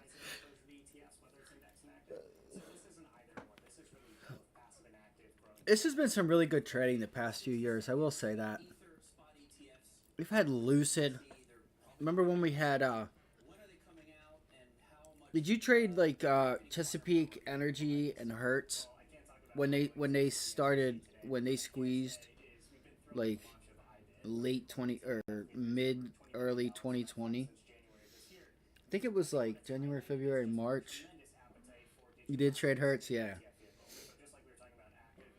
And then we did have a random one there. I think it was in like 2021, and we haven't had it in a while since like HKD. But like having a I forget what it was, but it went from like it was like $3 to $5, and it went up to like 120 in like I don't know, by like 2:30, 3 o'clock I think it was. And it just climbed all day. We haven't had one of those in a while. Usually you'll get them like once a year, once maybe twice a year, where you'll get that stock that'll give you 800 to 1,000%, and go from $4 or $5 to 120 bucks. There for a while back then, that small caps got real quiet because it just like it came and then it just like went and it like didn't come back for a while. And I've been waiting, like they've been doing really good now. Have you noticed the past couple days or the past like few weeks where it's been a lot of like actual penny stocks that are like 25, like 75 cents, 50 cents, and these things have been taken off. And it's been consistent. They've been consistent too.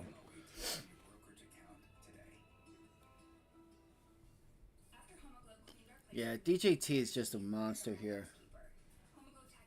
You did buy it. Nice. Yes, we did buy it. You were there with us, Blue. You did buy it with us. I didn't know if you guys sold. I bought the $30 calls is what I bought. I grabbed the $30 calls. It was like 72 cents, 68 cents. I think I got filled at 72 cents. And I got out of those at like 84, 86 cents. And because I couldn't get out of it, like I felt like because my plan with that was to be able to take like half of that position off, or even like a quarter of it, or like maybe not even a quarter, but like more than a quarter, but not so much a half, right? 20 contracts, take off 8 shares is what 8 contracts is what I was going to do. All right, I bought 20 contracts. I was wanting to take 8 of them off. That way I would have had the position just about paid for, and I could have relaxed a little bit. You know what I'm saying? I wouldn't have been so oppressed to say, okay, now I'm comfortable. If this thing pulls back and we gap down Monday and it's down 50%, if not 80%, you know what I'm saying? I need to lock some of that in so that I don't lose all of my money. And I should have just bought like 2 or 3 of them and or sold it and left a couple on, but I couldn't get out. So it really messed with me when I had trouble getting out of those contracts. It was actually kind of pissing me off because I wanted to stay in it. I thought we could break back above the 200-day moving average. Like it really set up nice for a continuation day today. Bitcoin now just at the lows of the day.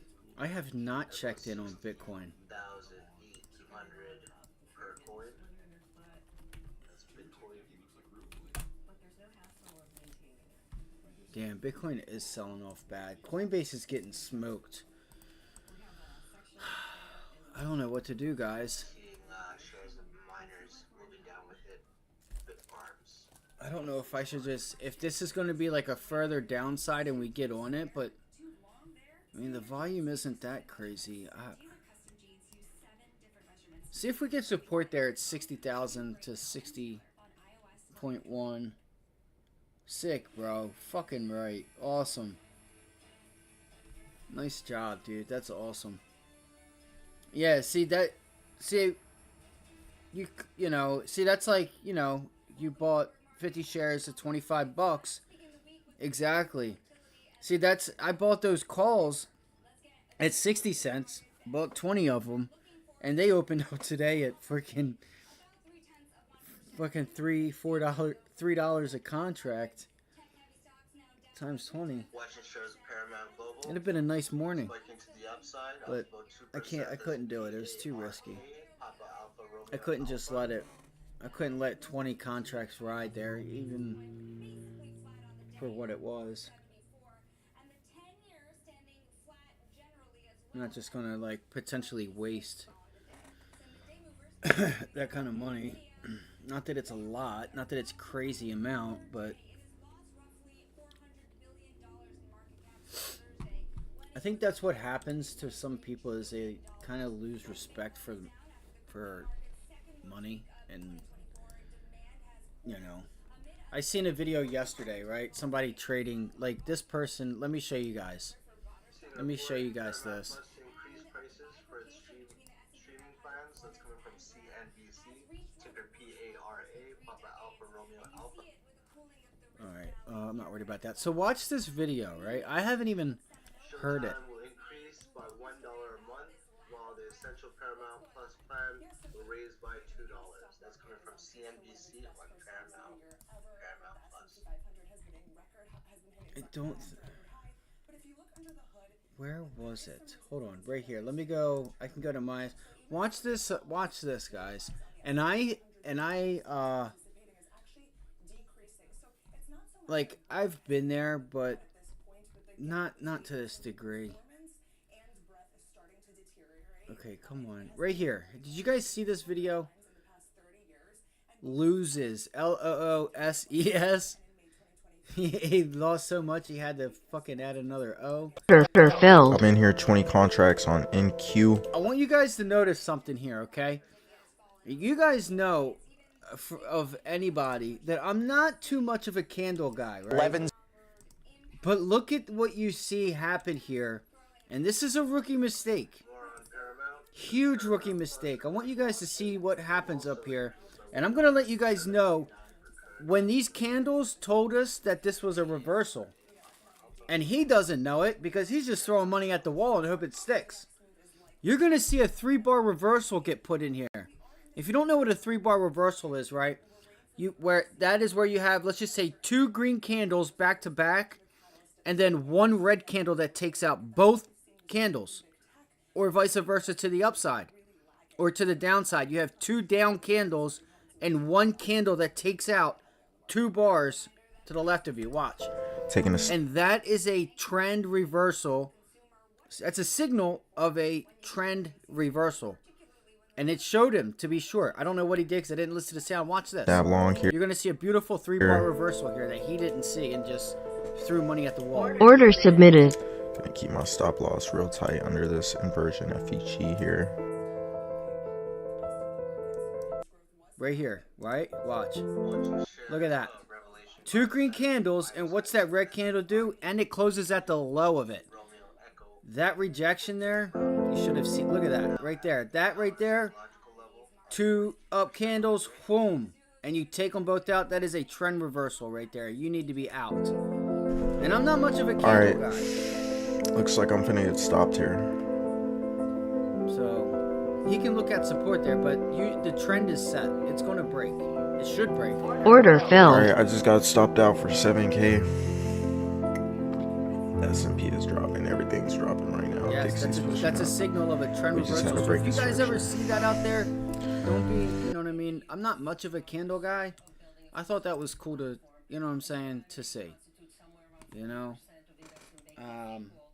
Because 3-bar reversals are always out there. And some of his trade was on Bitcoin and bought it 1,500. That's sick, bro. That's awesome, man. My best trade, you guys want to know what my best trade was? I don't know if it was my best trade, but July of 2020. It was like June, July. Remember when we had like two months that were down? TVIX. We had TVIX back in the day, which was triple leverage VIX. So I ended up buying a bunch of TVIX. And then I took that profit, some of that profit, and I went and bought, at the time, I think Apple was trading around 290, 280 or something like that. And I went and bought October 400 and November 440 calls. The month of August, they did a stock split. And that same end of the month in October and September, they were in the money. Each contract, I made about 6,000 to 7,000 on each contract. I remember just like, because I just put them on and I remember that I sat on them for like, I was up maybe like, a few, like 100, 150, 250 a contract. And I would take profit. I got back in it. But I took the time on those days to buy, or on the down like week, if not, it was like 2-3 weeks. It's in the month of June or July 2020. And I went long Apple. And they announced a stock buyback, and it went fucking nuts. And I was up pretty much about from I spent $400 or $500 a contract, and each contract was up six grand on the Octobers, and then the Novembers were up like 7,500, $7,000 each contract. It was a big win for me. It was a nice one. It really set me up nice. So I would say that like the biggest gain was that. I'm not going to say the most money. It wasn't the most money that I've made. But the biggest gain was probably that. Because it was just, they were in the money, and I still had September, October on, and November on the other contracts. MLGO is turning around here. MLGO is starting to turn around.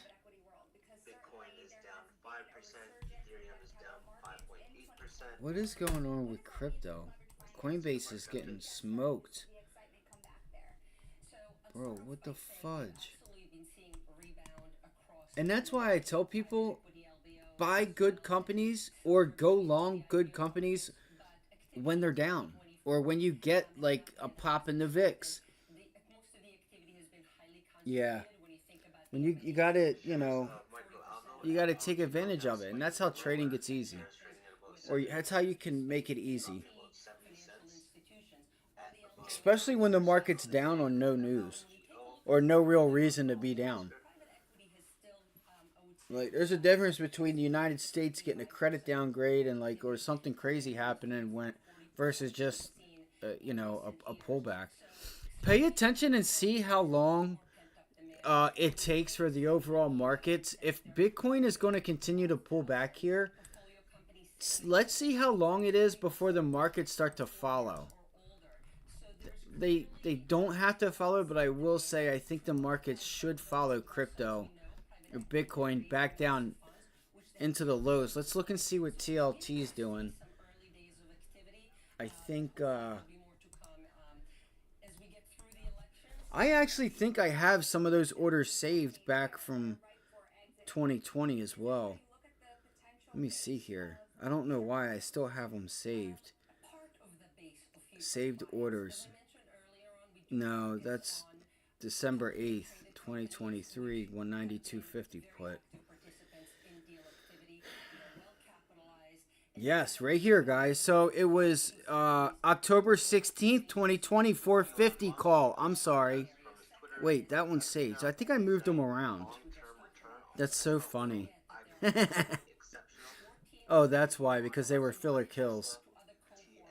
Yo, that's insane. 157.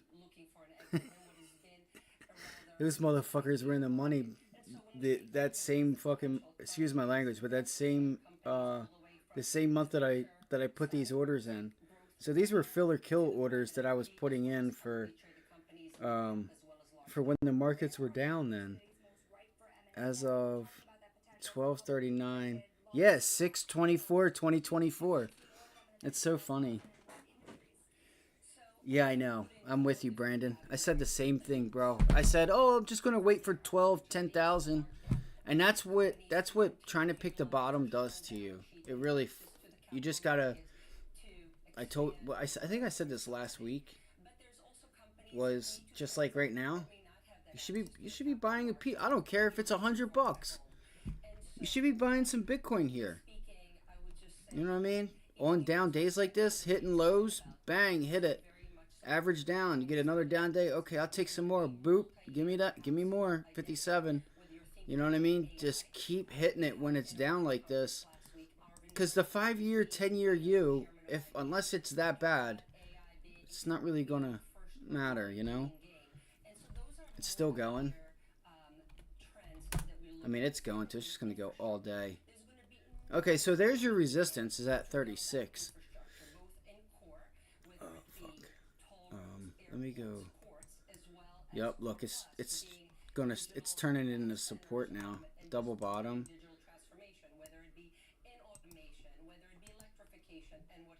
I want to look at Tesla here. See if I can get this pullback on Tesla. It's not trying to break though. And Coinbase. Look at Coinbase extending lower. Yo, that's so cool that I still have some of those orders saved from 2020. So again, this was June. This was June 24th. No, wait, today's the 24th. No. What the fuck? It doesn't have the date. It just has the date of the contract. Oh, that sucks.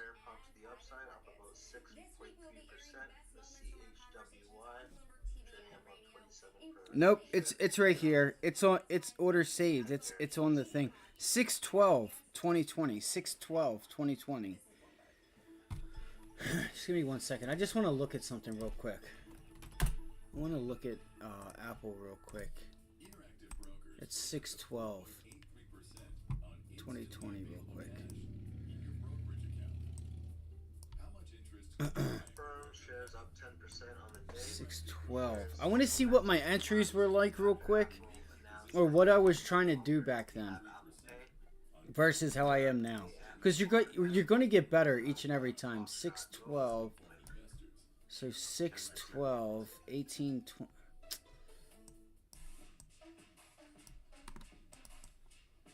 Oh, come on. Give me something different. I need to be able to... Okay, here we go. 6/12/14, 6/11. Bro, why is it 6/12 and it wasn't even open then? 6/11.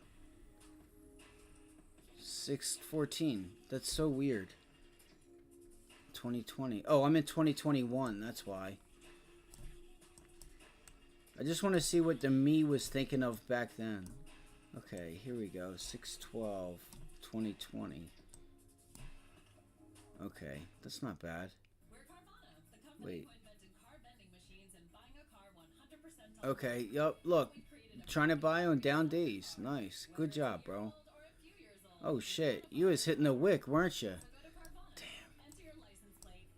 I was a fucking beast back then, too. Yeah, I think mine... It's not that I think I know what mine is. It's more than that. But what's worse about that is that this year was like 10, not even 10 minutes. And it was about triple that. And it was about 10 minutes and I couldn't handle it. And I fucking got emotional and got rid of it. And I was sick for a week. And I really, it was like the worst feeling in the world. I didn't eat for a week. I couldn't sleep. It was a different feeling. That was years ago though. Damn right. So we was hitting wicks back in 2020. I might have to go to Goldman Sachs or something and be like, listen, bro, look at these orders, bro. For years. This is what we're doing. We're hitting wicks. We've been hitting wicks years ago.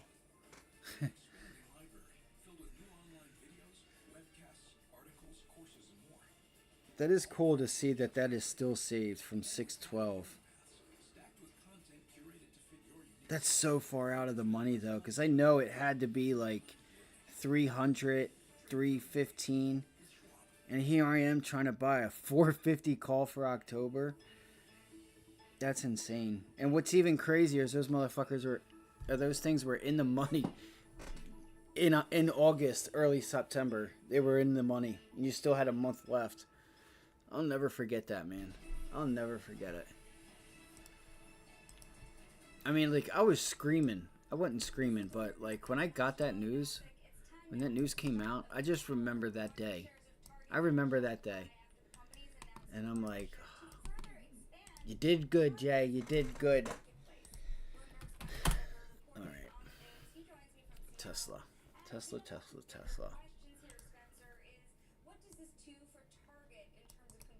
All right, so I'm going to go grab something to drink.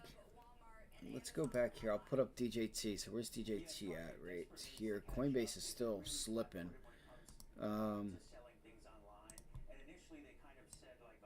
There's got to be some type of support here for Coinbase coming up.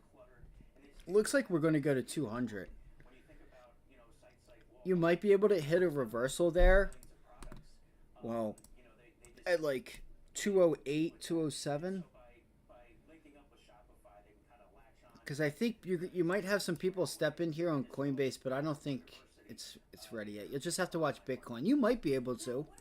You might be able to catch a reversal on Coinbase right now, because Bitcoin's popping into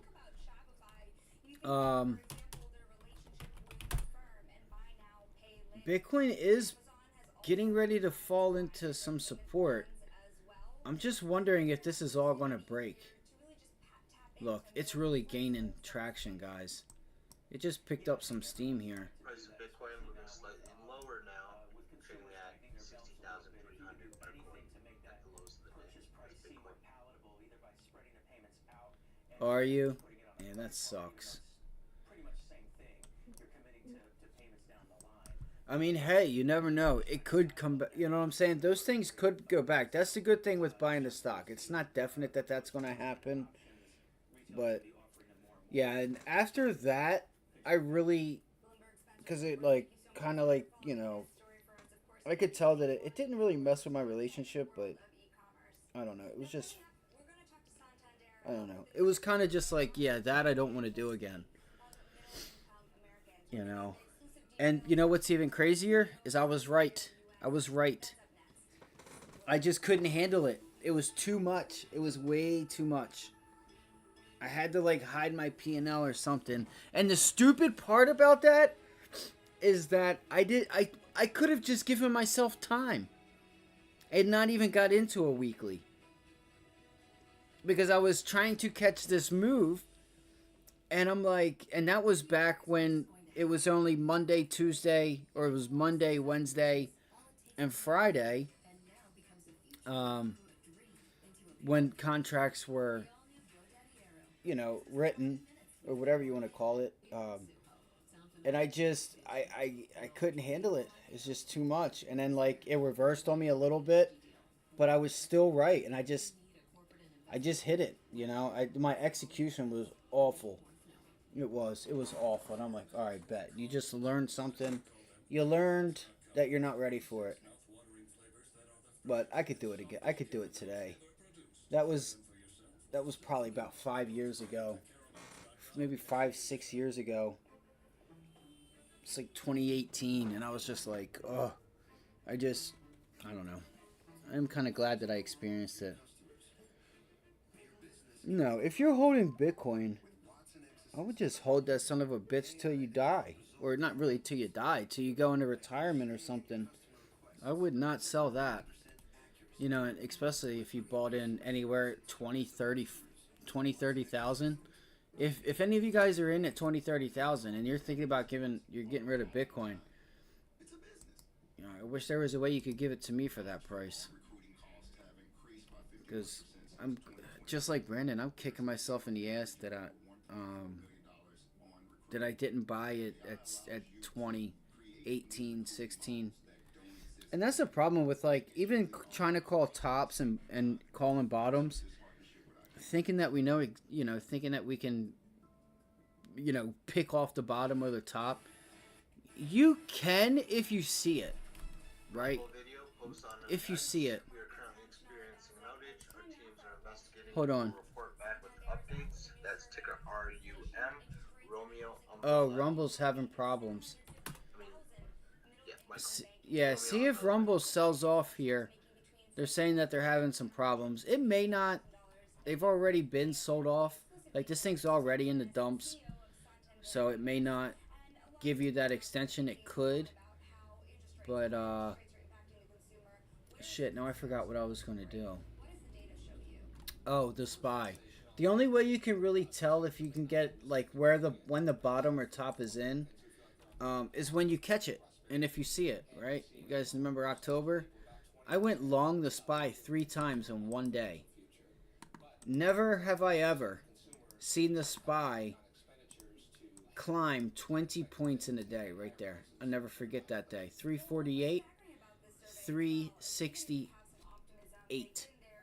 It's like 367, but it's like 367, 65. Think about that. 48, 58, 68, 20 points in one. This is one day. With a huge gap down at that, right? 356, you gap down 10 points. Nearly 10 points. I went long 3 times that day. 3 separate occasions that day, and I'll never forget it. And guess what? That was the bottom, and I'll never forget it. I'm like, that is a clear reversal signal that now if I see it again in the future, whether it's a top or a bottom, I'm going to know that's a bottom. That's a bottoming process. COVID, I was still a little hesitant because I don't think any of us really understood how actually how much money that was being put to work, not just here but around the world, and it felt weird with COVID. But next time we get one of these, I'm telling you right now, I'm not buying stock. I'm buying leaps. You know, and that's not just because the Fed steps in, but when they step in aggressively, shit, I'm buying leaps. I'm going to be leveraged to the tits. And I'll buy, don't get me wrong, but I'm in at 15, sick. That's nice. That's nice. You know, I had a chance to buy Ethereum.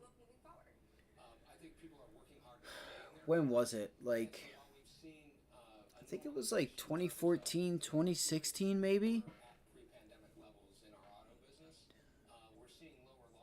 Yeah, it had to be like 2014, anywhere from like 2014 to 2016. And I never did. I never did.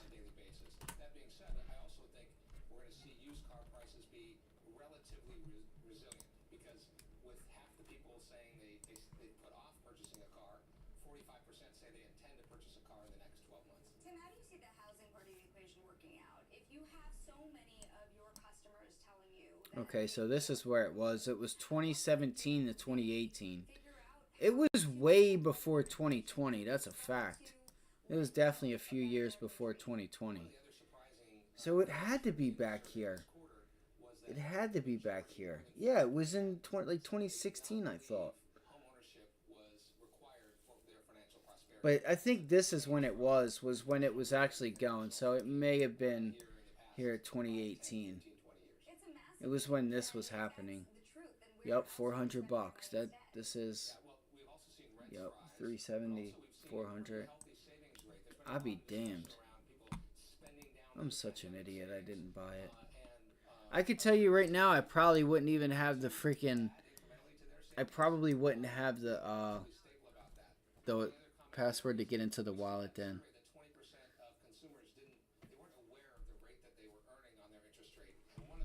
Like, cause that's just, I could see like so much going on and me losing it or something happening.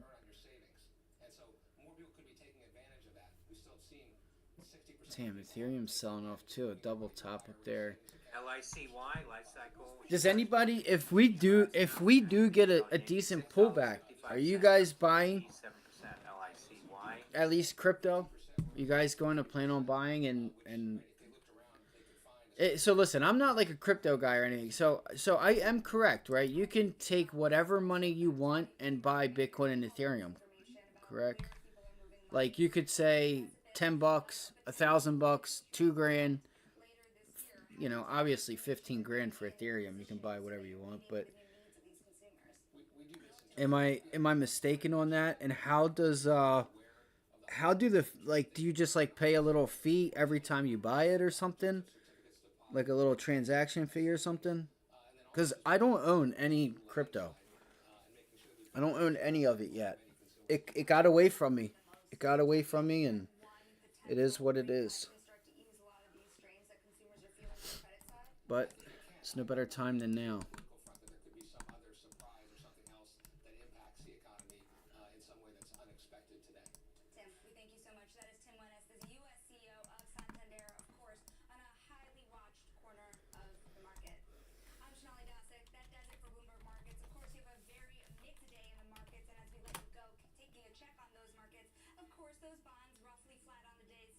Okay.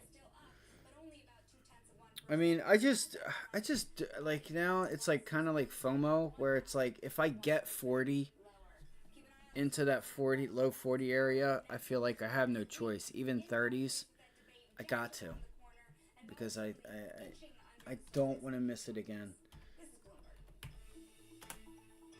I don't want to miss it again.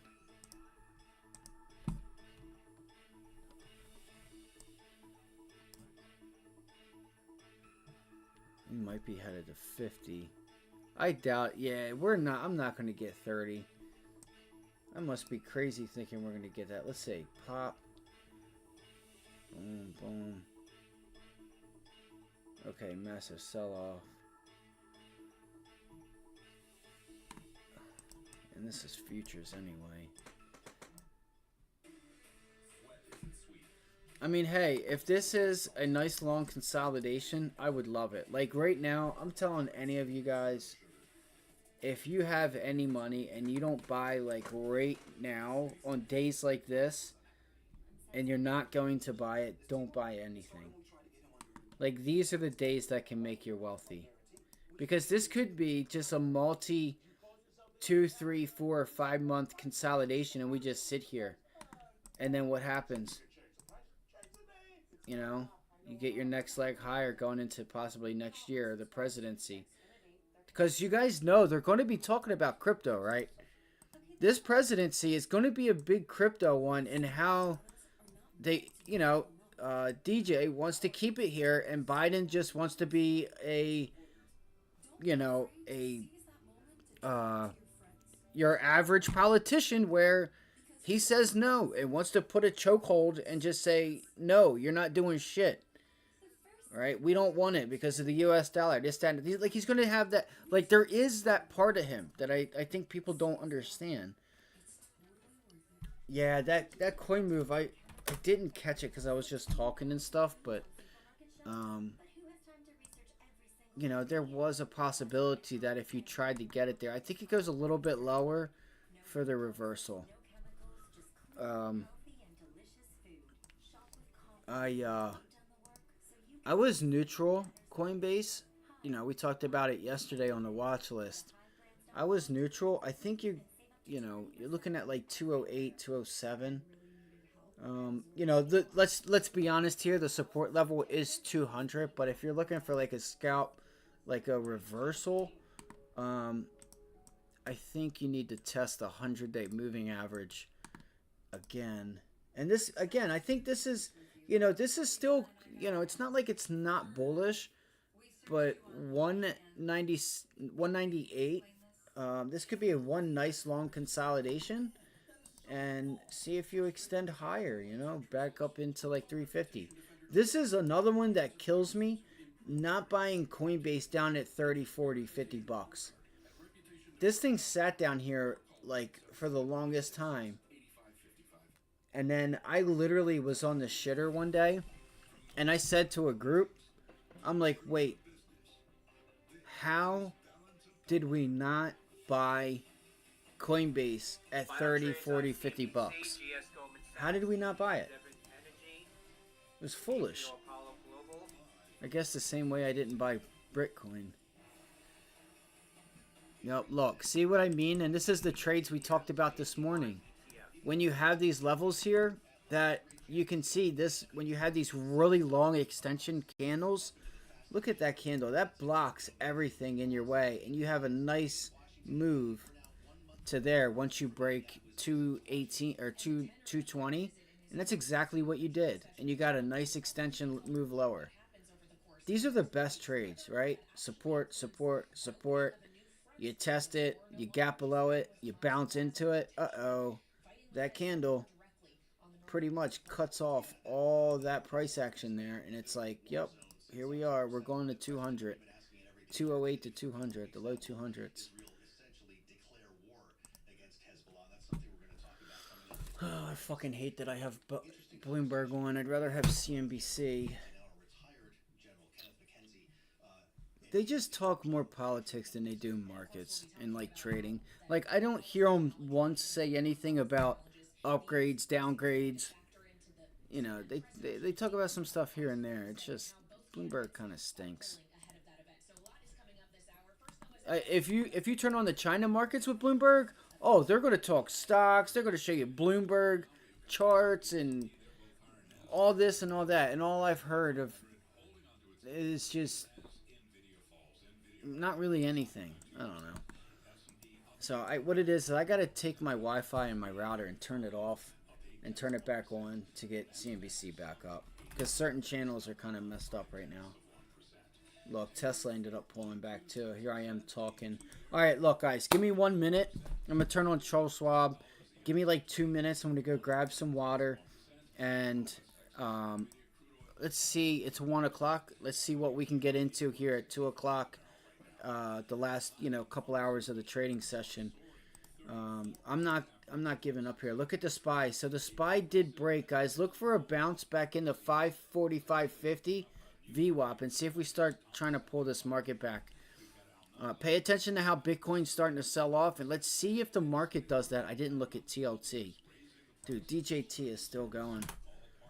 See how long it takes for the market to, if the market does, follow Bitcoin to the downside. You could see like a day, like a 48 or 24 hour, 48 hour lag. Let me pull up an hourly chart.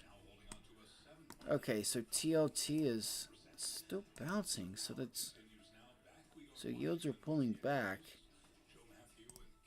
All right, Charlie Pellin up in New York. Thank you so much. I am Kaylee alongside Joe here in Washington, where we're trying to dissect the messaging we're getting out of Israeli Prime Minister Benjamin Netanyahu. It was over this weekend, Joe, that he gave an interview to Israeli media in which he seemed to just reject the prospect of a ceasefire deal with Hamas that was laid out by President Biden. It's a fucking runner, bro. It is. It really is. I don't even want to look at the contracts, but I kind of do.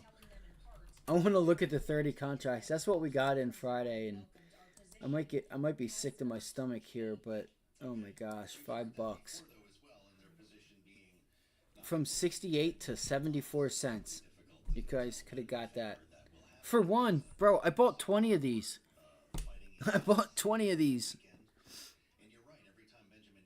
Think about the day that could have fucking been.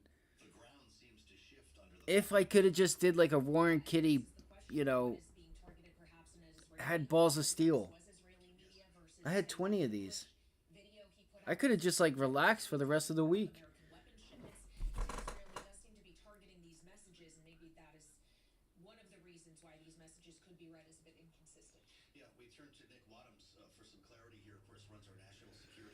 Oh, man. At the table, Nick, it's great to have you back in the mix. What do you make of this? To Kaylee's point, it was that Friday in May, that Joe Biden rolled out the ceasefire proposal that had apparently been approved by Benjamin Netanyahu. It is now officially off the table. He said in this interview that he would only go for a temporary ceasefire and partial hostage release. Was there ever an actual deal?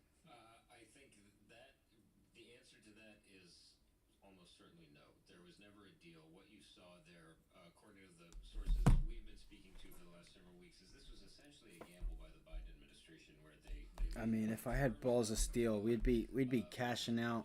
See, the thing is I don't think that I would have been able to hold it till now and would have been out at like $3. But that's a position size now. That's 10 grand, just under 10 grand.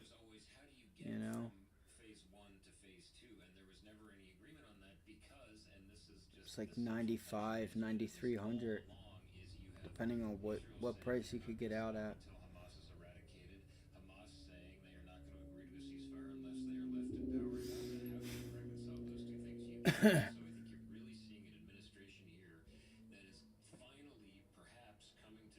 Yeah, but here's the thing: him saying something and what he does is two different things. You know who he hired? Here, this is the thing about him. He's so funny. Cause he like, and it's not just him. It's all of them in the House of Congress. Like they have this part of them, just in their brain where it's like, they do the political thing. They say one thing, and what are they? It's just weird because they naturally feel this way. That they just.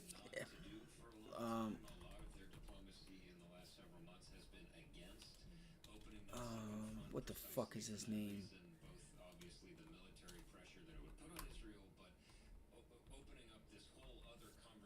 Yeah, Scaramucci. So I think they.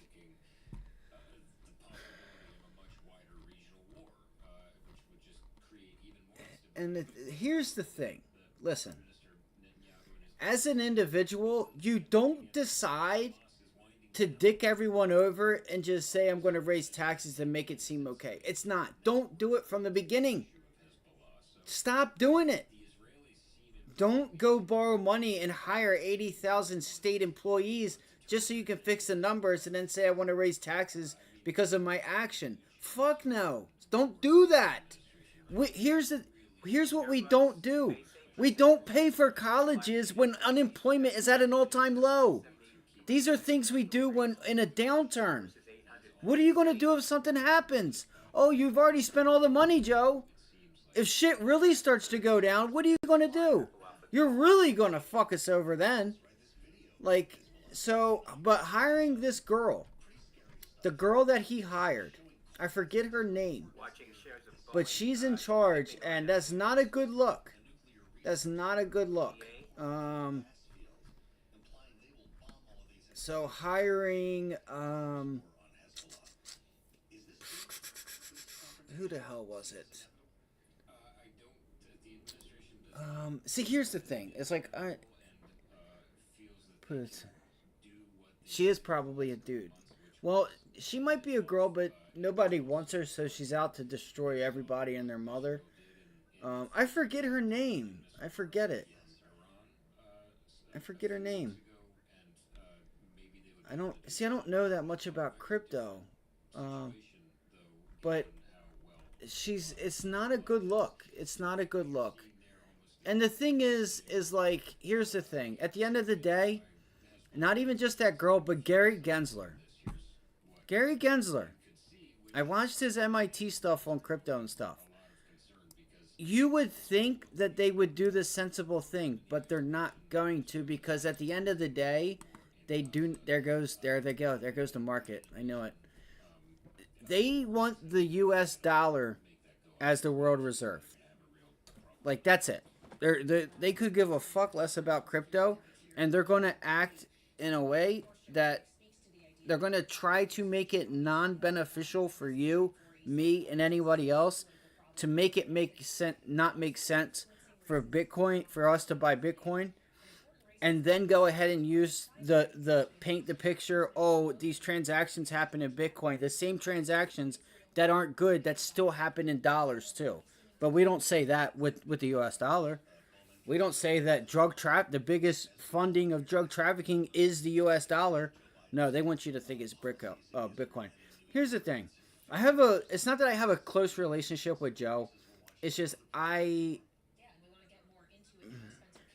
don't want to say this. I can't say it. Let's just say, I'm just going to keep it at this.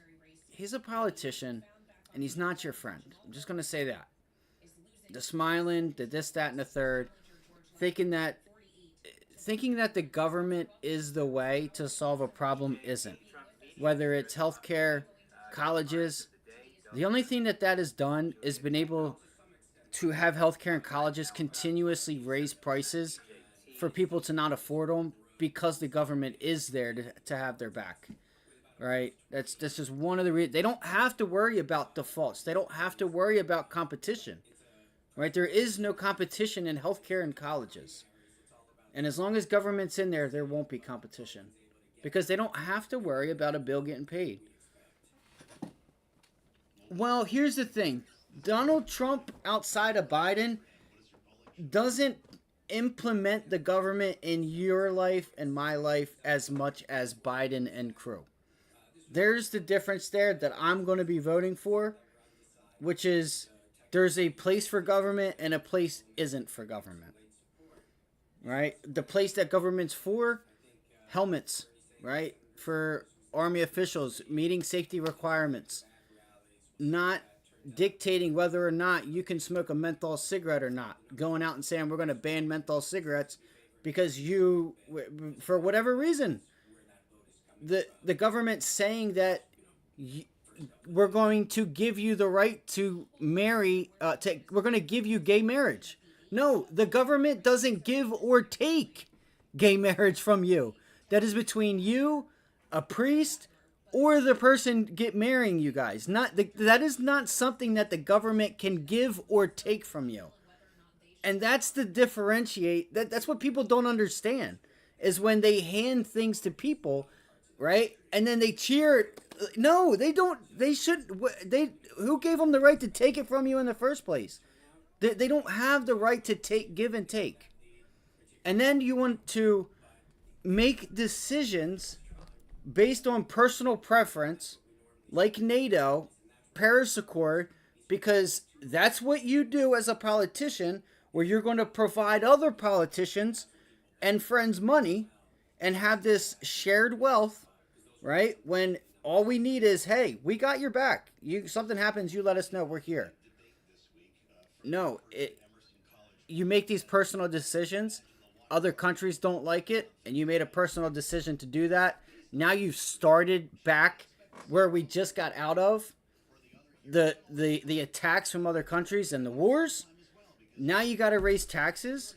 Now you have all these things that could have been, you were in a position where they weren't there, and then 6 to 10, 12, 13, 14 months later, they are there.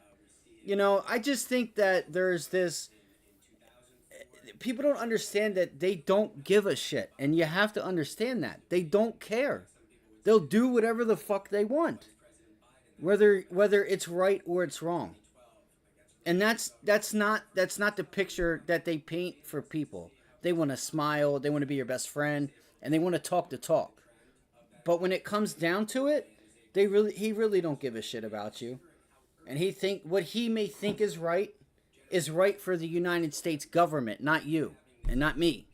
See, that's what we gotta. You have to be able to read between the lines. What is good for who? Is it good for us or is it good for you and the government? Because he believes in big government. That's what he believes in. He's got a bit of, this. I don't know. I know a little bit more about Joe and what goes on with him than I say.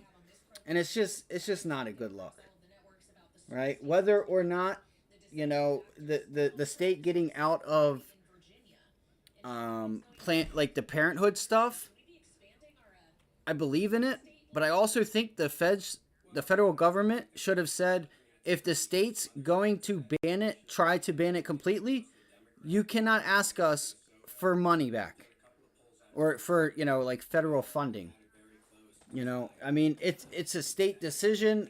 So the voters will vote what they want, at the end of the day, whether that goes for or against.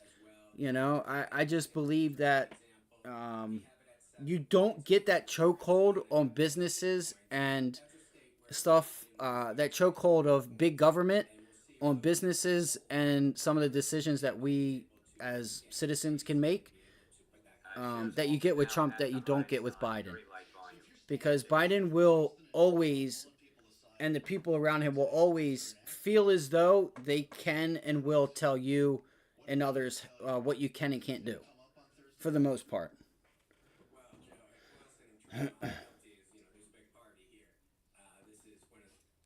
Yeah, here's what I would do. If I was anybody, right? If I was anybody, I would go to YouTube and I would watch the interview with these guys, Chamath and crew, and really get really, they asked the questions, right? It was a good one. Where is it? It was good. It was good. Right here, this one. Jason Sachs, Here we Friedman, go. and all these guys. Everybody. And they drilled him and they asked him questions. I want everybody to watch it because there's this idea that he does what he wants and he doesn't. Now the reason he got rid of Mad Dog Mattis is because you got to remember Mad Dog Mattis is also got that part of him where he doesn't want to necessarily just pick up and leave and still wants to like he has that politician Pentagon that has been there, right? When we try to get out of these wars and try to leave places, and we can always be there for help when these countries need help. But you know, there's just I would suggest anybody go watch it because it gives you it just gives you insight as to it's not personal decisions that he makes, it's the people and professionals that are around him that say whether or not to be doing something and to not do something. And I think that there's this wrong portrayed image of Donald because he used to talk, because you have to separate when he's in front of I don't mean to like say this the wrong way, but in like a small town Kentucky, roaring the crowd up, saying ridiculous shit versus what he actually does. Right? Just like Joe. Joe goes and says all this stuff, but behind closed doors is a totally different person. Right? And believes in totally different things that should, which is in the basic sense of it, you know, as long as I get your vote, that's why you've seen them scramble for the past 2 months. Oh, the people want closed borders. Let me hurry up and close the borders. Let me not ban new menthol cigarettes real quick. Like those thoughts and intrusive thoughts to think that you can give and take from the citizens to an extent is in and of itself who Joe Biden is. And it's not okay because I know with the other guy, he's not going to have big government raining down my neck for small businesses and the decisions we make. And he's going to ease things up for companies to make it so people can make it. Therefore, not only just get not just get hired, but be able to retire. The company has freed up cash, and when they use that, give it back to their workers, they don't get taxed as much. They're encouraged to give out bonuses and all these other things. I just know for me this year, it is personal rights, right? And that is the chokehold of the government. Do I want that or do I not want it? And I do not want it. We finally got out of it, out of Obama, not going to the Senate and the House, thinking that it's okay to spy on you and me and our phones without judicial process. It gives insight to who they really are. You know, yeah, let me get off of that. But that's what I'm voting for this year. And I will, listen, I didn't vote for Trump neither terms. The first one or the second one. I will be voting for him.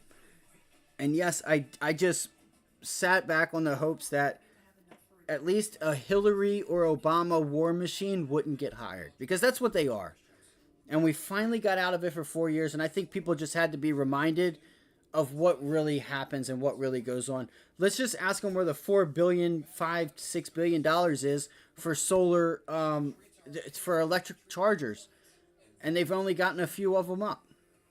Like, yeah, I don't know. I just think, and that's to me is not important. I honestly don't care, you know, because that money will go back. But for me, it's one person saying that it's okay to make legalize weed and just this idea that you can give and take. I'm not with it. I'm not with it. That's not the United States that I want.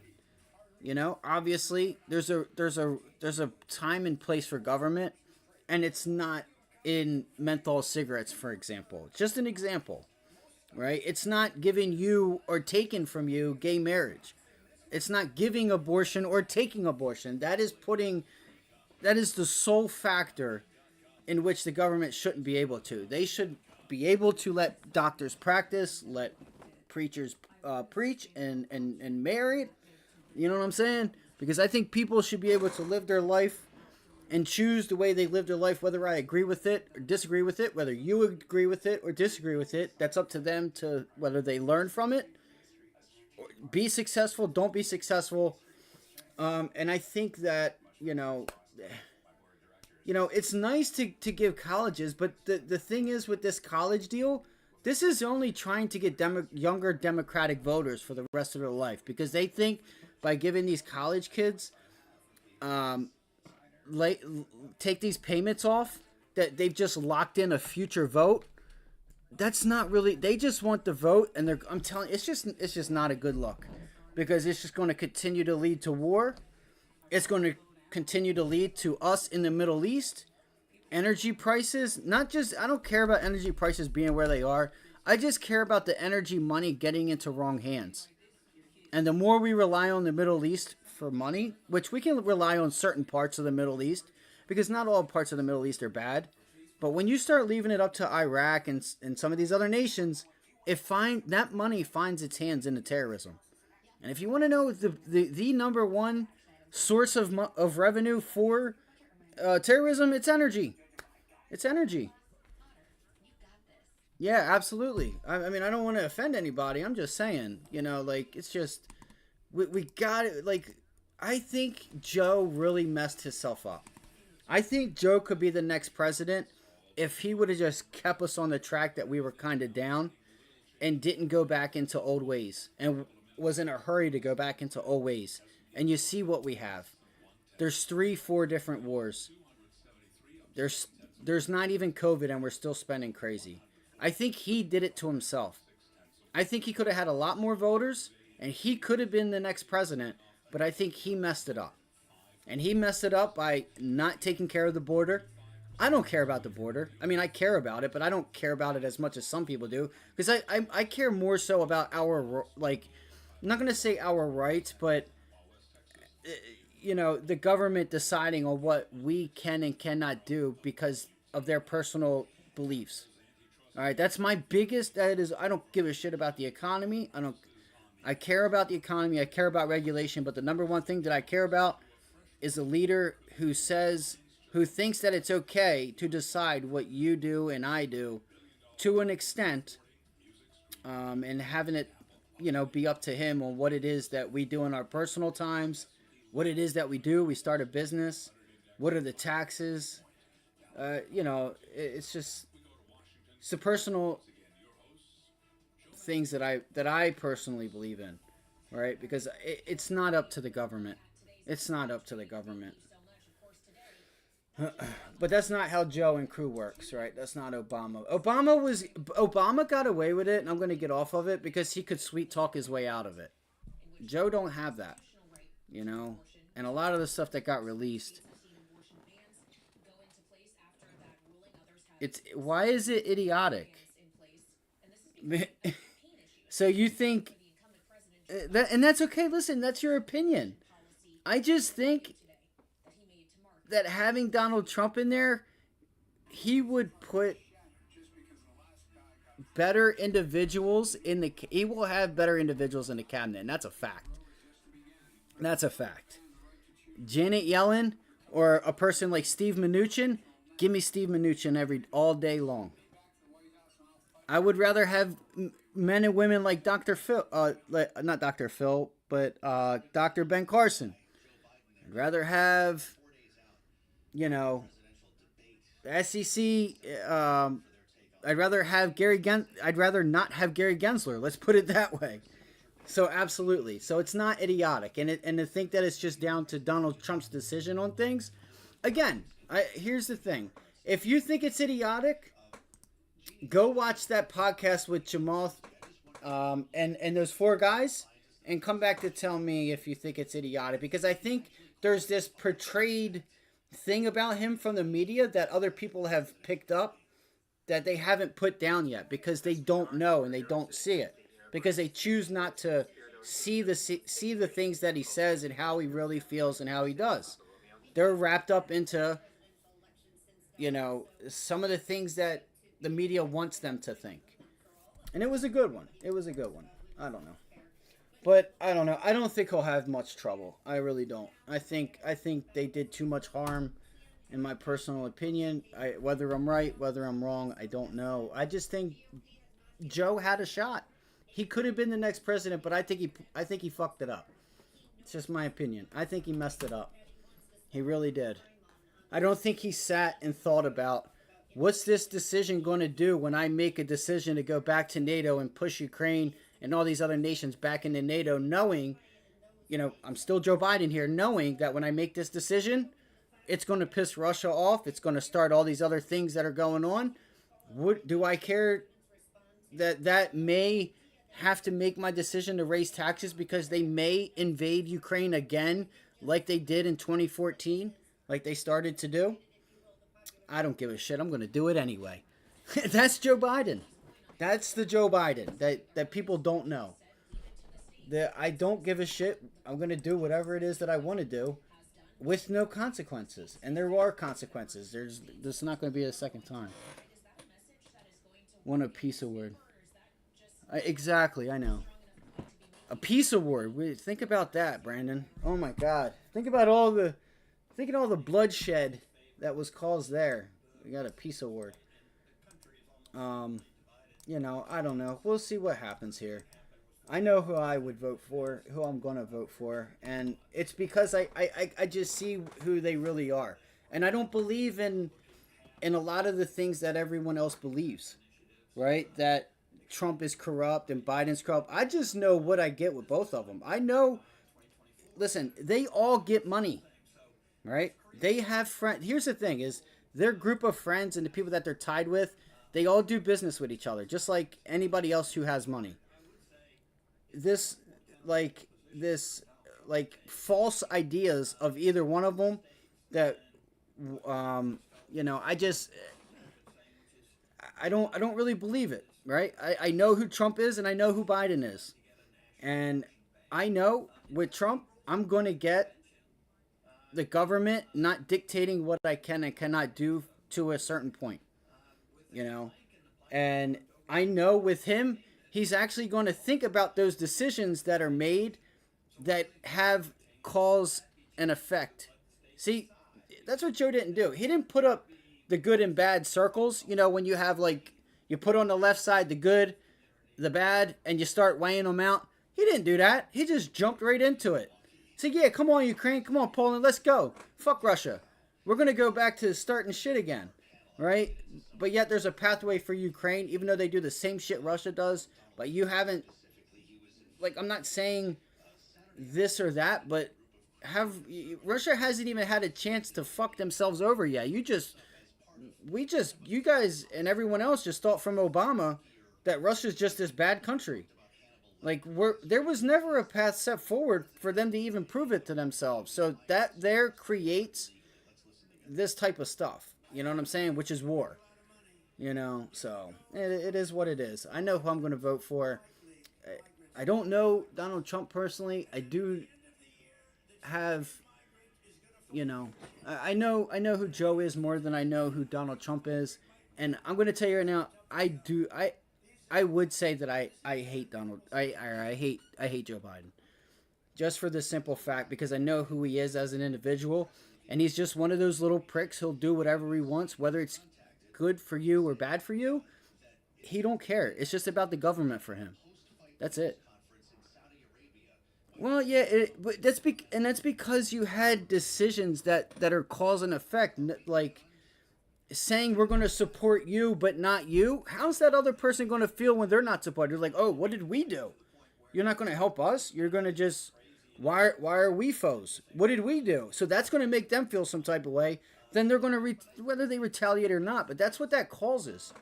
And it's just like, listen, we got Osama bin Laden. You had those things with Saddam Hussein and Gaddafi. Why are we still there? That's why General Mattis got mad when we tried to leave. Look, the objective had been made. We can work on safety measures to prevent 9/11. What are we still doing here? 18 years later, 17 years later, 16 years later, we finally start to kind of pull out. Yes, you can try, it's okay. Listen, we do business around the world, so we got to help bring some stability around there. But as a president, you got to make the decision, is this ultimately what's best? Right? And if it is what's best, prove it to the people. I mean, I just haven't seen this crazy country of Russia. What do they do shit that's not okay, that I'm not okay with, to their own people? Of course, they're a communist country. That has nothing to do with me. But to say, to get yourself involved in something you don't even need to be involved in, which has a reaction, and then that reaction then has a reaction on our lives because we have to raise taxes. Like, you just start going down this, like, what are you doing it for? Like, let's just say, I don't know. That's just it. Listen, that's Joe. That's I can't speak for it. That's Joe. He don't care. He's always going to have that beach home in Dewey Beach. That $2, $3, $4, $5 million beach home. You might not. Your taxes go up. It don't matter if his taxes go up. He's going to be all right. He don't care. Right? He don't care. He don't care that the people that Amazon tried to help out that got laid off, when Amazon stepped in to buy iRobot, and they said, no, this is they stepped in and said, no, you guys can't buy it because of consumer this, consumer that. Bro, Amazon already has the money to start their own. Like, they only stepped in to help save those jobs because the iRobot people were getting ready to get laid off because they were running out of money. But they don't care. You know what I'm saying? So, I don't know. That's all.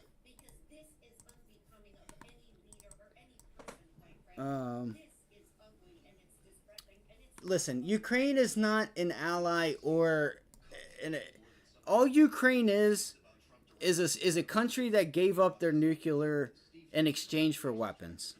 We said back in the early 90s, nearly 30 years ago, that if you give up your nuclear weapons, if Russia tries to invade, we will give you weapons. Why did Russia not invade in the 90s? Why did they not invade in the 2000s?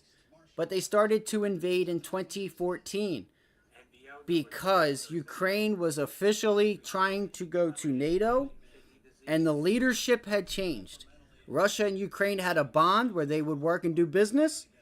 When Ukraine starts to, gets put in over, when the United States starts dictating the leadership of Ukraine, Russia feels like United States is stepping on its toes and is in a place that they shouldn't be. And they are correct in that matter. Now, if Ukraine wants to join NATO, cool, great, grand, wonderful. Why can't Russia? If you're going to give Ukraine the opportunity, you should be able to give Russia or any other country the right to passage, right? There should be laid out a road here. This is what we would like from you, and a time frame. The thing that starts wars is saying, no, we're not giving it to you. But yes, we might give it to these guys. That's where it gets started. Okay, it was never about NATO in the 90s. It wasn't about it in the 2000s. It was about the arms treaty. And that they give up their nukes, and we said, if something ever happens, we'll give you your weapons. Then it got a little deeper into that when you got Obama into office and Joe. They just have this... listen, at the end of the day, I'm going to tell you what it is. It's about land. It's about whether Ukraine shares it with Russia, Russia gets the land, and China gets some of it. Listen, they're the biggest exporter of wheat, soil, and fertilizer. So this is all about a fight for land. All right? There needs to be a mutual respect between all the countries, China, USA, and Russia, and Ukraine, and find peace. But, that's neither here nor there. So it's like, you have to understand it from one side. If China was over here messing around with Mexico, trying to get Mexico into BRICS and doing all these things and doing big business, how do you think we would feel? Or Iraq, or Russia going to Cuba. They've been doing it, but if there was just this, okay, you're too close, they could start to feel the way. So you can't expect Russia to not feel some type of way. you know, because they do feel like Obama and Biden put their personal, I don't know, you know, the government into a place that they shouldn't have been. Saw these problems in 2025. That's true. I just think, I just think the cabinet is a lot better in one than the other, you know, and you see it with just crypto, dollar dominance, governments, right? See, this is the thing. If the shoe doesn't fit, they don't want it, right? But embrace it, you know, embrace it again. I don't know. Let's see here, because at the end of the day, you still have, I don't know. I could see both sides of it, but it is what it is. You got to accept it, brace it, and you know, when you don't and it goes elsewhere, now you're really screwing yourself. But you know, what do I know? I don't know much, but I do know what I get with the one guy and what I get with the other one, and you know, so. What did we say yesterday? We said I didn't expect a pop to 189 with Tesla, but I did say a pop into like 185, 186, and people try to get long and it possibly reject there. So I'm still watching Tesla at 182.50. And listen, Blue, listen, bro, I appreciate you, man, and I'm glad that we could even, you know, have this conversation and not be, you know what I'm saying, like at each other's necks, because there's a lot of people that can't even state their opinion. And they just get too offended because they're up their own ass, and they think that their opinion is the only thing that matters. Because I, you know, how do I say this? You know, I appreciate your opinion as well. You know, whether we agree or disagree, that's, you know what I'm saying. We have our right to it. Men and women died so we could have an opinion, right? And our own thoughts. So we need to be thankful for that, you know, because it might be taken away. No, I'm just playing, but no, he's not. Neither is Biden, you know. But I think we could get a good cabinet in there. Exactly, man. I mean, like I said, I respect yours, and you know, and anybody else's. So let's see here. So we have DJT. I meant to grab something to drink a while ago. You guys know me. I can't help when we go down that, because I love this country, and like I just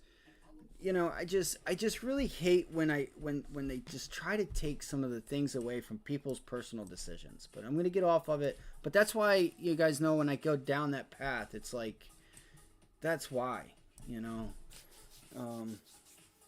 Which I need to not do, you know, because there might, you know, if somebody get, you know, I just need to stop it when it needs to be stopped. That's all, and not, you know. Anyway, I'm gonna grab something to drink real quick. I'm gonna grab some water. DJT coin, TLT, DJT right here. You got to 36, bro. Let's look at these options, dude. So this morning, so for anybody that doesn't know, you guys see this options chain for Tesla? And this is the first, I'm going to tell you guys, out of all the years that I've been trading, this is the first time that I ever seen something like this. When you got this pop this morning on Tesla, I looked at the options chain, and I swear to you guys, there was only about there was maybe 400 on the strike prices with the most open interest. There was about 1,200. Like, I'm telling you guys, the put side of Tesla's options chain was massively low. And I looked at the call side, and you had 14,000, 5,000, 6,000. Like, every strike price had thousands of volume and thousands of open interest. And the put side this morning literally had nothing. And I'm like, what the hell's going on? And I think that's why we saw that huge pop. So I'm actually going to watch out for this. See, you can see here how it's kind of low. It was lower than this. I know the day started and some people will go out 2 weeks. But places where you would expect 1,200 in volume, 2,000. You didn't even have 600, which was mind-boggling to see on Tesla's option chain. Like, it really is. To not have anywhere on the chain be over 1,000 in volume, let alone not be above 600, that was actually pretty crazy. So there was a big, like, shift in a one-sided, everything was on the call side, and I think that's why you had that gamma squeeze this morning on Tesla.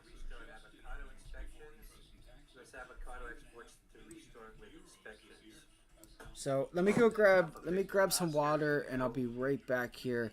If we get, man, look, this is another breaker. I can't take DJT. Dude, this thing is up 30%.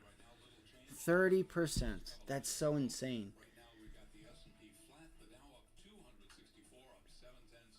I wouldn't be surprised. I would not be surprised. I was just looking at that. And I would say, I mean, honestly, this thing's, it's pretty rare that this thing has went up all day. Damn. I don't know if I should use it, if I should put it there, because that was the move higher, or that was the move, because that was the consolidation and that was the breakout point right there. Let's see if this puts us at 40. Look, it kind of does. 39. And look, that's right there at that pivot low, like right there on the money at 39. You might get it. You might get 39, 40 bucks today.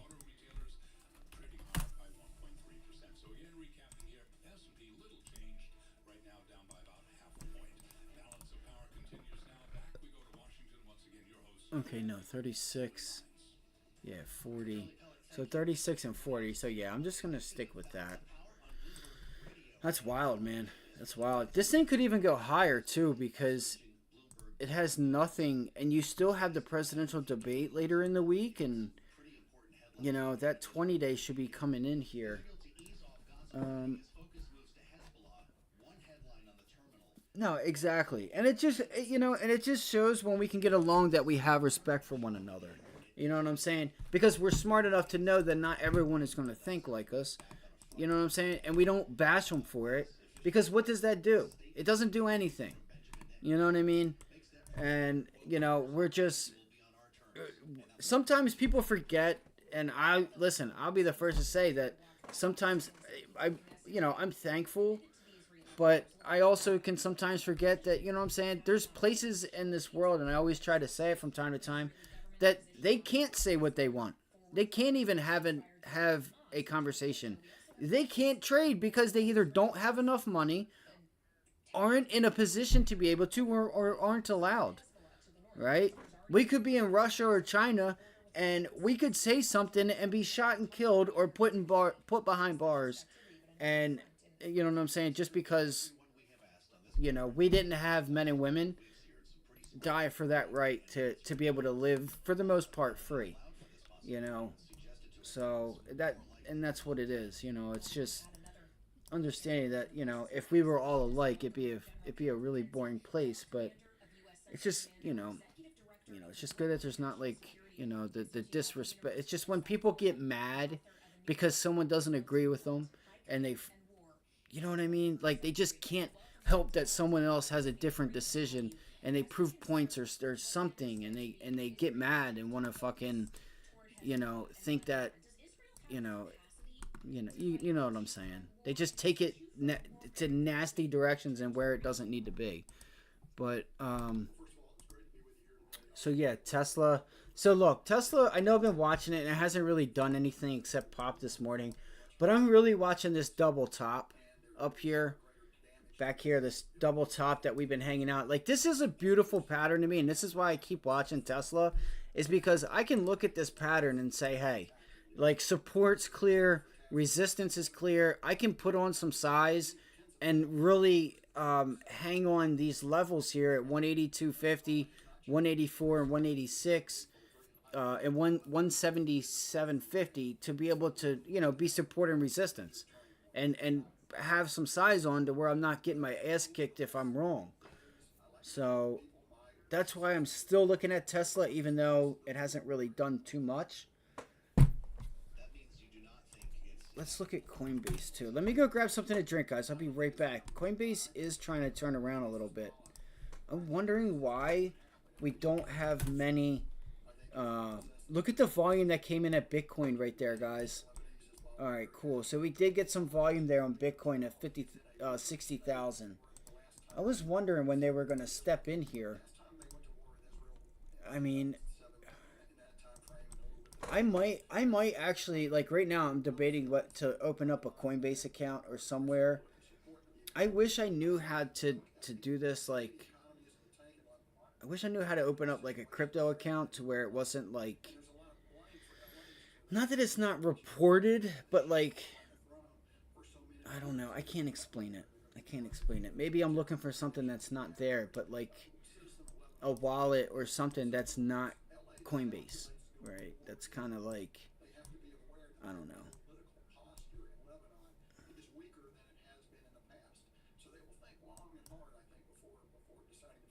So there's, so 60K, man, Bitcoin could still, man, you break 60K or start turning 62 into resistance. It's, you got a nice shot down there at 56. I'll probably do that tonight. Is open up a Coinbase account. Or do you guys have a recommendation for a crypto account, or what you guys think? I'm sure it doesn't matter. I guess Coinbase. Like, as long as I own it. Like, I don't want to have like you know what I'm saying? I don't want like the broker to own it and then I just get the difference. Like, I would like to have it and own it. I'll have to do some research on it tonight. Damn, that's some serious volume. Alright, I'll be right back. Let me turn on some CNBC real quick.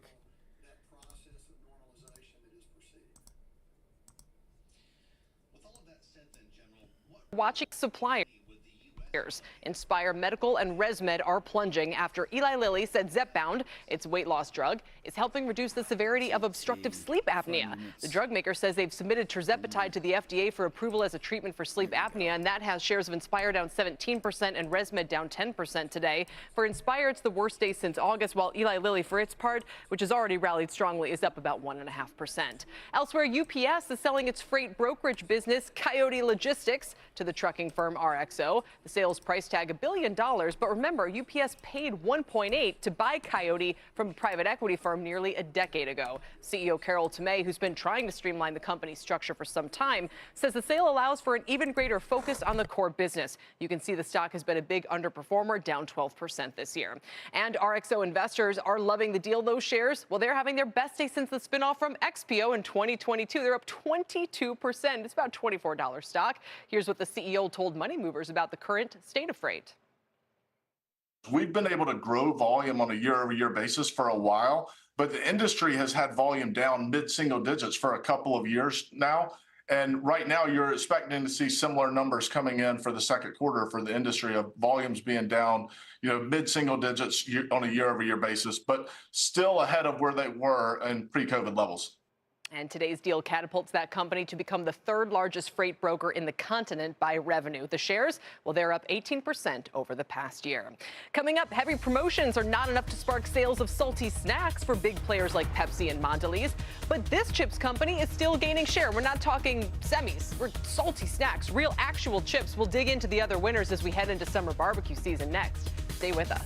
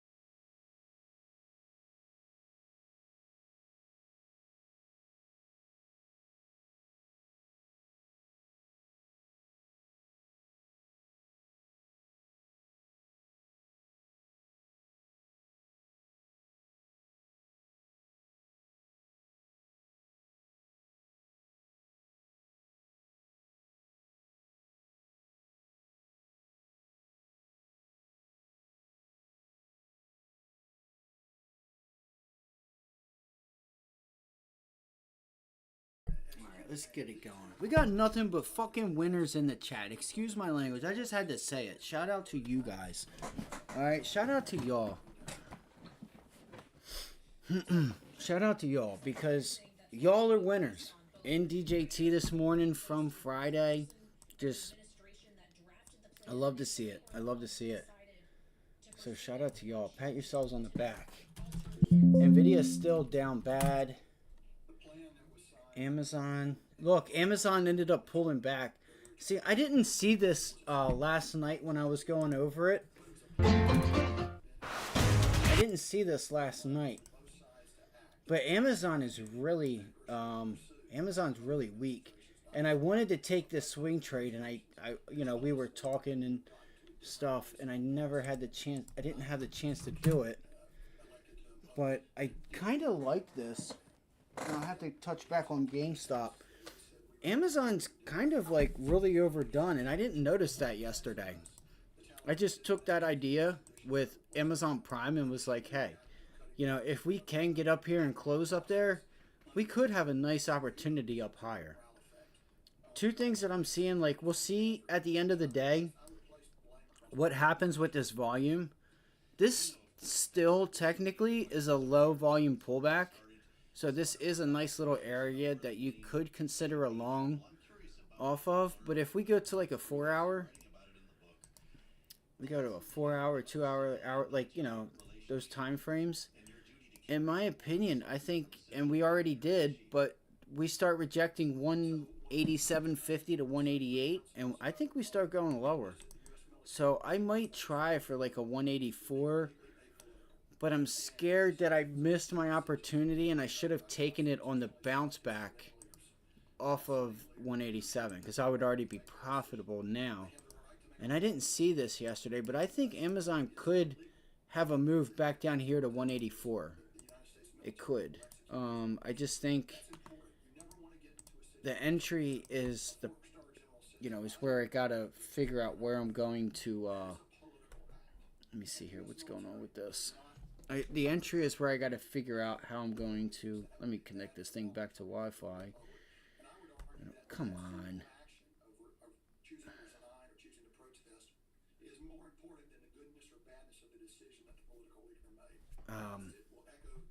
Yeah, so you can see here support. We broke it. Now let's look for another shot and an opportunity back up here at 188. And I think we could have a nice trade on our hands for some follow through.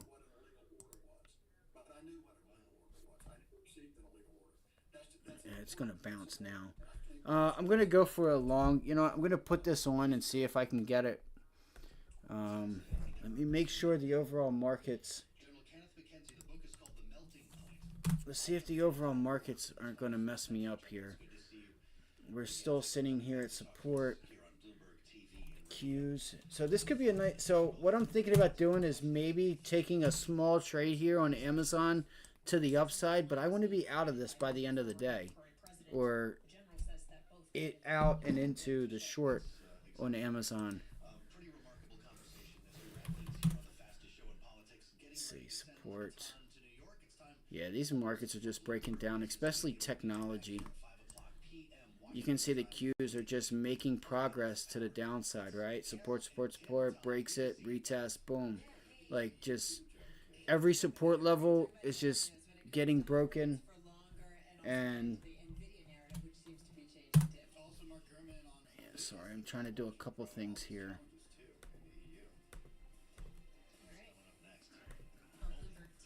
I don't have the chat up, so safest. Yeah, shit. Sorry, give me 1 second.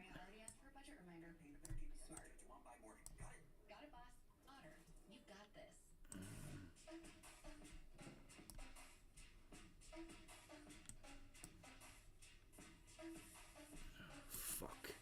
Sorry, guys. Just give me 1 second.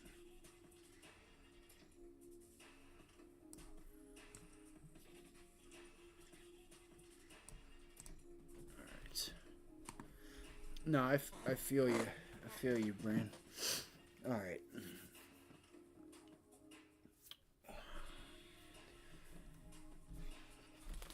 So Tesla did not get up to... Let me throw this stuff away. Hold on 1 second. I got so much shit going on here. I usually don't eat till the afternoon. So, again, it's not an easy decision, and not one I think that would be made quickly. But it's in the range of considerations. And finally, what are your favorite names in the space? If maybe it's a couple of these names that they can turn things around. I think you still have a buy on Pepsi, for instance. But which ones do you think are best positioned?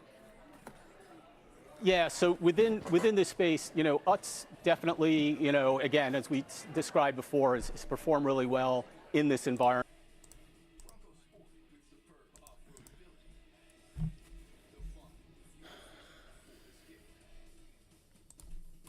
Let's go. So I got the scanner up. Sorry, because I hit the Wi-Fi on my stuff, or on my laptop and stuff, and now I got to restart my scanner and all this stuff here. I got to get everything back up and going.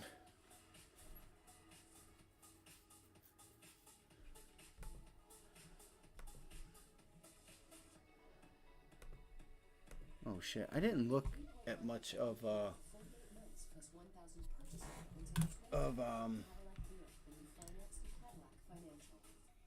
AMD today.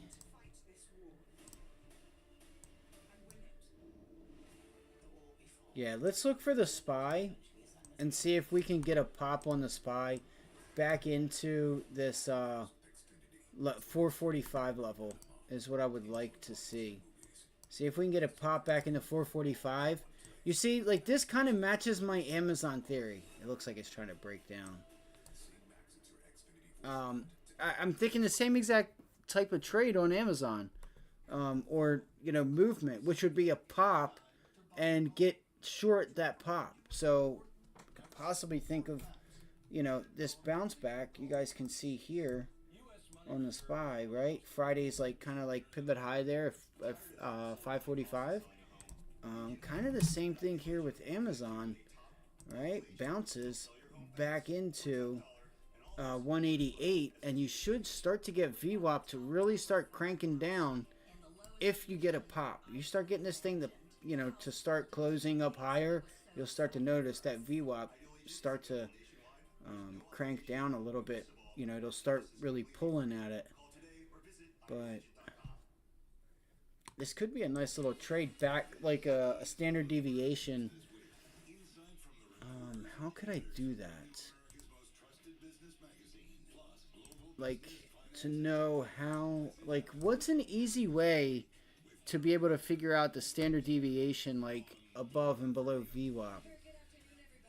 Without having to...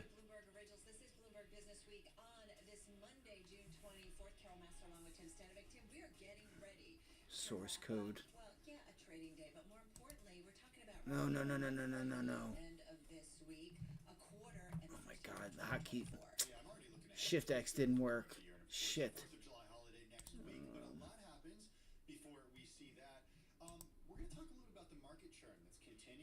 What is this? Soft hard limited compressor?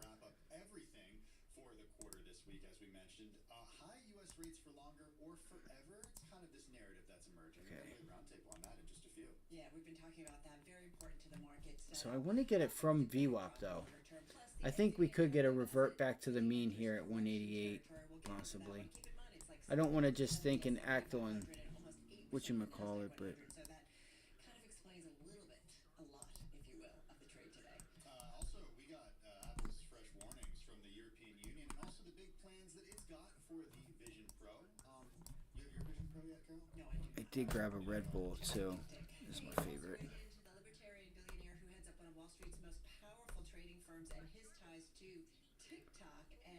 We have a market data for F1. That's from the San Francisco Fed President Mary Daly. That turn to cleaning sneakers to survive. All that and more over the next hour. First up, though, a check on the day's trade and top business stories. Here's Charlie. That's daily. Got one word for you, NVIDIA. The stock right now dropping by 5.6%. We're on the story. We got you covered right through the day here on Bloomberg Television. Yo, this is crazy. The S&Ps are only down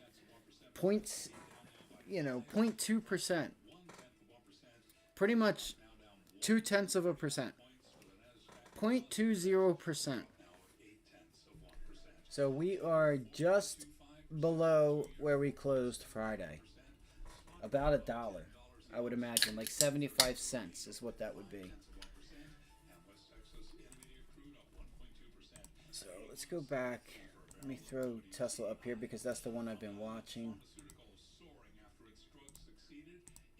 Futures. Wait.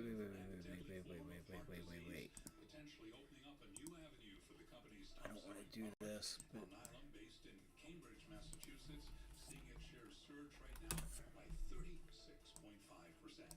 Again, recapping, S&P in the red, down 0.1%. NVDA could not ignore the stock again. my computer is going to go nuts. I got like 80 different charts and different scanners and all kinds of shit going. I wouldn't be surprised if it kind of just gives up. It says, dude, I got too much going on. I got to go. I'm done. All right, DJT's pulling back here. I'm going to be honest. I know nobody wants to hear this, but I would like to get a, I'm so frustrated. I had all the time in the world to try and take that, but I had to stick to my guns there where, it was a bit over 5 ATR or a $5 ATR. I did not expect it to do much more than $5-6, and it did. It's just a risk to reward, right? That's how you can stay a confident trader, is like when you can let things go, and sometimes they work and sometimes they don't. I mean, it was a clear runner. I just didn't know how much more we were going to get out of it. And for something that runs $3 and you're, getting long and you only got $2 left, that thing can pull back $2 and give you the $4 and you still lose money. If you buy the options. If you buy the stock, it's a bit different, but you got to sit through that drawdown. So,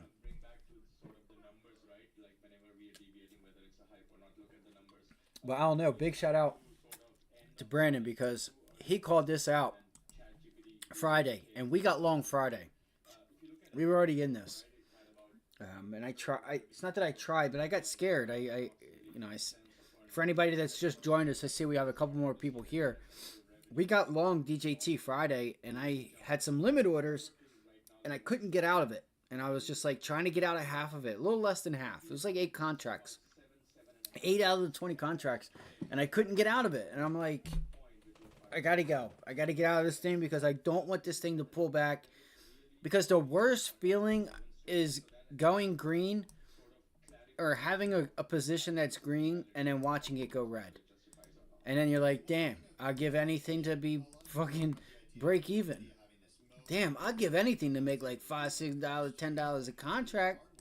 I'd really like to get that again. So you can go in this like spiral. Trading can get dark. It can. You just got to be able to be responsible and then not fall into them traps. And that's why, I had to let it go.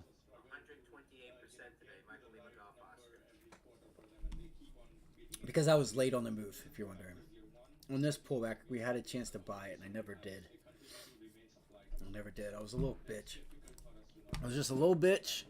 And I need to put on, what do you call it? Sticky note. I need to put on my monitor and put on a sticky note. Stop being a little bitch. Start being a little, have a little bit of roaring kitty in you. And I don't like that I'm saying that, but we've already had a few positions here that would have worked for us and probably would have been able to pay for any of the losers that we had. All right, so let's go real quick. What time is it? It's 2 o'clock, so we still have 2 hours. So the afternoon session's getting ready to start, or is starting. Damn, look at Exxon today.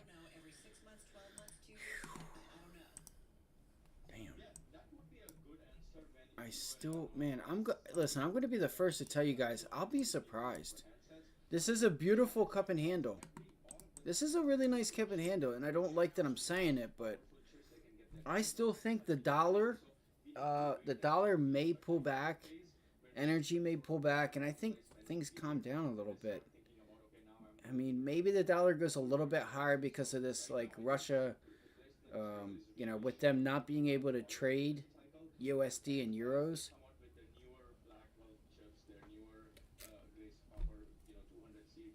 I don't know. Listen, I'm not a banker. This stuff, 3-bar, is it a 3-bar reversal? Does it have volume? Let's see here. On what, a 5-minute, 3-minute? It really shouldn't matter. Let's see if it closes up there. Let's see. That is a trend reversal. Could have that 3-bar reversal there. But here's the thing. When you say a 3-bar reversal, or when I say it, I mean where you have like 2 down candles and then like that. You know what I'm saying? That is a clear signal for a trend reversal. Catch the pullback. Boom. And I'm not much of a candle guy, but I will try to. They've happened, and I've mentioned it before, where I don't know if it's not that I was wrong on a trade. I think we were recapping a trade, and I pointed it out. I was like, oh shit, look, there's a 3-bar reversal. Kind of like this, right? Like right here. Right here on this pullback. You see how you have two down candles, and then this one green candle that like takes it out? That's a signal of a trend reversal. It's called a 3-bar reversal. But there you go. I mean, it's trying. She is surely trying. See if you can close up there. I just think it's going to be hard, because it's going to be hard to bring some new people in. But maybe you do. It's above. No, it got up to 36. Because remember, all those people in those calls are right here anyway. So it's like the market makers, until you break above 36, they don't have to worry about covering that much. Yeah, see, they're all sitting there at 36, and that's not even that much. Oh shit, here, look, 35, there it is. Yeah, 35 and 40, and they were paying about $1.50 when I looked at it down at the bottom, like when we were down here earlier in the morning. So they're about break even. They just have time, so they're up about $1 a contract. And about because it was like $1, so they're up 50 cents, so it makes sense. It's not in the money, and it's at 34.50, so that makes sense why they're up 50 cents, because it's down 50 cents.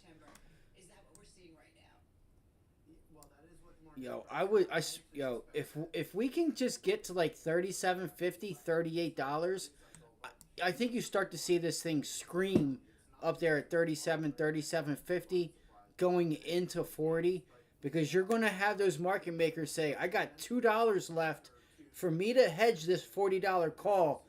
I need to buy that motherfucker right now, right? To have that $2 there and say, all right, I'm cutting it close here. You come into $1, you come into 75 cents. You're cutting it real close. You're cutting it real close. So if we break through here, I would expect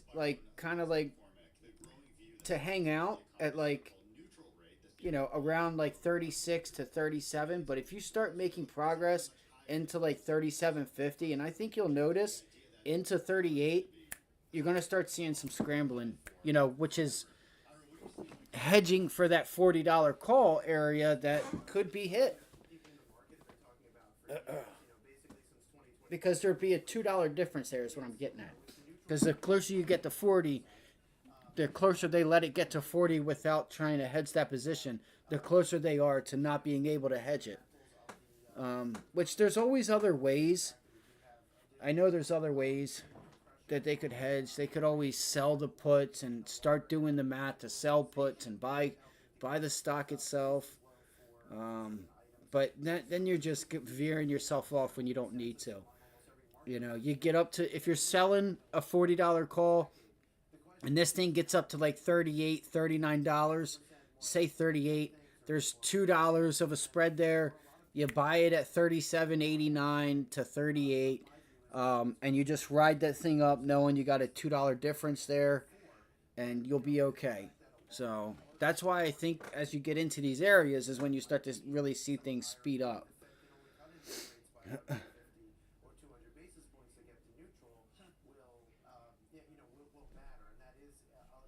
And it's not even really, it is market makers, but it's also just other traders too on top of it. There's just there's a lot of like perceptions and what's going on versus what each trader and each person's doing, right? It's actually pretty cool. It is. It's really cool because you have market makers that are there to just get a spread. You have traders that are shorting, so they're watching that. Then you have people that are selling spreads and just doing just nonsense. You have retailer. We have us buying calls.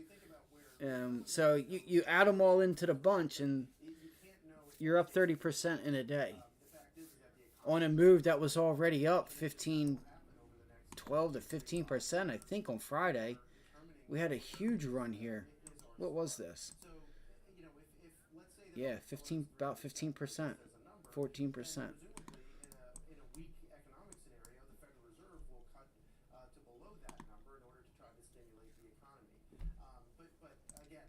Is that your 23.6 fib up there that we just hit? Yeah, kind of. I was going to say 26. That's about where that's at, 26 to 30%.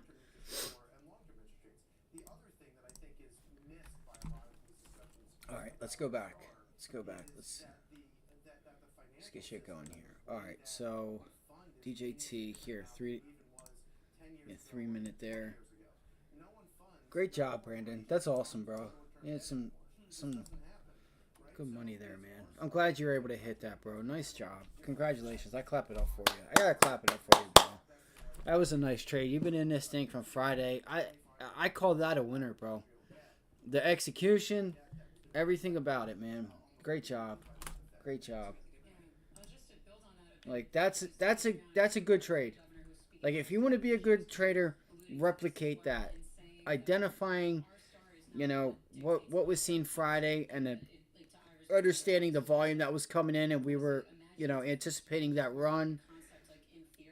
Knowing that we said, hey, we have that presidential debate and some things coming up here to look for a gap up, and we were trending to the long side and being in it, executing and holding, and sticking to your plan.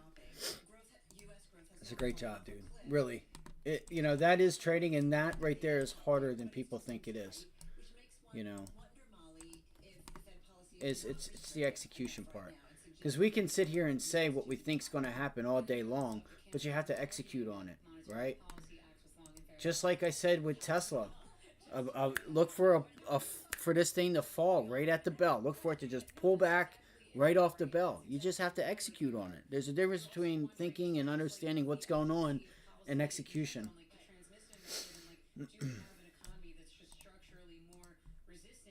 Because you also got to think too, battling, if you're not on a desktop, let's say you're trading on your phone, or even if you are on a desktop, the time it takes to get the amount, understand your risk, right? What are the deltas? What are you working with here? Like, okay, this is a nice trade here. I like this is where my volume and open interest is. This is where I want to be. I'm about $1.50 away, doing all those things. And, there's just a couple brief things you can do to keep yourself safe, with just ATR, knowing where the volume and open interest is if you're trading options, and if you're trading the stock, understanding the liquidity that's with it, and just doing a few basic things to keep yourself safe, and then executing on it, But again, like with options and stuff, pushing, understanding.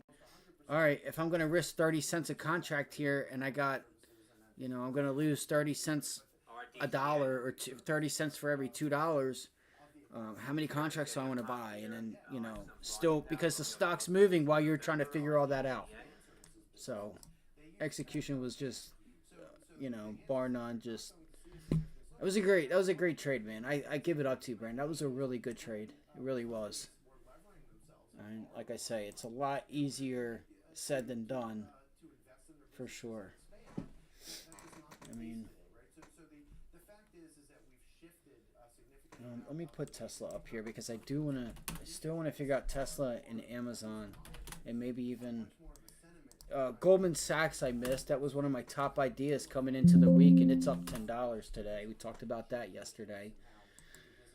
Kind of did myself a disservice by not writing down Amazon, Goldman Sachs, and stuff like that. I kind of was just like head first into Tesla. All right, DJT right here. Oh, I wonder if we could get. I was gonna say this and I didn't say it, which I was getting to, is I would like to get a pullback to the 20-day or the 200-day moving average, which is this box down here. That turquoise box is your 200-day on DJT.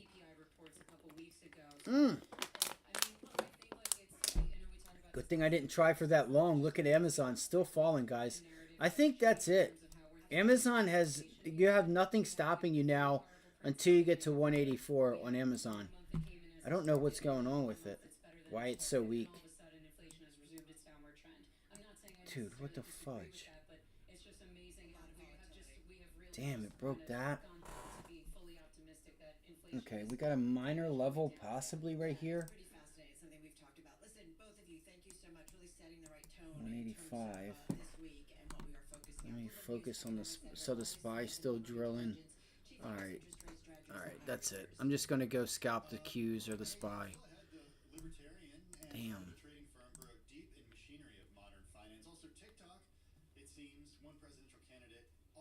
What's that, 474? 473. Yeah, it is. Yeah, I still think you're right that this thing will trend higher. I'm going to wait for those pullbacks, and next time I'll probably go out 2-3 weeks on this thing. Especially coming into this debate, man. DJT is going to have a lot of steam. There's going to be a lot of volume, especially the next coming couple days. I'm surprised I didn't see this over the weekend or yesterday. Fuck, man.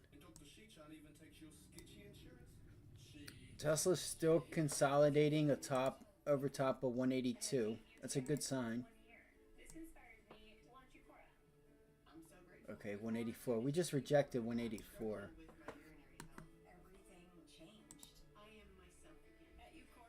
Rejected 184. Let's see here.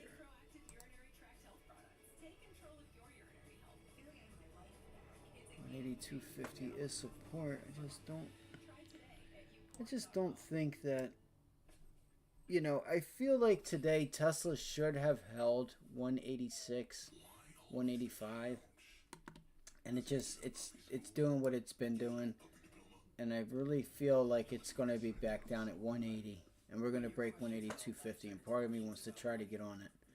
It's just like, so I'm looking at the top left of the screen here, so look, if you guys see here, back here on this day, you see how we pulled back into 182 and held it, and you didn't get the gap down. You actually came in with a gap up to 186 and then sold it off. That's why I'm not going. That's why I haven't put a position on just yet. It's because I'm still, you know, I'm not getting any follow. It's not doing anything right now. Number one, but I just don't think there's a day 2 trade there for me to put on right now. Unless something changes, like the market continues to stay really weak. And look, it's starting to pop.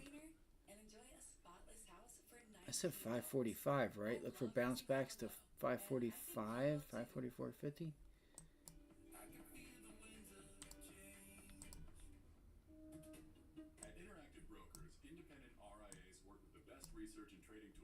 That was a mean one. Meet them at Interactive Brokers Investors Marketplace for advisors. Advisors at Interactive Brokers keep all they earn on our low-cost platform with no ticket fees or custody charges, low margin rates, and high interest earned on idle. It is. I'm watching it. I know I am. I'm watching it. Looks like it might start turning this in resistance.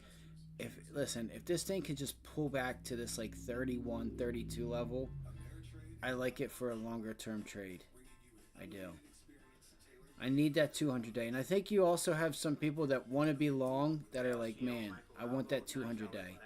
a break, retest, and recapture the 200-day. MLGO. Our team of passionate traders who live and breathe trading. And sharpen your skills with immersive online education crafted just for traders. All so you can trade brilliantly. It's 2:21 on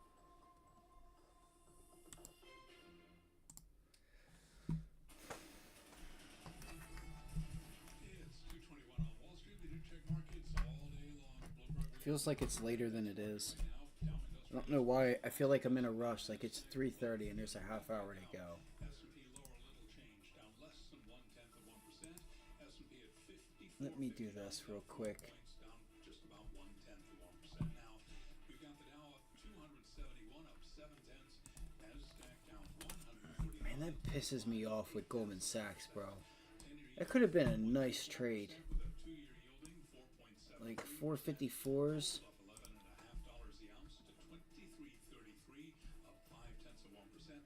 Oh, I had the Dow up there, that's why, because it's not Goldman Sachs. RXO has agreed to buy United Parcel Services freight brokerage business, Coyote Logistics, for more than $1 billion.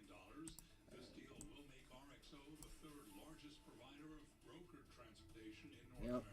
So if we get pullbacks into 392, guys, look for the Dow to keep extending. And you could get gap and go, gap and go, gap and go. Like this thing just, you're like, damn, nothing, just the Dow is just on one because it has room to 400, 399. So you could easily be seeing within this week and next week, even this week, a freaking 10-point run, 6-point run out of the Dow.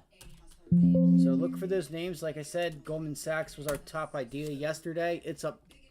It already made its move.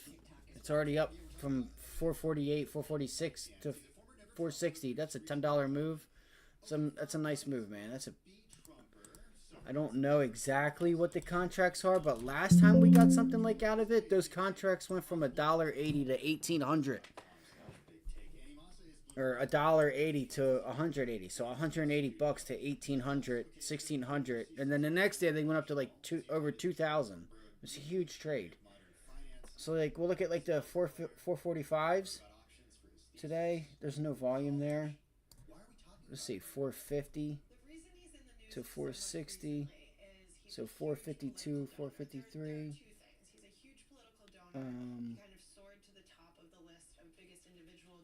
That has the most volume there, 455s.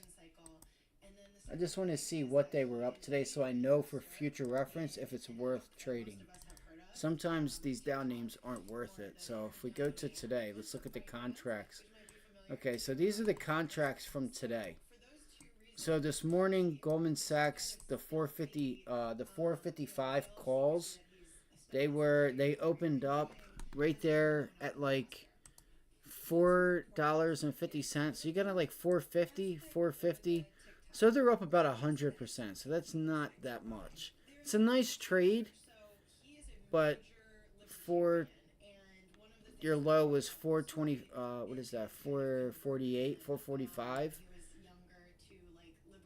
to 870. So a little over 100%. So not really worth it. For some reason, this doesn't have as much volume as it did prior. You have a lot there at the 460s, or yeah, 460s. But anyway.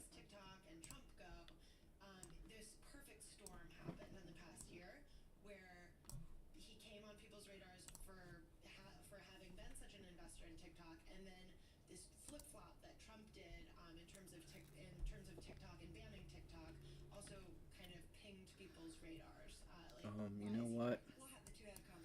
I don't want to, but I might.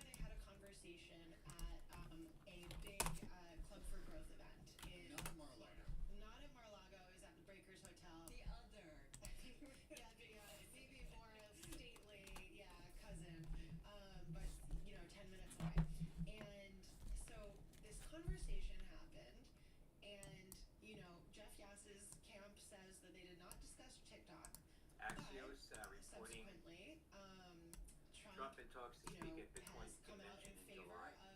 Keeping TikTok on the phones of all Americans, and subsequently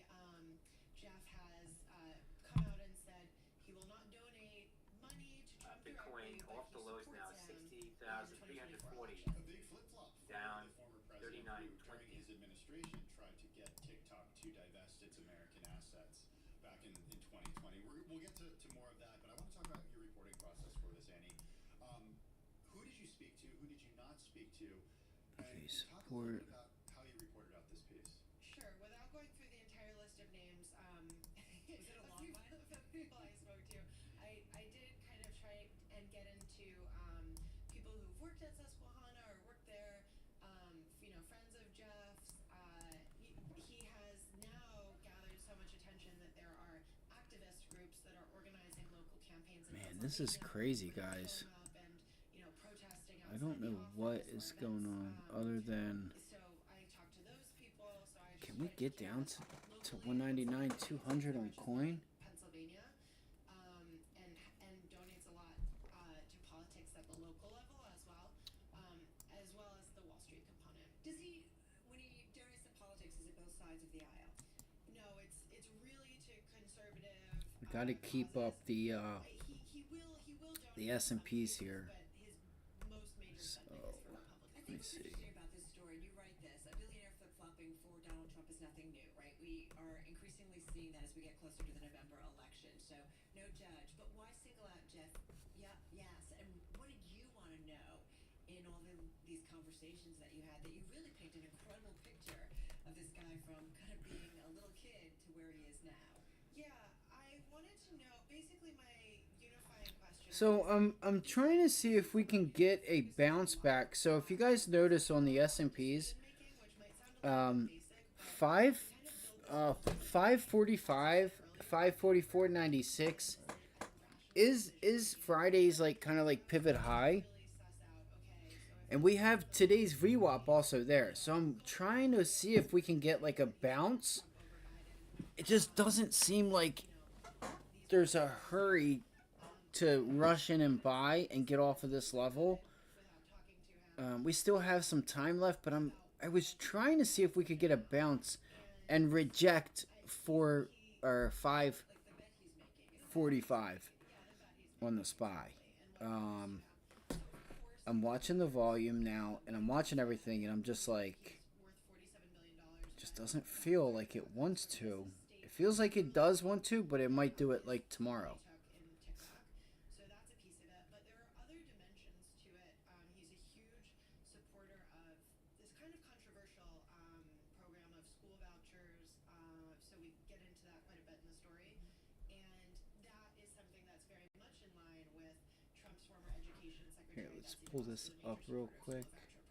One thing that I really liked about the story was the history of Susquehanna and how the firm came to be.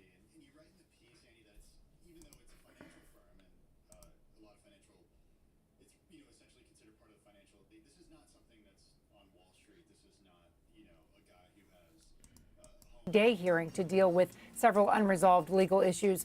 The trial itself is currently postponed indefinitely.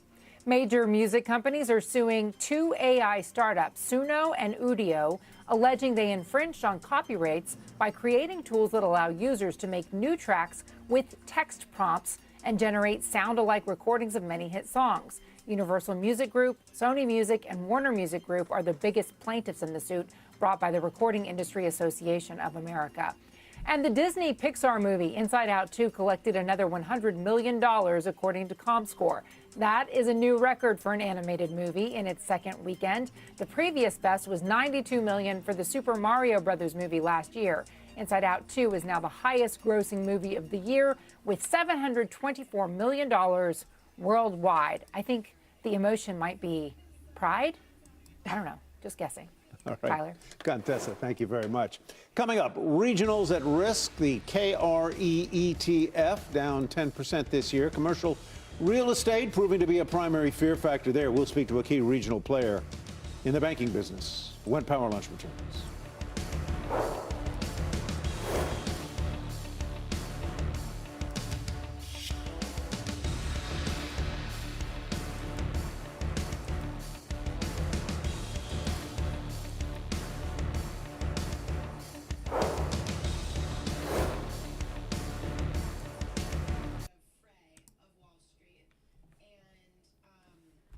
can I trade here that's moving? I forgot about NVIDIA and AMD. Let's look at some of these semiconductors.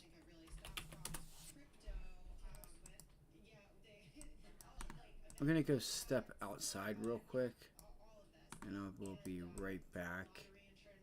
Grab some water and step outside and see what this weather's like out here. Let me see.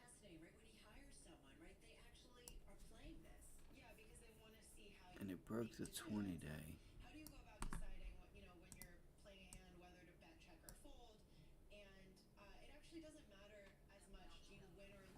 Wait, Madico? No, AMD, not Mad. Damn, I thought this was NVIDIA. Is this like a, dude, this is like doing exactly what semiconductors are doing today. I wonder if this Madico, what does this thing do? What does Madico do? I've never even heard of this thing.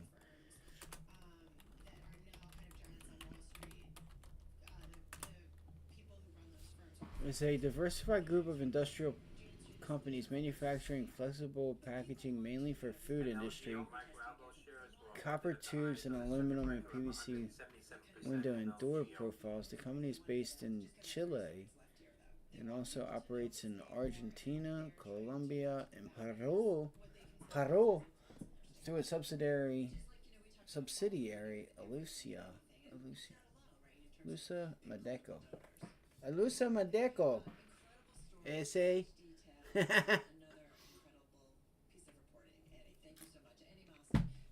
That's so funny.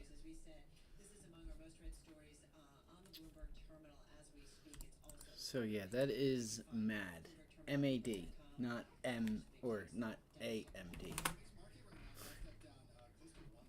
But look at NVIDIA. Tell me that ain't a chart. The bottom right ain't a chart of MAD. Tell me that these two are not the same, because I was looking, I'm like, yo, where are my trend lines? Where the hell are my trend lines? And if I go to MAD, I'm like, yo, where the hell are my trend lines? We broke the 20-day pop, lock, and drop. But no, I was looking at the wrong stock. Okay.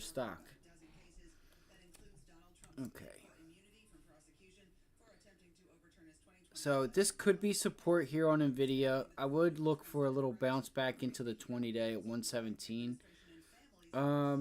Here's the thing. We can try and get cute and buy here.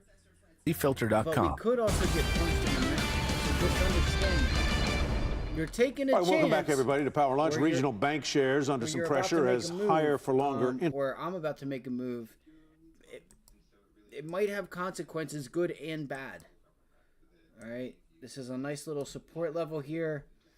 I think you just got to go for it. You know, there's times in life where you just like, you know what? You win some, you lose some. I got to shoot my shot, you know.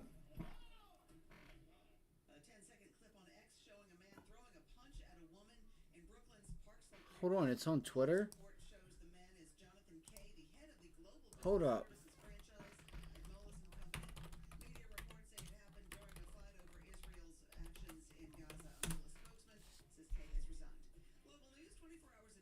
Oh, is this the Gaza shit? Oh, so this is the bank guy. He got mad. They couldn't have a conversation like we did. We couldn't agree to disagree. Oh my God. Stop. You an ass. Sorry. So somebody on Bloomberg I thought fell, and I guess they were talking about this. So this is the banker, I guess, that got fired or something. Yeah, he didn't need to clock her like that. Maybe he's Jewish and he felt some type of way, but they're getting sick of it, and you know, you just can't be that guy. You know what I'm saying? You just can't be that guy. At least a woman. Like it should have been a guy. Assistant that competes with ChatGPT, codename Metis. That's AMZN, Amazon. He really must have been in a pride parade. Oh! Oh my God. That's right. Stop. You're an asshole. You are a horrible person. Go fuck yourself. Yeah. Go fuck yourself. Oh! Okay. Oh my God. Throw rocks at a glass stone here. But yeah, that's sick. Wow. Again, that's never okay. I understand that type of shit can really piss you off, but just let it be a guy. Okay, so that's what happened when I was talking about the bank stuff. Or when we were talking about, I guess there was a banker that got fired or something. And I think he was like one of the CEOs of a major corporation. And now he lost his job. That sucks. Out here hitting the Palestinian protesters. $10.90 at the high. 33.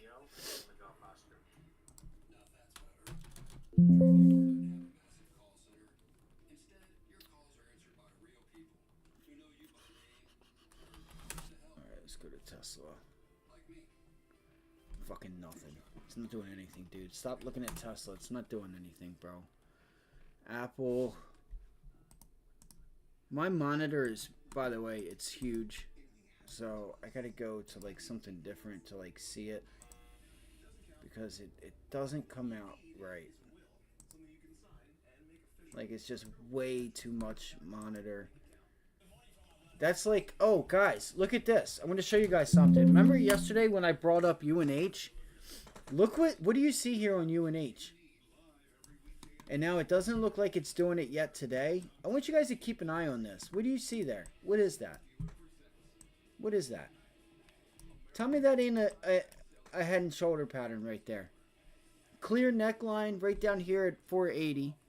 So if you see 480 break, and the other part to this is, you know, we have some room off of 480, right? If you end up breaking through 470, you have room all the way down to like 440. You could catch a $20-$30 move on UNH if you start to get a rejection up here at 490 and you break 480. Look for that break and retest there on that neckline. If something happens, I don't know. You might need something to happen for you to get that trade. But I saw that yesterday. I was watching it on my phone, and I'm like, wait, bro, there's a head and shoulders right there. How did you miss that? Oh, because your monitor is freaking huge, and it doesn't look right. Like from my view, when I look at my monitor versus like if I were to look at my monitor like on a live stream on like a phone or something, I can see it much better. It sounds weird, but I think I've missed a lot of patterns and a lot of setups for that reason. But I seen it last night, and I'm like, I had to show you guys when I remembered it. So that's UNH. Let's look at GameStop. All right, GameStop. It is rejecting right now. So, okay, so it is rejecting. Cool. All right, I'm actually probably going to trade GameStop. Let's see here. See if I can get some... Oh, damn. It's already started without me. Shit.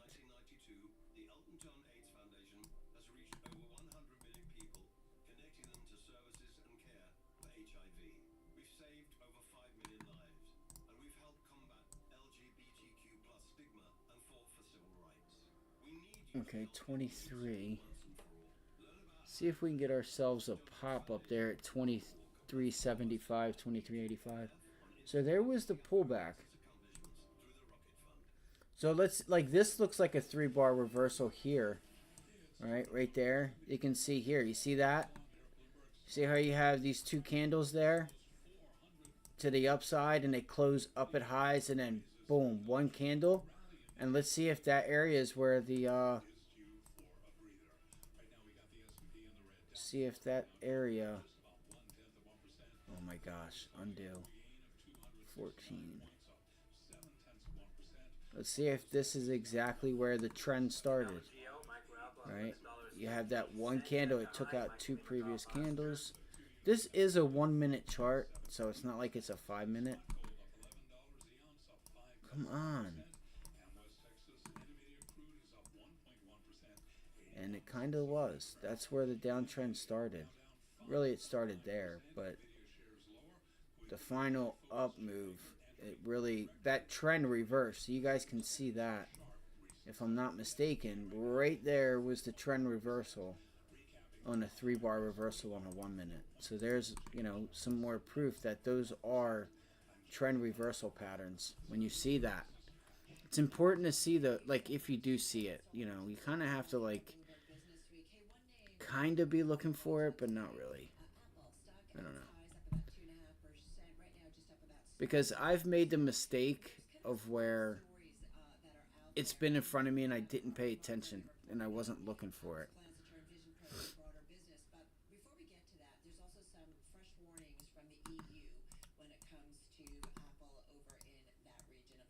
So there's... The European Commission said the U.S. company must allow developers in the App Store to steer users to cheaper deals and offer outside of the App Store. This in order to comply with the bloc's landmark Digital Markets Act. It lays out a raft of do's and don'ts, Carol, for some of the world's largest... Oh, the internet's a crazy place. From Los Angeles, Mark Gurman, we mentioned out with a story on Vision Pro and Apple specifically. Mark, by the way, Bloomberg News Chief Technology Correspondent, joining us once again here. And Mark, we mentioned Apple shares just a little bit higher today. We do want to talk about your story on Vision Pro, but before we get Just because everybody's fighting for everybody's data, like they're talking about it on Bloomberg right now. this latest round of a dispute for Apple and the EU's antitrust regulators. I mean, is it time for Apple to kind of come to terms that none of this is going away in Europe and kind of rethink its approach to business there? I think Apple has been doing everything they can to thread the needle, making the changes that the European Union is asking for in a way that they're not going to lose any revenue. Of course, as a public company and as a business, they believe that they have a fiduciary duty to do that. Long story short, the European Union is not happy with Apple's commissions, and so what they wanted is for Apple to open up iOS so users can download apps from websites and external app stores. And so what Apple's done is they've allowed that, but they're still asking developers to pay what's known as a core technology fee to reimburse them for every installation over a certain threshold. EU's not happy about that, so they are charging Apple with violating the Digital Markets Act, in part because I'm trying to... Apple's still going after that revenue. And obviously Apple has to be careful here. It is a slippery slope.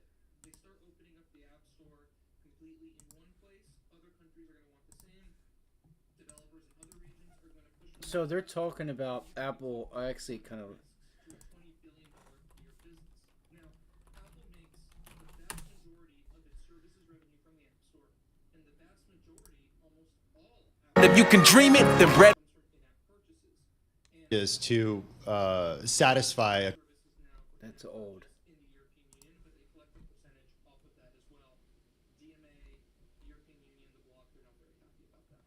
So, Mark, one thing that we tend to see with companies in the tech space is they sort of... Right here. Here it is. Try to change some of Apple's policies regarding the App Store. The USB-C thing you mentioned is interesting, right? Apple fought tooth and nail over the USB shift. Now they embrace it. If you go to Apple's homepage, they tout USB-C on the iPhone. USB-C, there are benefits there, right? Now you have interoperability with more cables, more ecosystems, and now you can use the same charger on your iPad, iPhone, Mac, speakers, peripherals, all for the first time now that USB-C is on the iPhone. So there was a benefit there. What Apple pushed back against is, again, that slippery slope. They want USB-C today. What are they going to want tomorrow? What are they going to want the next day, right? If you give them a mouse, a cookie, they're going to want a glass of milk type of thing. And I think that's what you're seeing with the App Store, that the more they move towards giving the European Union what they want, the more they're going to be asked to do. If You Give a Mouse a Cookie is one of my favorite kids' books, and there's some other ones. So we'll talk about that later. Hey, speaking of markets, you've got a great story out about Vision Pro. You're right. You know, it's gotten off to a bit of a slow start. Is that making Apple, Mark, rethink some of its expectations or its approach here? I think what Apple sees for now is that the Vision Pro remains a very niche product. You go into an Apple store, maybe you see one or two a day, maybe one a week in some locations get purchased. A big test is going to be how the device fares in China, Hong Kong, Singapore, eventually places like Japan, Australia, UK, Germany, France. And that's going to show Apple if there's more demand for this product internationally, where maybe people are more willing to spend $3,500 US equivalent or more on a device that's essentially just a super powered TV for your eyes, right? And so they're going to have to see how that goes. But eventually, the real holy grail is going to be augmented reality glasses, getting something into the price of an iPhone that can replace an iPhone, that's lightweight, has the computational power and battery. That's going to take a really long time to pull off. That could be 5-7 years away from now to get something of that ilk. Now, in between now and then, what Apple needs to do is lower the price of the Vision Pro. Like I said, $3,500. They need to get it down to $1,500. But here's the problem. The Meta Quest 3 costs $500, $600. If Apple lowers the specifications of the Vision Pro in order to get it to a $1,500 price point, they may end up with a product that is actually worse than the Meta Quest 3, but also is still 3 times the price. And so then you have to ask yourself, if you're a consumer, why would you buy that product? And so that's definitely what Apple's dealing with right now. Okay, the price notwithstanding, Mark, what does the product roadmap look like for the next 5 to 7 years as Apple does work to get that Vision Pro into a pair of glasses? What can we expect from Apple? Well, there's the cheaper one, right? Then there's the Vision Pro 2, faster processor, better hand tracking, better body tracking, camera improvements, trying to make the device a little bit more comfortable and lighter, new strap mechanism. The cheaper one, like I mentioned, iterating on that down the road. And then obviously the augmented reality glasses. The company has also been exploring smart glasses similar to the Ray-Ban glasses with Meta that would not include augmented reality. I don't necessarily think they would ever release that product. There's also AirPods with camera functionality being explored. That idea being to pair with augmented reality glasses or being able to substitute cameras that would normally come in augmented reality glasses. And then there's other things that Apple's cooking up that have little to do with the Vision Pro, but I think they're still interesting on a forward-looking scale, would be home robotics devices. Anything from a tabletop iPad that can be on a robotic arm that moves to mimic head movements. You could be nodding your head, and the robot you have on your table at home could nod to show you that I'm nodding my head on a remote FaceTime call. And even the idea of humanoid robots. I gotta One say, day that go ahead. clean your dishes. Finally, thank you. Now you're talking my language. Hey, real quickly, there's another story out from Wall Street Journal. Meta having talks with Apple about integrating the Facebook parents' Gen AI model into the iPhone maker's AI system, Apple Intelligence. What do we need to know about that, or what are you hearing, if anything? Just got about 30 seconds. So Apple Intelligence, there's 3 components. There's Apple's in-house on-device AI models. There's Apple's in-house cloud models. And then there's an API call out, which means that any chatbot maker can tap into that. So they're integrating OpenAI, they're integrating Google Gemini, and they're going to integrate any third-party provider, just like you can set any search engine as your search engine on a web browser. You'll be able to set your chatbot to any chatbot provider on your iPhone and iPad and Mac. And so Meta is obviously one of the providers of that. And so, of course, they'll be available down the road. All right. Around the world of Apple we go. Mark Gurman, thank you so much. Bloomberg News That was nice. Chief Technology Correspondent. Hey, coming up next, one more thing on Bloomberg Business Week has to do with a centuries-old trade. That's next. She's got a Rolex on. I can tell by the bracelet. I can tell by the bracelet. She got herself a date just. Or a date, I should say. I can tell. I know that bracelet when I see one. The thing about momentum is that it works until it doesn't.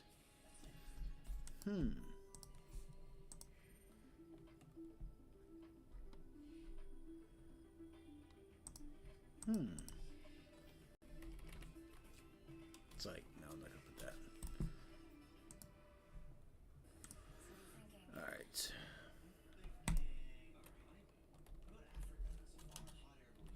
Google. Okay, Google did actually what we were expecting and hoping Amazon would do. Look here. So Google is still... Okay, no, never mind. It broke that level. But it's above this wedge here that we talked about yesterday. And you broke above it Friday, and you're still holding above it right now. So Google is really strong right this minute. And the S&Ps, I'm looking for 545. All right, VWAP is there now. Damn, look at that volume. Bro, I need to be long the SPY. Come on, bro. I used to be the... I used to just trade the SPY like every day. And I haven't traded it in so long. It's probably been a few months since I put a trade on it, on the S&Ps. Let's see.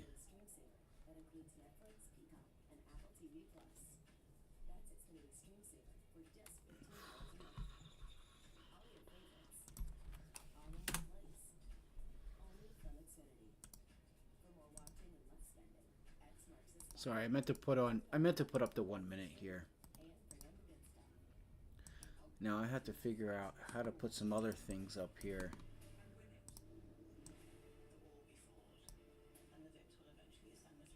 Okay, look at that mean rejection.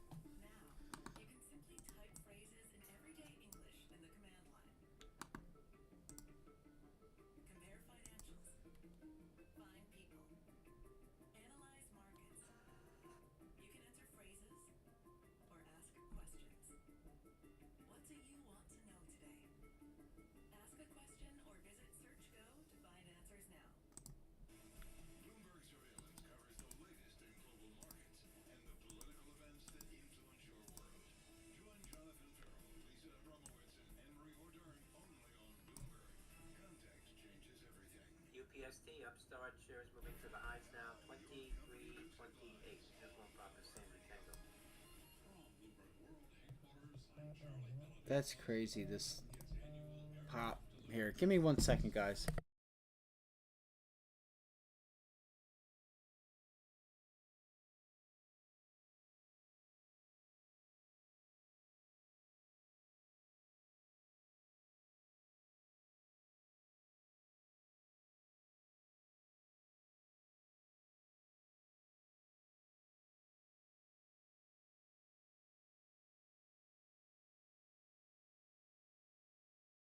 It was the wrong number.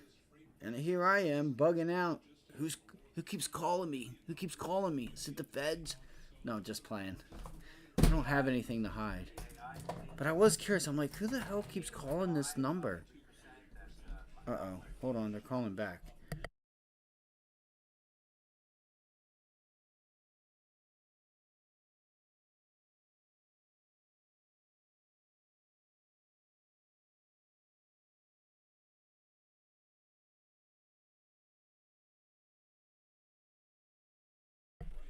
Yeah, I don't know. Yeah, I'm not sure. I'm not sure, but it ain't me. And even if they ask for me, it still ain't me.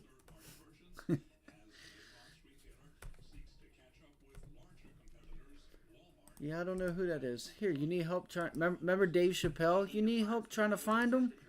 That's what I mean.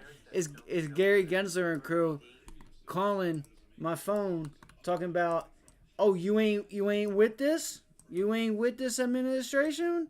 Okay. Okay. Let me find out. You know what? I'm going to give you an opportunity to redeem yourself. I'm going to give you an opportunity to redeem yourself right now. Yeah, nah, man. This is Joe.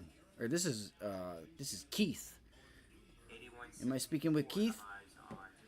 Yeah, I'm Keith. No, I'm just saying, yeah, I'm Keith. Now, I don't know that guy. You got the wrong number. Okay. You sure? Before I hang up this phone, this is not who I said it was? I don't want to say my name out there, but... So they called me for like 2-3 days, right? And I'm like, who the hell is this number? And they kept calling. They kept calling. I'm like, all right. I said, you know what? Let me answer it. Just because they called again. And I'm like, all right, let's see what's going on here. I thought it was the wrong number. I had a feeling, but I wasn't sure. I don't have any debts or have like anything going on where, you know what I mean? Oh shit, man. I didn't show up to probation. I got my PO, my probation officer calling me like, you know what I'm saying? I don't even fucking drink. I don't fucking do anything. All right, I read charts and I do laundry and I eat every now and then. Oh, and I sleep. All right, I might watch a movie here and there, but anyway. So yeah, I don't know. It was weird. They asked for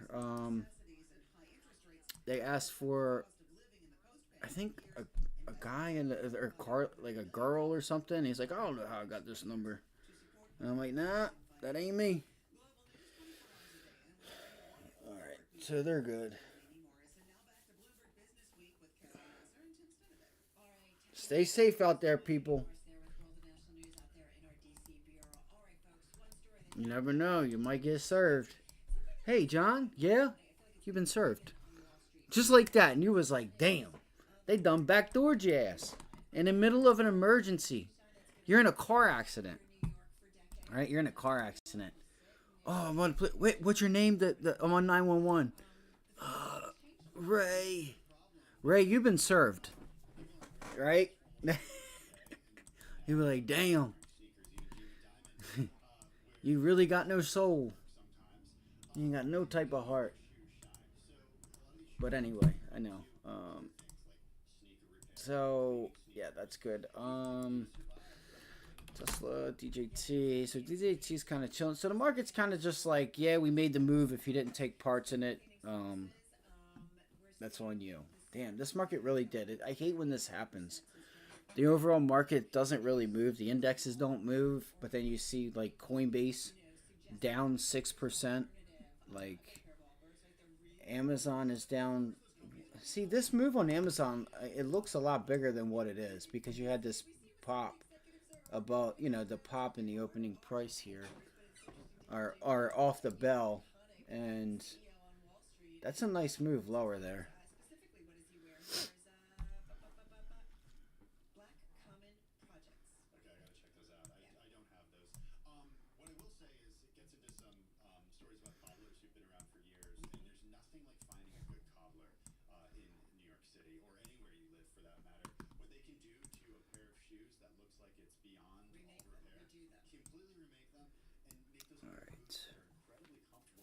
Oh shit, GameStop. I was watching GameStop too. I don't really have room for all this. I'm gonna get rid of Amazon and put up GME. Thinking about, all right, we might have just got the opportunity to go short on GameStop at 24, or yeah, $24. All right, look, we're actually getting our shot. Shoot your shot.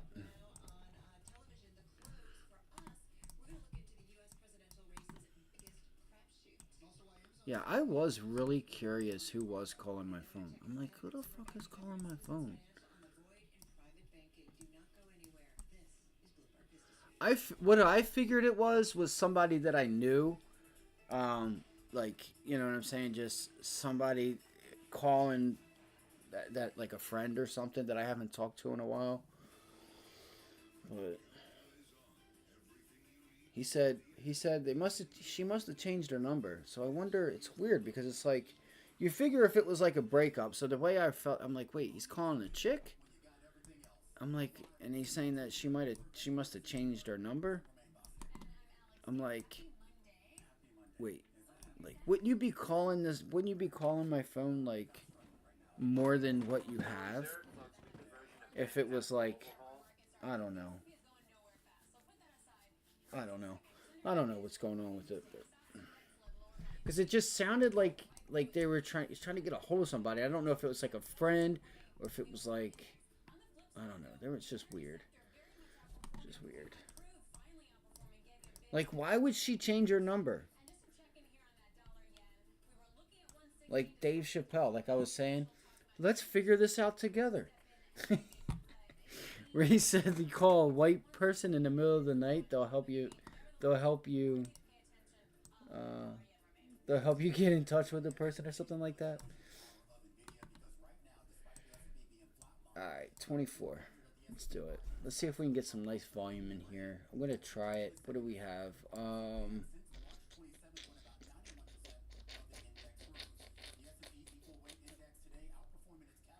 I will say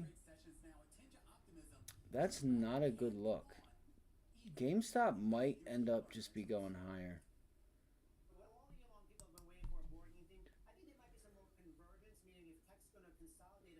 Let's look at these 22s. Let's see, 22. Let's go look out next week, July 5th.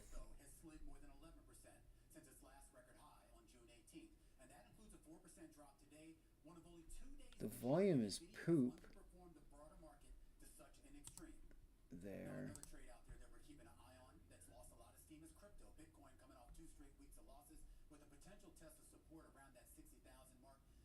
Daily says context AI is reducing costs. It can be a deflationary force. $1.2 billion over 2 weeks, the most since the U.S. ETF approvals in January, Alex. Yeah, there's not much volume here on this. Alright, I gotta take it. I'm gonna go after these. Alright, guys, I'm gonna enter here. I have not entered it, but I am watching. I am watching the 22 puts for this week.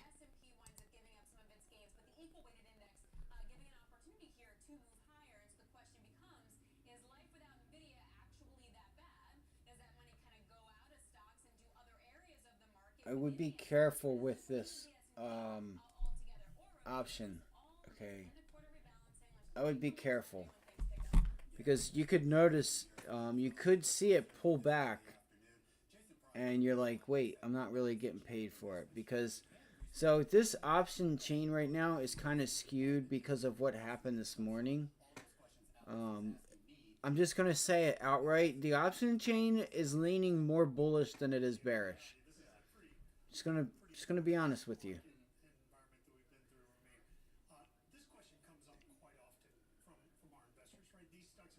Like a lot more bullish than bearish. So we're regaining the 90 MA here. What do you guys think about that rapper getting killed this week? I heard he was talking mad shit for clout. Talking about dead ops this, dead ops that. Smoking on my ops, this, that, and the third. They done rolled his ass up. And they probably gonna get away with it too. But I don't know. I mean, what you gotta think, man. Here's the thing. If you're out there talking that shit, right, on somebody who lost a loved one, you ain't got no anger there. They do. They got some real emotional stuff going on there.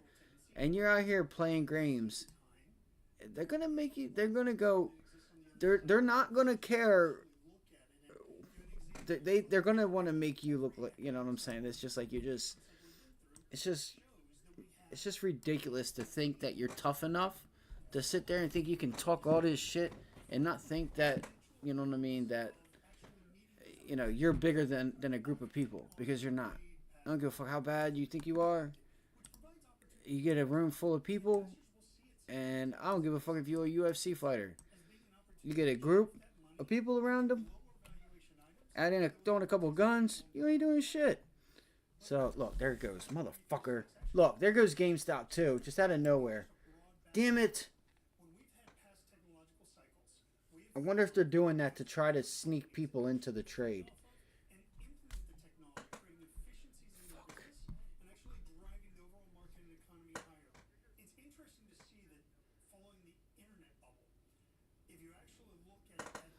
Anyway, yeah, so that's a shame. He, you know what I'm saying, he got, you know, he's just caught up in the mix. That's all he knows, and he was out there, and now he's dead. So if you don't know about it, it's Folio. Apparently, I didn't listen to his music, but he's no longer here with us. And that's what happens. And you have to accept that fact. Like, I get it. You're doing it for clout just to be cool. You know what I'm saying? But a part of you still has to remember, like, yeah, this is all fun and games in the moment. But when you go on Twitter, look what he did, y'all. Look at this. Did you guys see this? He went and was like, yo, if you know the apartment, show up. Come hang out. Party ass 6. Like, what? What? Wait, they get a... Wait, what? Oh, they got a picture of him. Oh, that's crazy. Oh, that's crazy. Oh, man. Oh, they got him.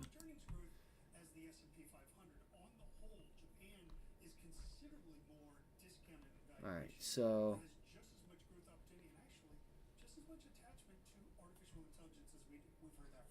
Okay. So this was 2 days after celebrating? Okay, why they gotta do this shit? $13.45, the high now of 200. I'm trying to go to his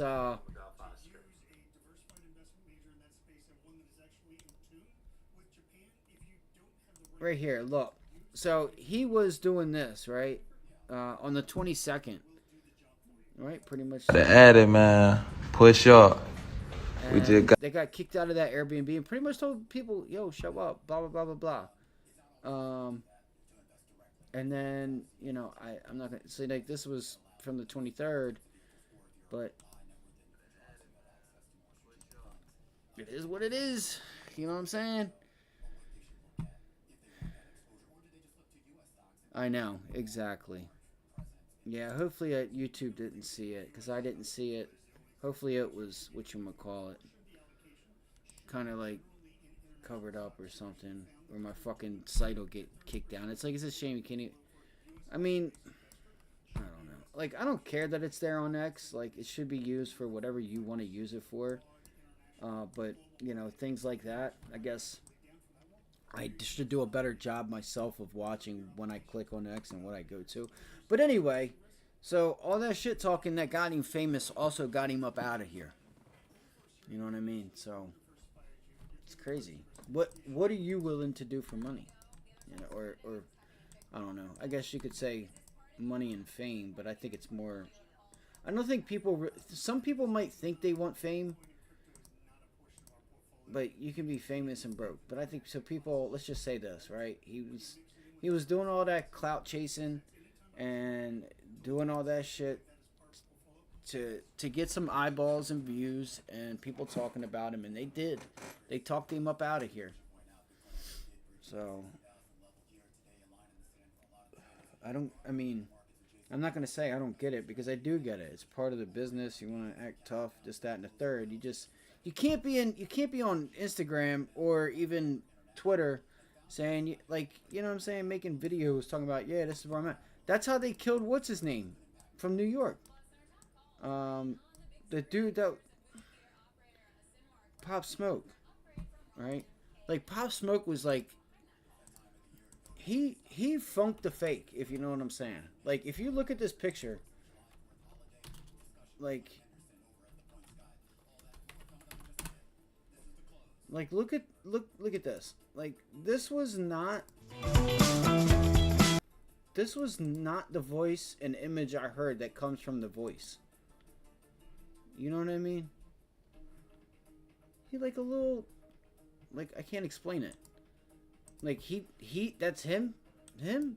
But anyway, that's how they got him, because he ended up having it, you know what I'm saying, posting a couple pictures, right? I look at my Gucci bag, this, that, and the third. Guess what was on the Gucci bag? The address and the house number, bada bing, bada boom, that came up in there and got him. So when you are in the public eye moving, you know, so just know what you're doing. I mean, none of us are, but we also aren't out there going out of our way to talk, you know what I mean, to talk shit on dead people, right? How you think their family's gonna feel? What is it, turkey butt? Anyway, so that was that. So they lost another one. But I'm not surprised. Alright, so I did not take that put there. I had a feeling that they were trying to, you know, they swung this thing down like they did to try and get some people in on it. And I'm sure people did. They fell for it, right? This is like setting the bait. If you guys notice, there's like hardly any volume. I mean, it's not bad. But you get this like rip and sell off and you're like, oh shit, it's going. And you just You just get retail traders to just click the button to enter the position, and look, it's right back going to VWAP. You know, I listen, I've been there. I've done that. I've been in those. I've fallen for it. Yeah, I thought it was too. I appreciate that, man, because I even fucking channel. I think the dude that I watched play Grand Theft Auto, I think he hasn't been live in a while, and his last live stream, like, I never watched anybody game on the internet, and I watched one of his streams, and he just had me rolling the whole time. Like, my jaw was hurting. So I've ever since then I watched him, and his last live stream he ended up it ended up cutting out, and he hasn't been back on, and the channel's still up. So I don't know what's going on. I don't know if he got reported and YouTube took him down or something, but let's do it. Let me go to it real quick.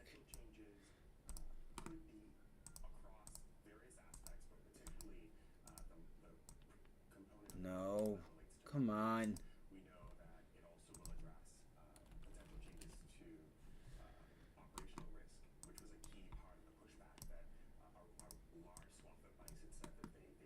Let's see. We're targeting $40, right? $40 for that. Yeah. And it's at 34. So technically, there's still 5, 6, 7, 8, 9, 10. There's still $6 left on this thing. Like, I'm almost like, I'm not positive, but I'm pretty damn certain DJT is going back to 40. Like, I think that's where she's going. Going right back to $40. You okay? What are you doing, sweetheart? You alright?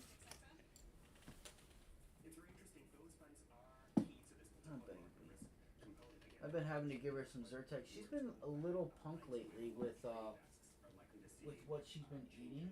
Okay. No, don't give me the paw. She's been a little punk lately with what she's been eating. And so this is her. That's my cat. This is my little girl right here. I know, she's adorable. I know.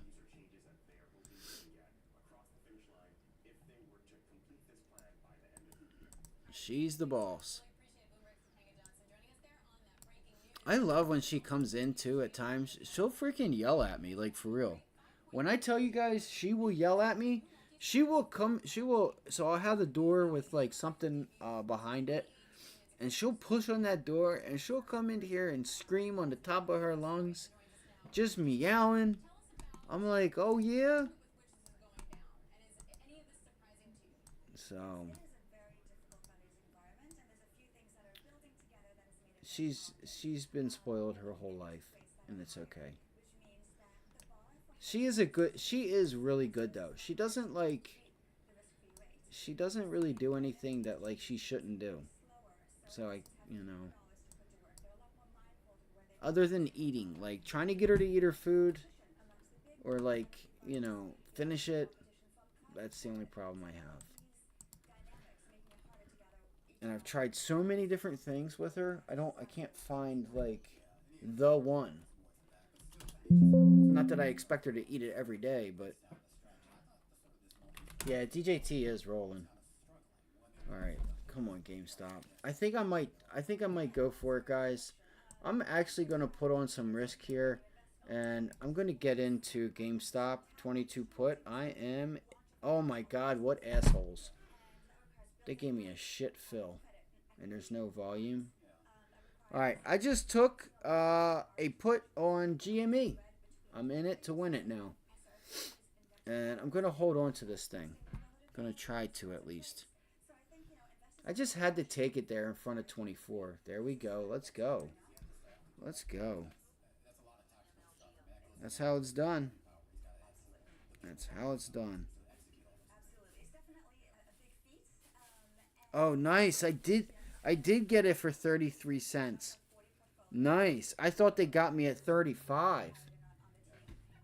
Okay, cool. Yeah, I think this thing could still pop a little bit up here, but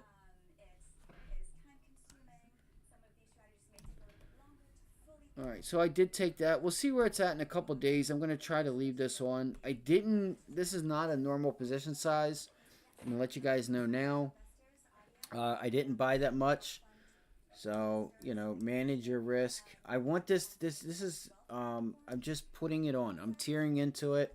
If it starts working, depending on how this thing trades, if I get paid and we get a bounce back, like, off of, like, this low a day from today at, like, 23.25, maybe I'll put it back on. I want to put a small position on. Not really small, but I want to put this thing on and see if I can't, try to take this thing lower. The problem is I feel like, man, look at this. Like, look at this 5-minute chart. It does feel like, and again, the options chain is telling me, it's at least the option chain looks like it's more bullish than it is bearish. So that pivot low is kind of funny, ain't it? That pivot low. I'm not a trend line guy or a candlestick guy, but I do try to see as much as I can on what's going on. I'm sure somebody has that trend line. I really want to just get this thing back down to 22 or so. Come on, like look, it's falling and it has no volume. Well, it's not falling yet, but it looks like it wants to start having some momentum, and there's just no volume.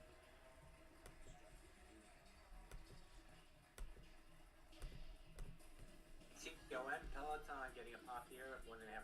Pop its angle last in November. PTON. Was that necessary? No. Neither's missing your daughter's competition to do payroll. With Paycom, employees do their own payroll, so you don't have to miss your daughter's. See, like, look at that. Oh my gosh. Sorry, I hit the mouse and it. So if you guys see here,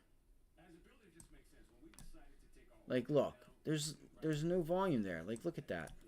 Like, look at that. There's no volume there on this downtrend. That volume is poop. It's garbage. So keep an eye out for 23.50. I'm thinking the trade may come just like today, where it gaps down. You come in with the gap down overnight. And if you guys have any, I appreciate it, Brandon. We'll see. Like I said yesterday, 24. You know, I said if we get to 24, I'd like to, you know, get short this thing. I want to give it time, but the options that go out a couple weeks, there's just no volume, and it's like, I don't want to be in something and then not be able to get out, because I've been there too many times. That's my worst. Like, guys, I hate it more than anything else. I probably hate it more than having a losing trade, is having a winning trade or having a trade that should be up but it's not because there's no volume. And because there's no bidders to raise the bid up, or institutional buyers, it just kind of like, it moves in a direction, and because there's nobody there, it's not going up in value. It's the worst. It really is.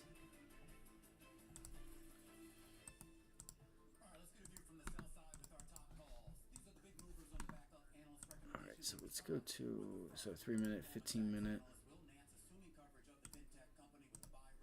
I still think GameStop has room for a pop, man. I am reluctant on this. Like, I like this setup, but I'm not foolish to think that this thing could pop and be back at $28. I think we could revisit this level in the future.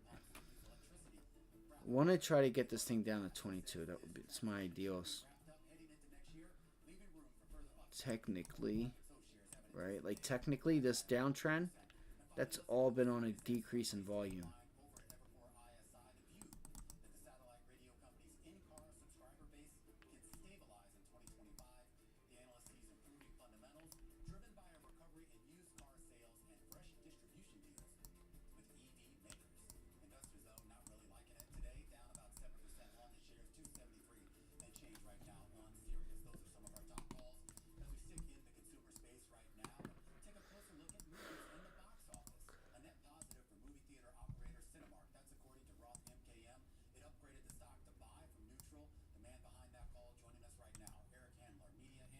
All right, we should have a little room to the downside. I think we should have a little room to the downside. And see if we can test pre-market lows. And then I think you get a pop though. Oh wait, we still do have some room to the downside here. Hold up. Yeah, you know what? I'm gonna hold strong here. I'm gonna add a little roaring kitty to my mindset.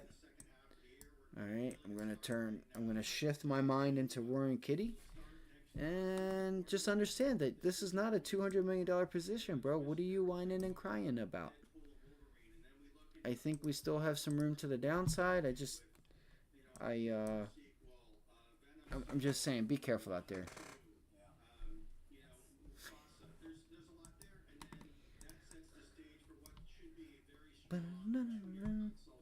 Now I have that song in my head.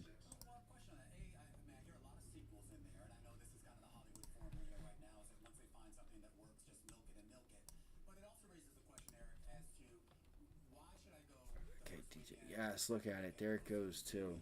Fuck. Bro, this thing is... That's so funny. It's going to go try and go higher before the end of the day.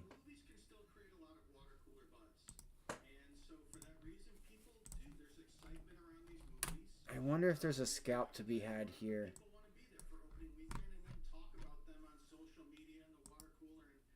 Can you take me home?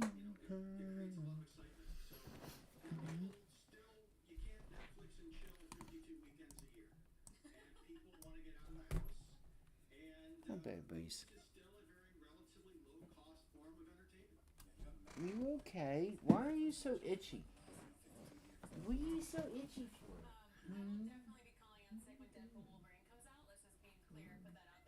No, don't get mad. Don't get mad. Did you guys hear her? She never does that. Baby, what's wrong?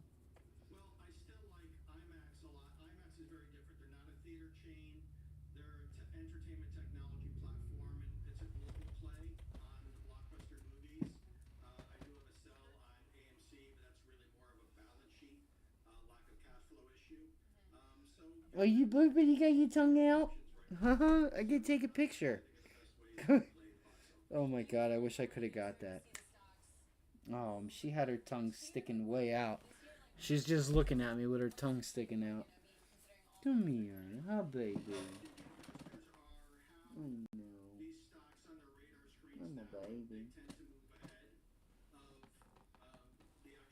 You know, Abby was my first cat, and ever since her, I was always a dog person. But, you know, I still like dogs and cats, but ever since her, man, she got me. She got me. She listens. She does what she's told. Kinda.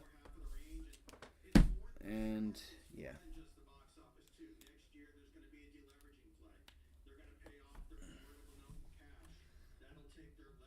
Alright, let's see here. Let me see. I need to go back to... Wait. Did I just click? Yo, is that GameStop, bro? There's no way. Is that GameStop? There's no way.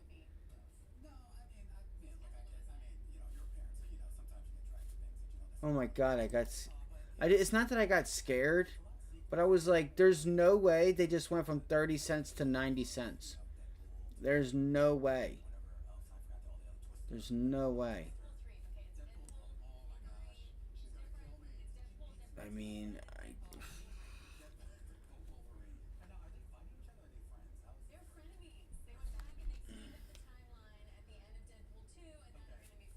I don't like... Man, this should be white, so I can't see the time. That's funny. So E-Trade went to the trouble to change... Maybe that was them. But they have the clock black in the blue.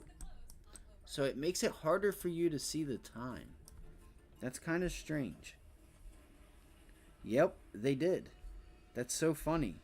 So if I go to YouTube, it's white. They actually changed the time to black, so you can't hardly see it with the dark blue. That's so funny, isn't it? Like, you see what I'm getting at? Like, it's a shame, but the CEO before this person at Morgan Stanley, the person that was in charge of Morgan Stanley before him, I think ran it a lot better.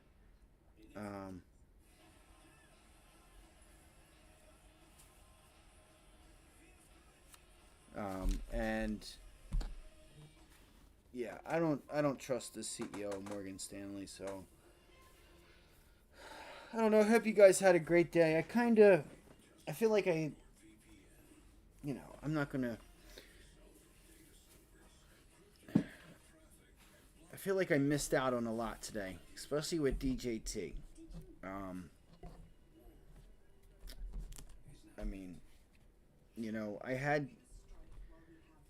I didn't have a great first run with DJT.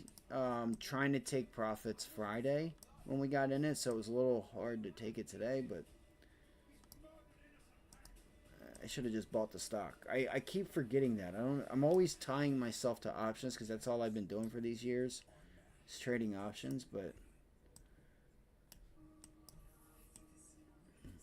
what a move, man. 30% on the stock itself.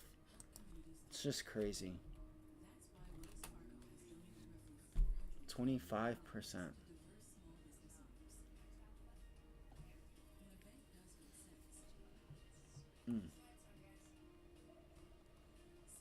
We got some buyers in here like Blue. He's been in it since Friday. Brandon's been in it since Friday.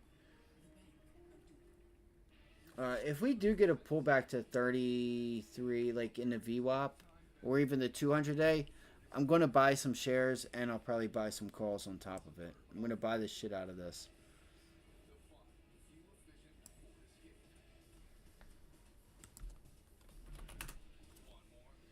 Alright, NVIDIA bouncing back. So I wonder if we could see a little bounce back with NVIDIA here.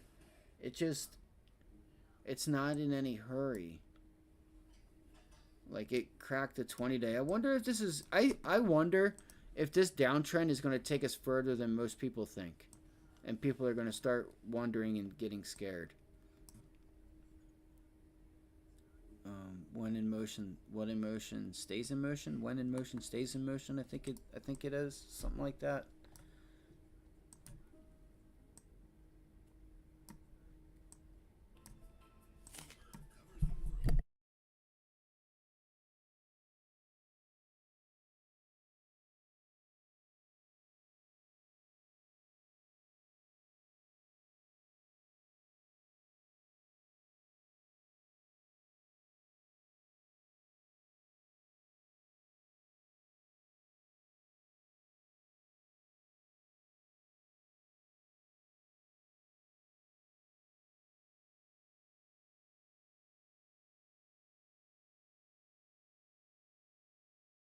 Come on, GameStop, go higher. Or don't go higher. I just talking about the option price. The option price go higher.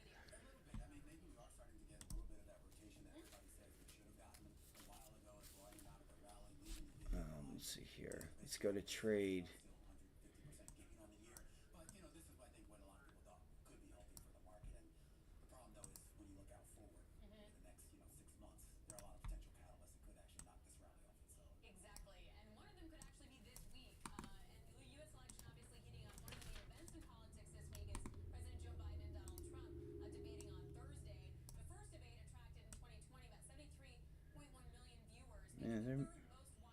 They're making me wait, man. This thing is moving slow as a snail. See, I like volatility where I can, like, get in and I get my move and it just,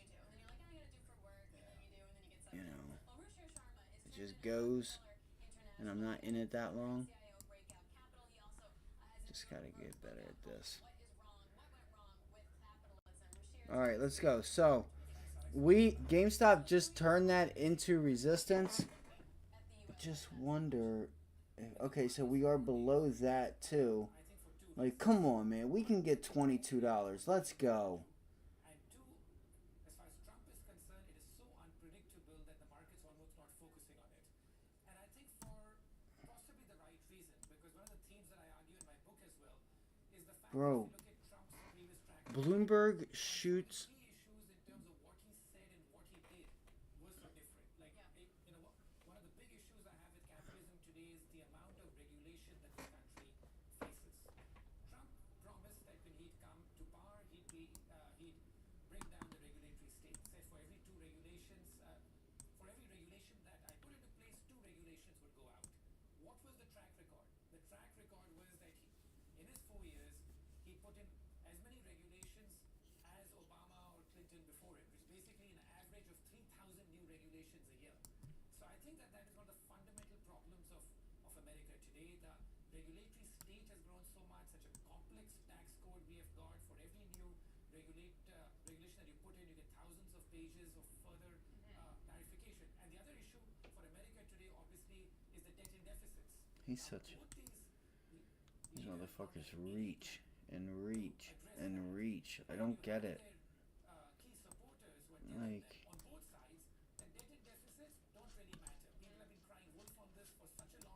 Debt and deficits don't matter. Yeah, till the credit ratings get downgraded. You see what I'm saying? He keeps like reaching, and it just doesn't make any sense. Because it, as a matter of fact, it does matter. It matters to a point where the credit agencies don't think you're going to be able to pay it back, so they downgrade your payment, your credit, and you have to pay more in interest. So it does matter. And what I'm speaking about is this here. I'm talking about this right here.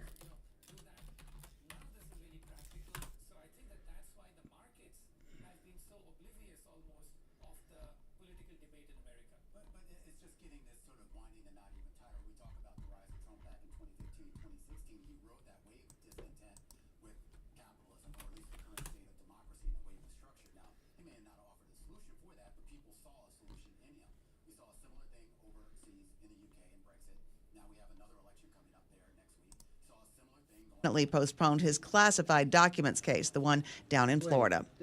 Global news 24 hours a day, and whenever you want it with Bloomberg News Now. I'm Amy Morris, and this. Anyway, so somebody that was just on Bloomberg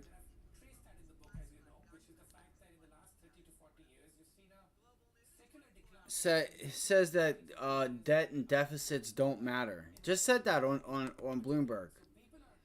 He's right. He's kind of right, but not really. He's not right at all, actually. That's all incorrect. Just because you think you can do something and you're not thinking about, oh shit, wait, what happens if we do get a downgrade in credit? Like, that's what they're not thinking. They're thinking that they're safe and they're not going to get a that Moody's or State Street or Fitch is it going to go after them. They already went and talked about it last year. So.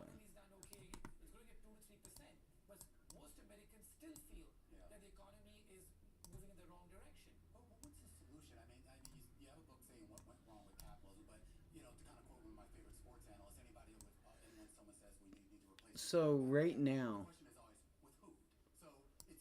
he's asking.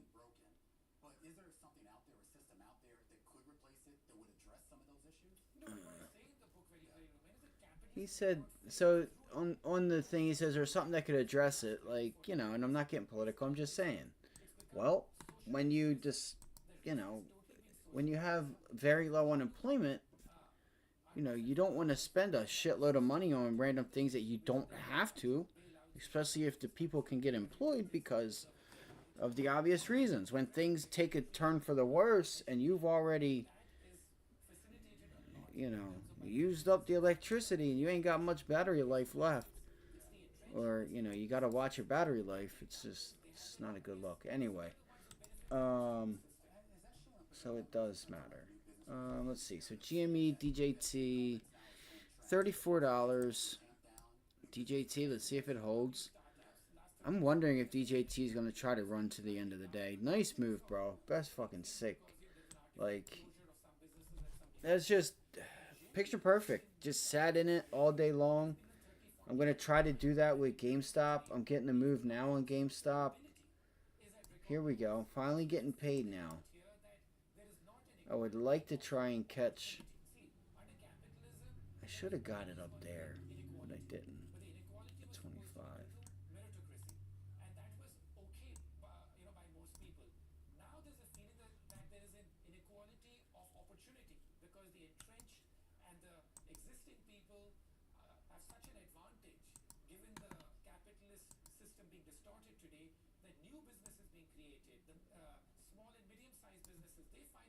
Let's go. I know it seems early, guys, but I gotta take some of this off. Okay, I gotta take some of this GameStop off real quick. I'm taking profits on this GameStop. Alright, I just took some profit.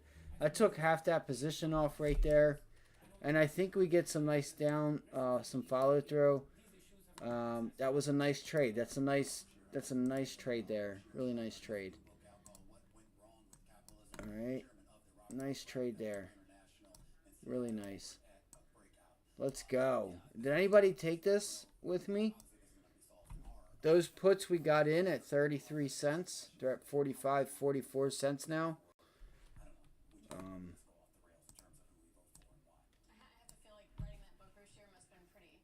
Now, if we get bounce backs, I'll try to take it. But look, like right now, I feel like I should take more off. I'm gonna try to hold off for 23.25. I just don't want to go to 23.75 before I get to 23.25. So if we get another extension here, I'm just gonna throw out a 46, 45 limit order there at 45. And I'll try and raise it and see if I can get it higher. Let's go. Let's see here. What are you going to do? What are you going to do? Come on, just give us a little extension. Like, boop, boop, boop, boop, boop. Drop it. Drop it like it's hot. Drop it like it's hot. Come on.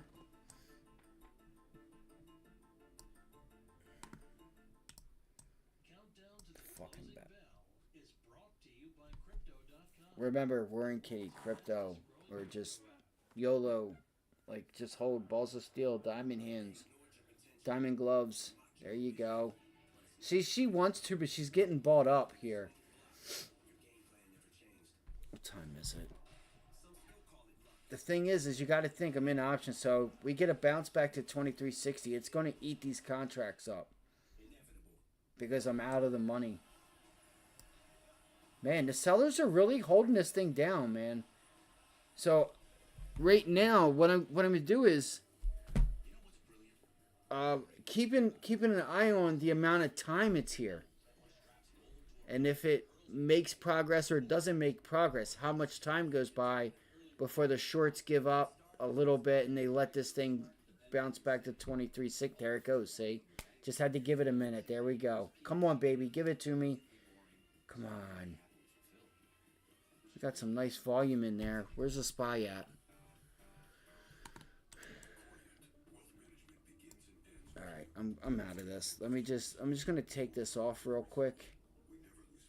And I'll get back in it. I'm all out of GameStop here. Now, if we get a bounce back to 23.60 or 23.80, I'm gonna get back in this at a lower price and I'll just rinse these contracts. I'm just taking the whole thing off. That's a nice green trade. Nice green trade. And another small one from this morning.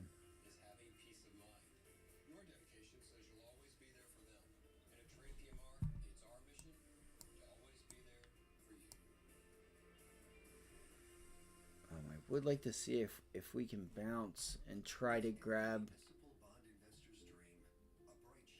on it at a cheaper price. Because here's what's going to happen. As the stock goes down, right? I get in for 33 cents here. All right, I get in for 33 cents there. 32. I'm sorry. 31.32 cents with commission. Again, 33 is with commission and everything. That's way up here at 24. So if we bounce, chances are here at 23.72 is like 35.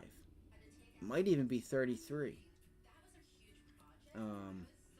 So these bounce backs are really going to eat at it because it's a weekly.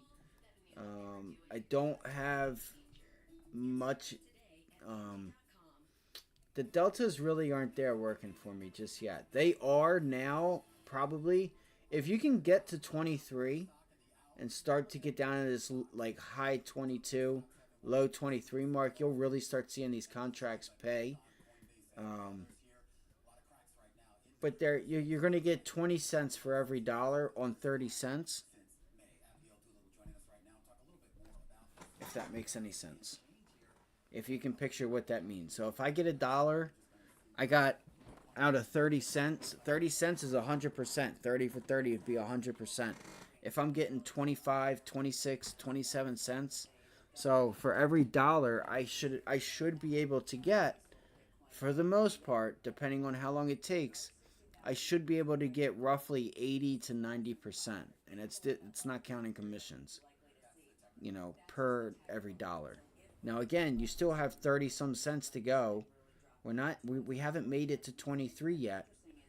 But you should see if we get an extension here and you get a rejection up here at 23.50 and you get that pullback down to 22.75, 23, we might be able to have a nice little quick scalp for 40-50% if we can hit it right.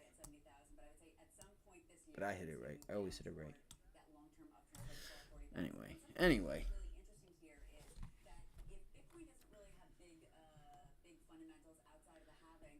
DJT just hanging out. 34. Just again, I can't stress the patience, just the excellence on the execution of that trade idea by you guys. Seriously, I mean, people would love to be able to do that, and not worry. To just understand, just know, kind of not necessarily knowing, but understanding what it is that they got. Right? It's a runner. You gotta let it run. I'm not certain that GameStop is that runner. I don't think it is, for a few reasons. But I'm just gonna take it if it's gonna go down. Tesla, let's go look. All right, Tesla trying to pull back to 182.50.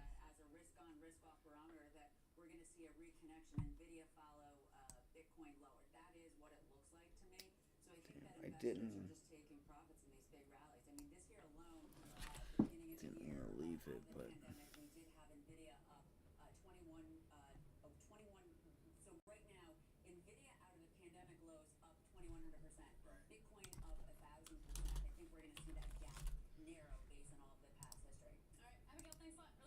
forgot about Microsoft as well. Carnival gets tomorrow morning. Scott? All right, thanks, Seema. Still ahead, the crypto space feeling some serious pain to start the week.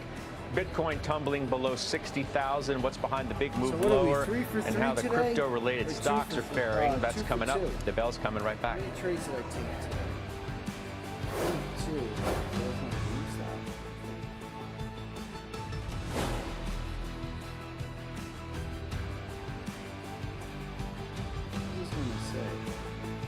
Better refresh that trade. I already came in this morning and they took some money from me. Anyway. Let's see.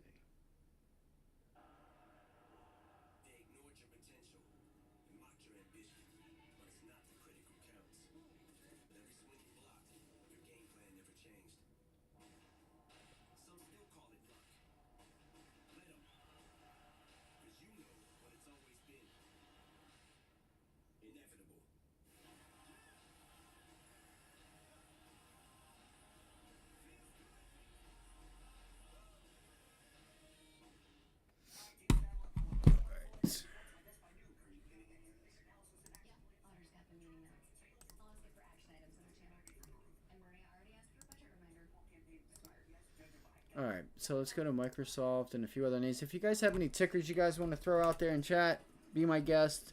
We'll take a look at them. I just took profits on GameStop. There you go. You're still at 43. We got that entry at... My entry with commissions was 33 cents. It's at 40... I think I took it off there at 45, 46, 45, I think. I took profits at 41, and then I took the rest of the trade off at 45 cents.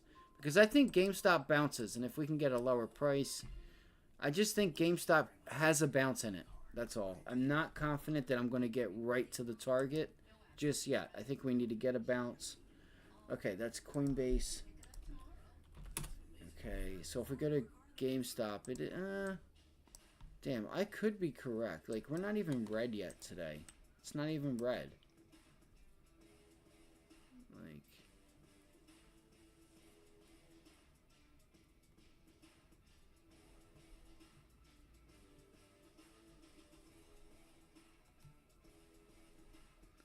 Let's see.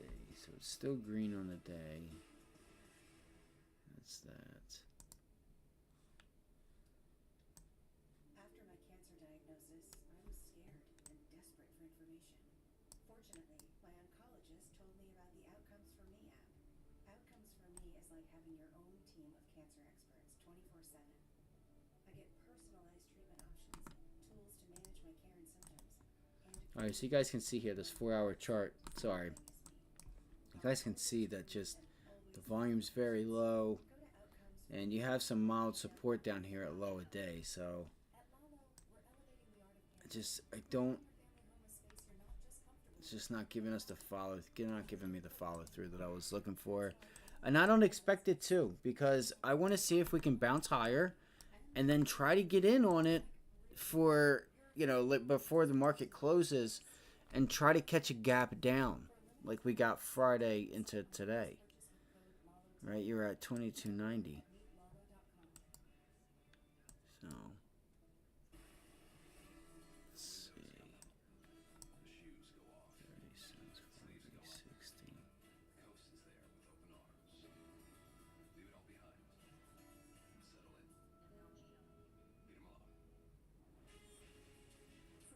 Here to answer. Now to the most important news of the entire hour. We have a new addition to the CNBC family. Christina Partsinevelos and her husband Justin welcoming their son Sebastian Axel. Me? Born on Friday, June 20th. I got a baby? There's beautiful. And we wish the entire family our love during this exciting time. And we'll see you back here soon. Look at that. Up next, we're drilling down on some big moves in the energy space. What is really behind the rally? No, I'm just playing. And Excel, excellent technology. Anyway, that was just kind of funny. Would you look at that?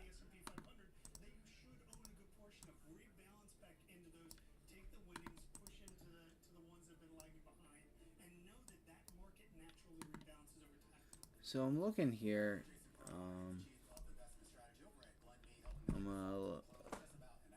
What is this? Okay, so you did just test 2362. Oh my God, I hate this mouse. I'm sorry. If like I said, I had it right where I wanted it, and then my finger accidentally hit the side of the mouse, and looks like you might have some follow through to 2296.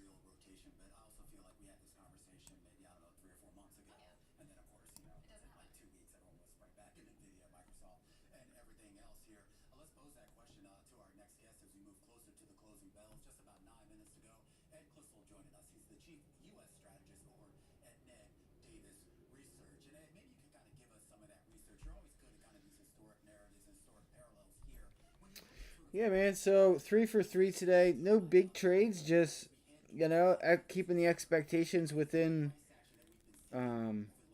keeping them within the barrier of what I feel like I can get, and What is that? Let me see here. Let me make sure it's.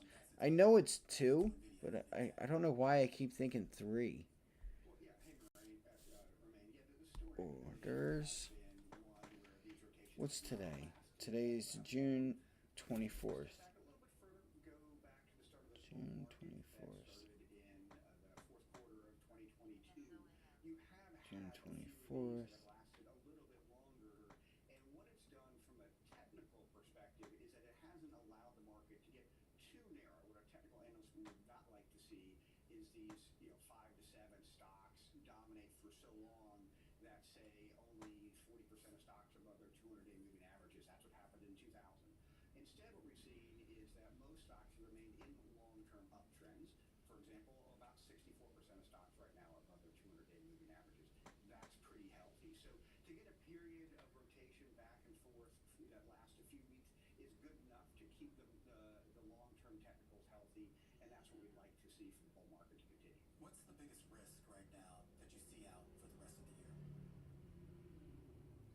Yeah, I just did. I had 2 trades today, both on GameStop.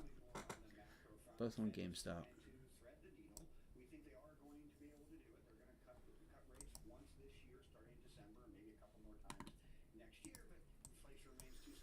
All right, let's go back to the trade ideas.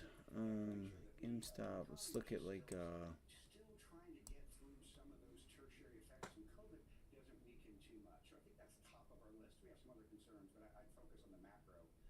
Man, that's crazy. The SPY couldn't even get back, guys. It couldn't even get back to VWAP. All right, we're in the closing bell market zone. CNBC senior markets commentator Mike Santoli is here to break down these crucial moments of the trading day. Plus Pippa Stevens on the rally today in energy stocks, and Kate Rooney on the sell-off in Bitcoin and crypto. You first. First day of the week. We got PCE this week. We have NVIDIA in a correction of some kind. What do you take away? Pretty significant stakes, given the fact we are closing out the quarter in the first half. You know, I mentioned all last week that the week after the June options expiration, which is this week, opened up a window perhaps for some greater index level volatility, maybe some sloshing around. It's not really happening at this point. You basically have a very well-behaved market reacting to the pullback in the semis as well as you might expect. Obviously, keep an eye on the last few minutes. Is positive. Laggard groups are being picked up. Whether that is just kind of the mechanical after effects of this very, very persistent dispersion trade where people are kind of betting on index calm and then divergence below the surface. It's an active trade. It's not just an observed pattern. That keeps paying off. Also, when you consider that the June NVIDIA 140 call was by far the most active options contract traded last week, it expired last week. NVIDIA printed a high of 140 and change. A lot of money was lost on this stock on the last little lunge higher, and that's being spilled into the market. Nobody seems to really worry about it. Volatility is still low. So all that's great.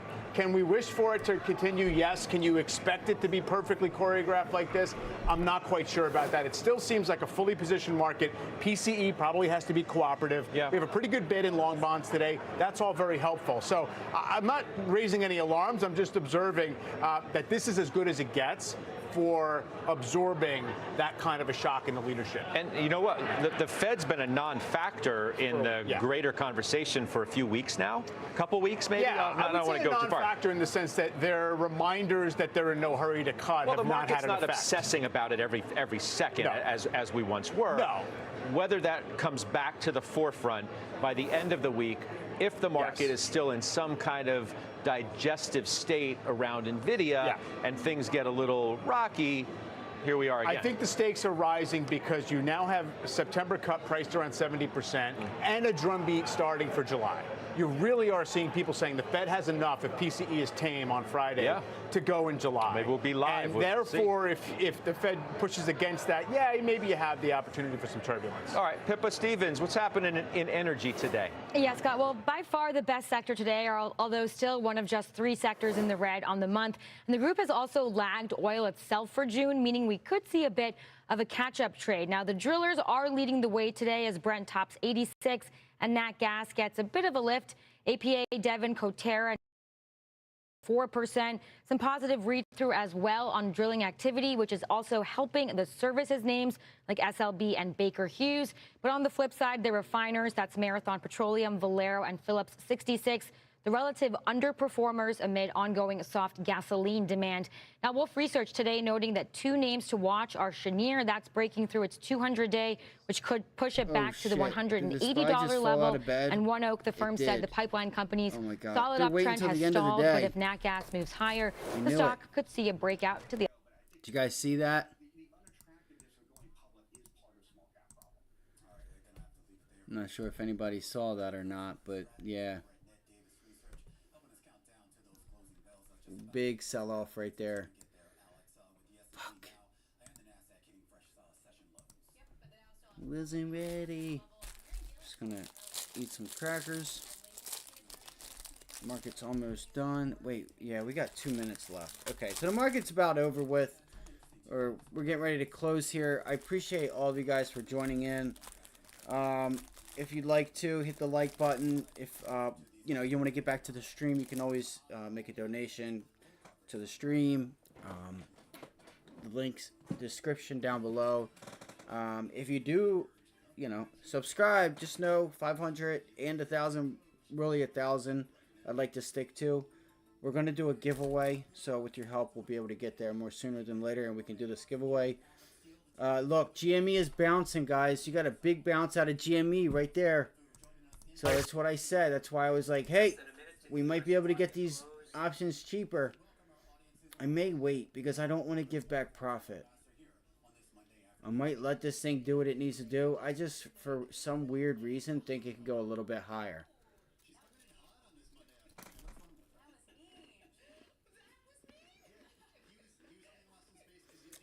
$25 seconds. 25 seconds. Clap it up for yourselves too, guys.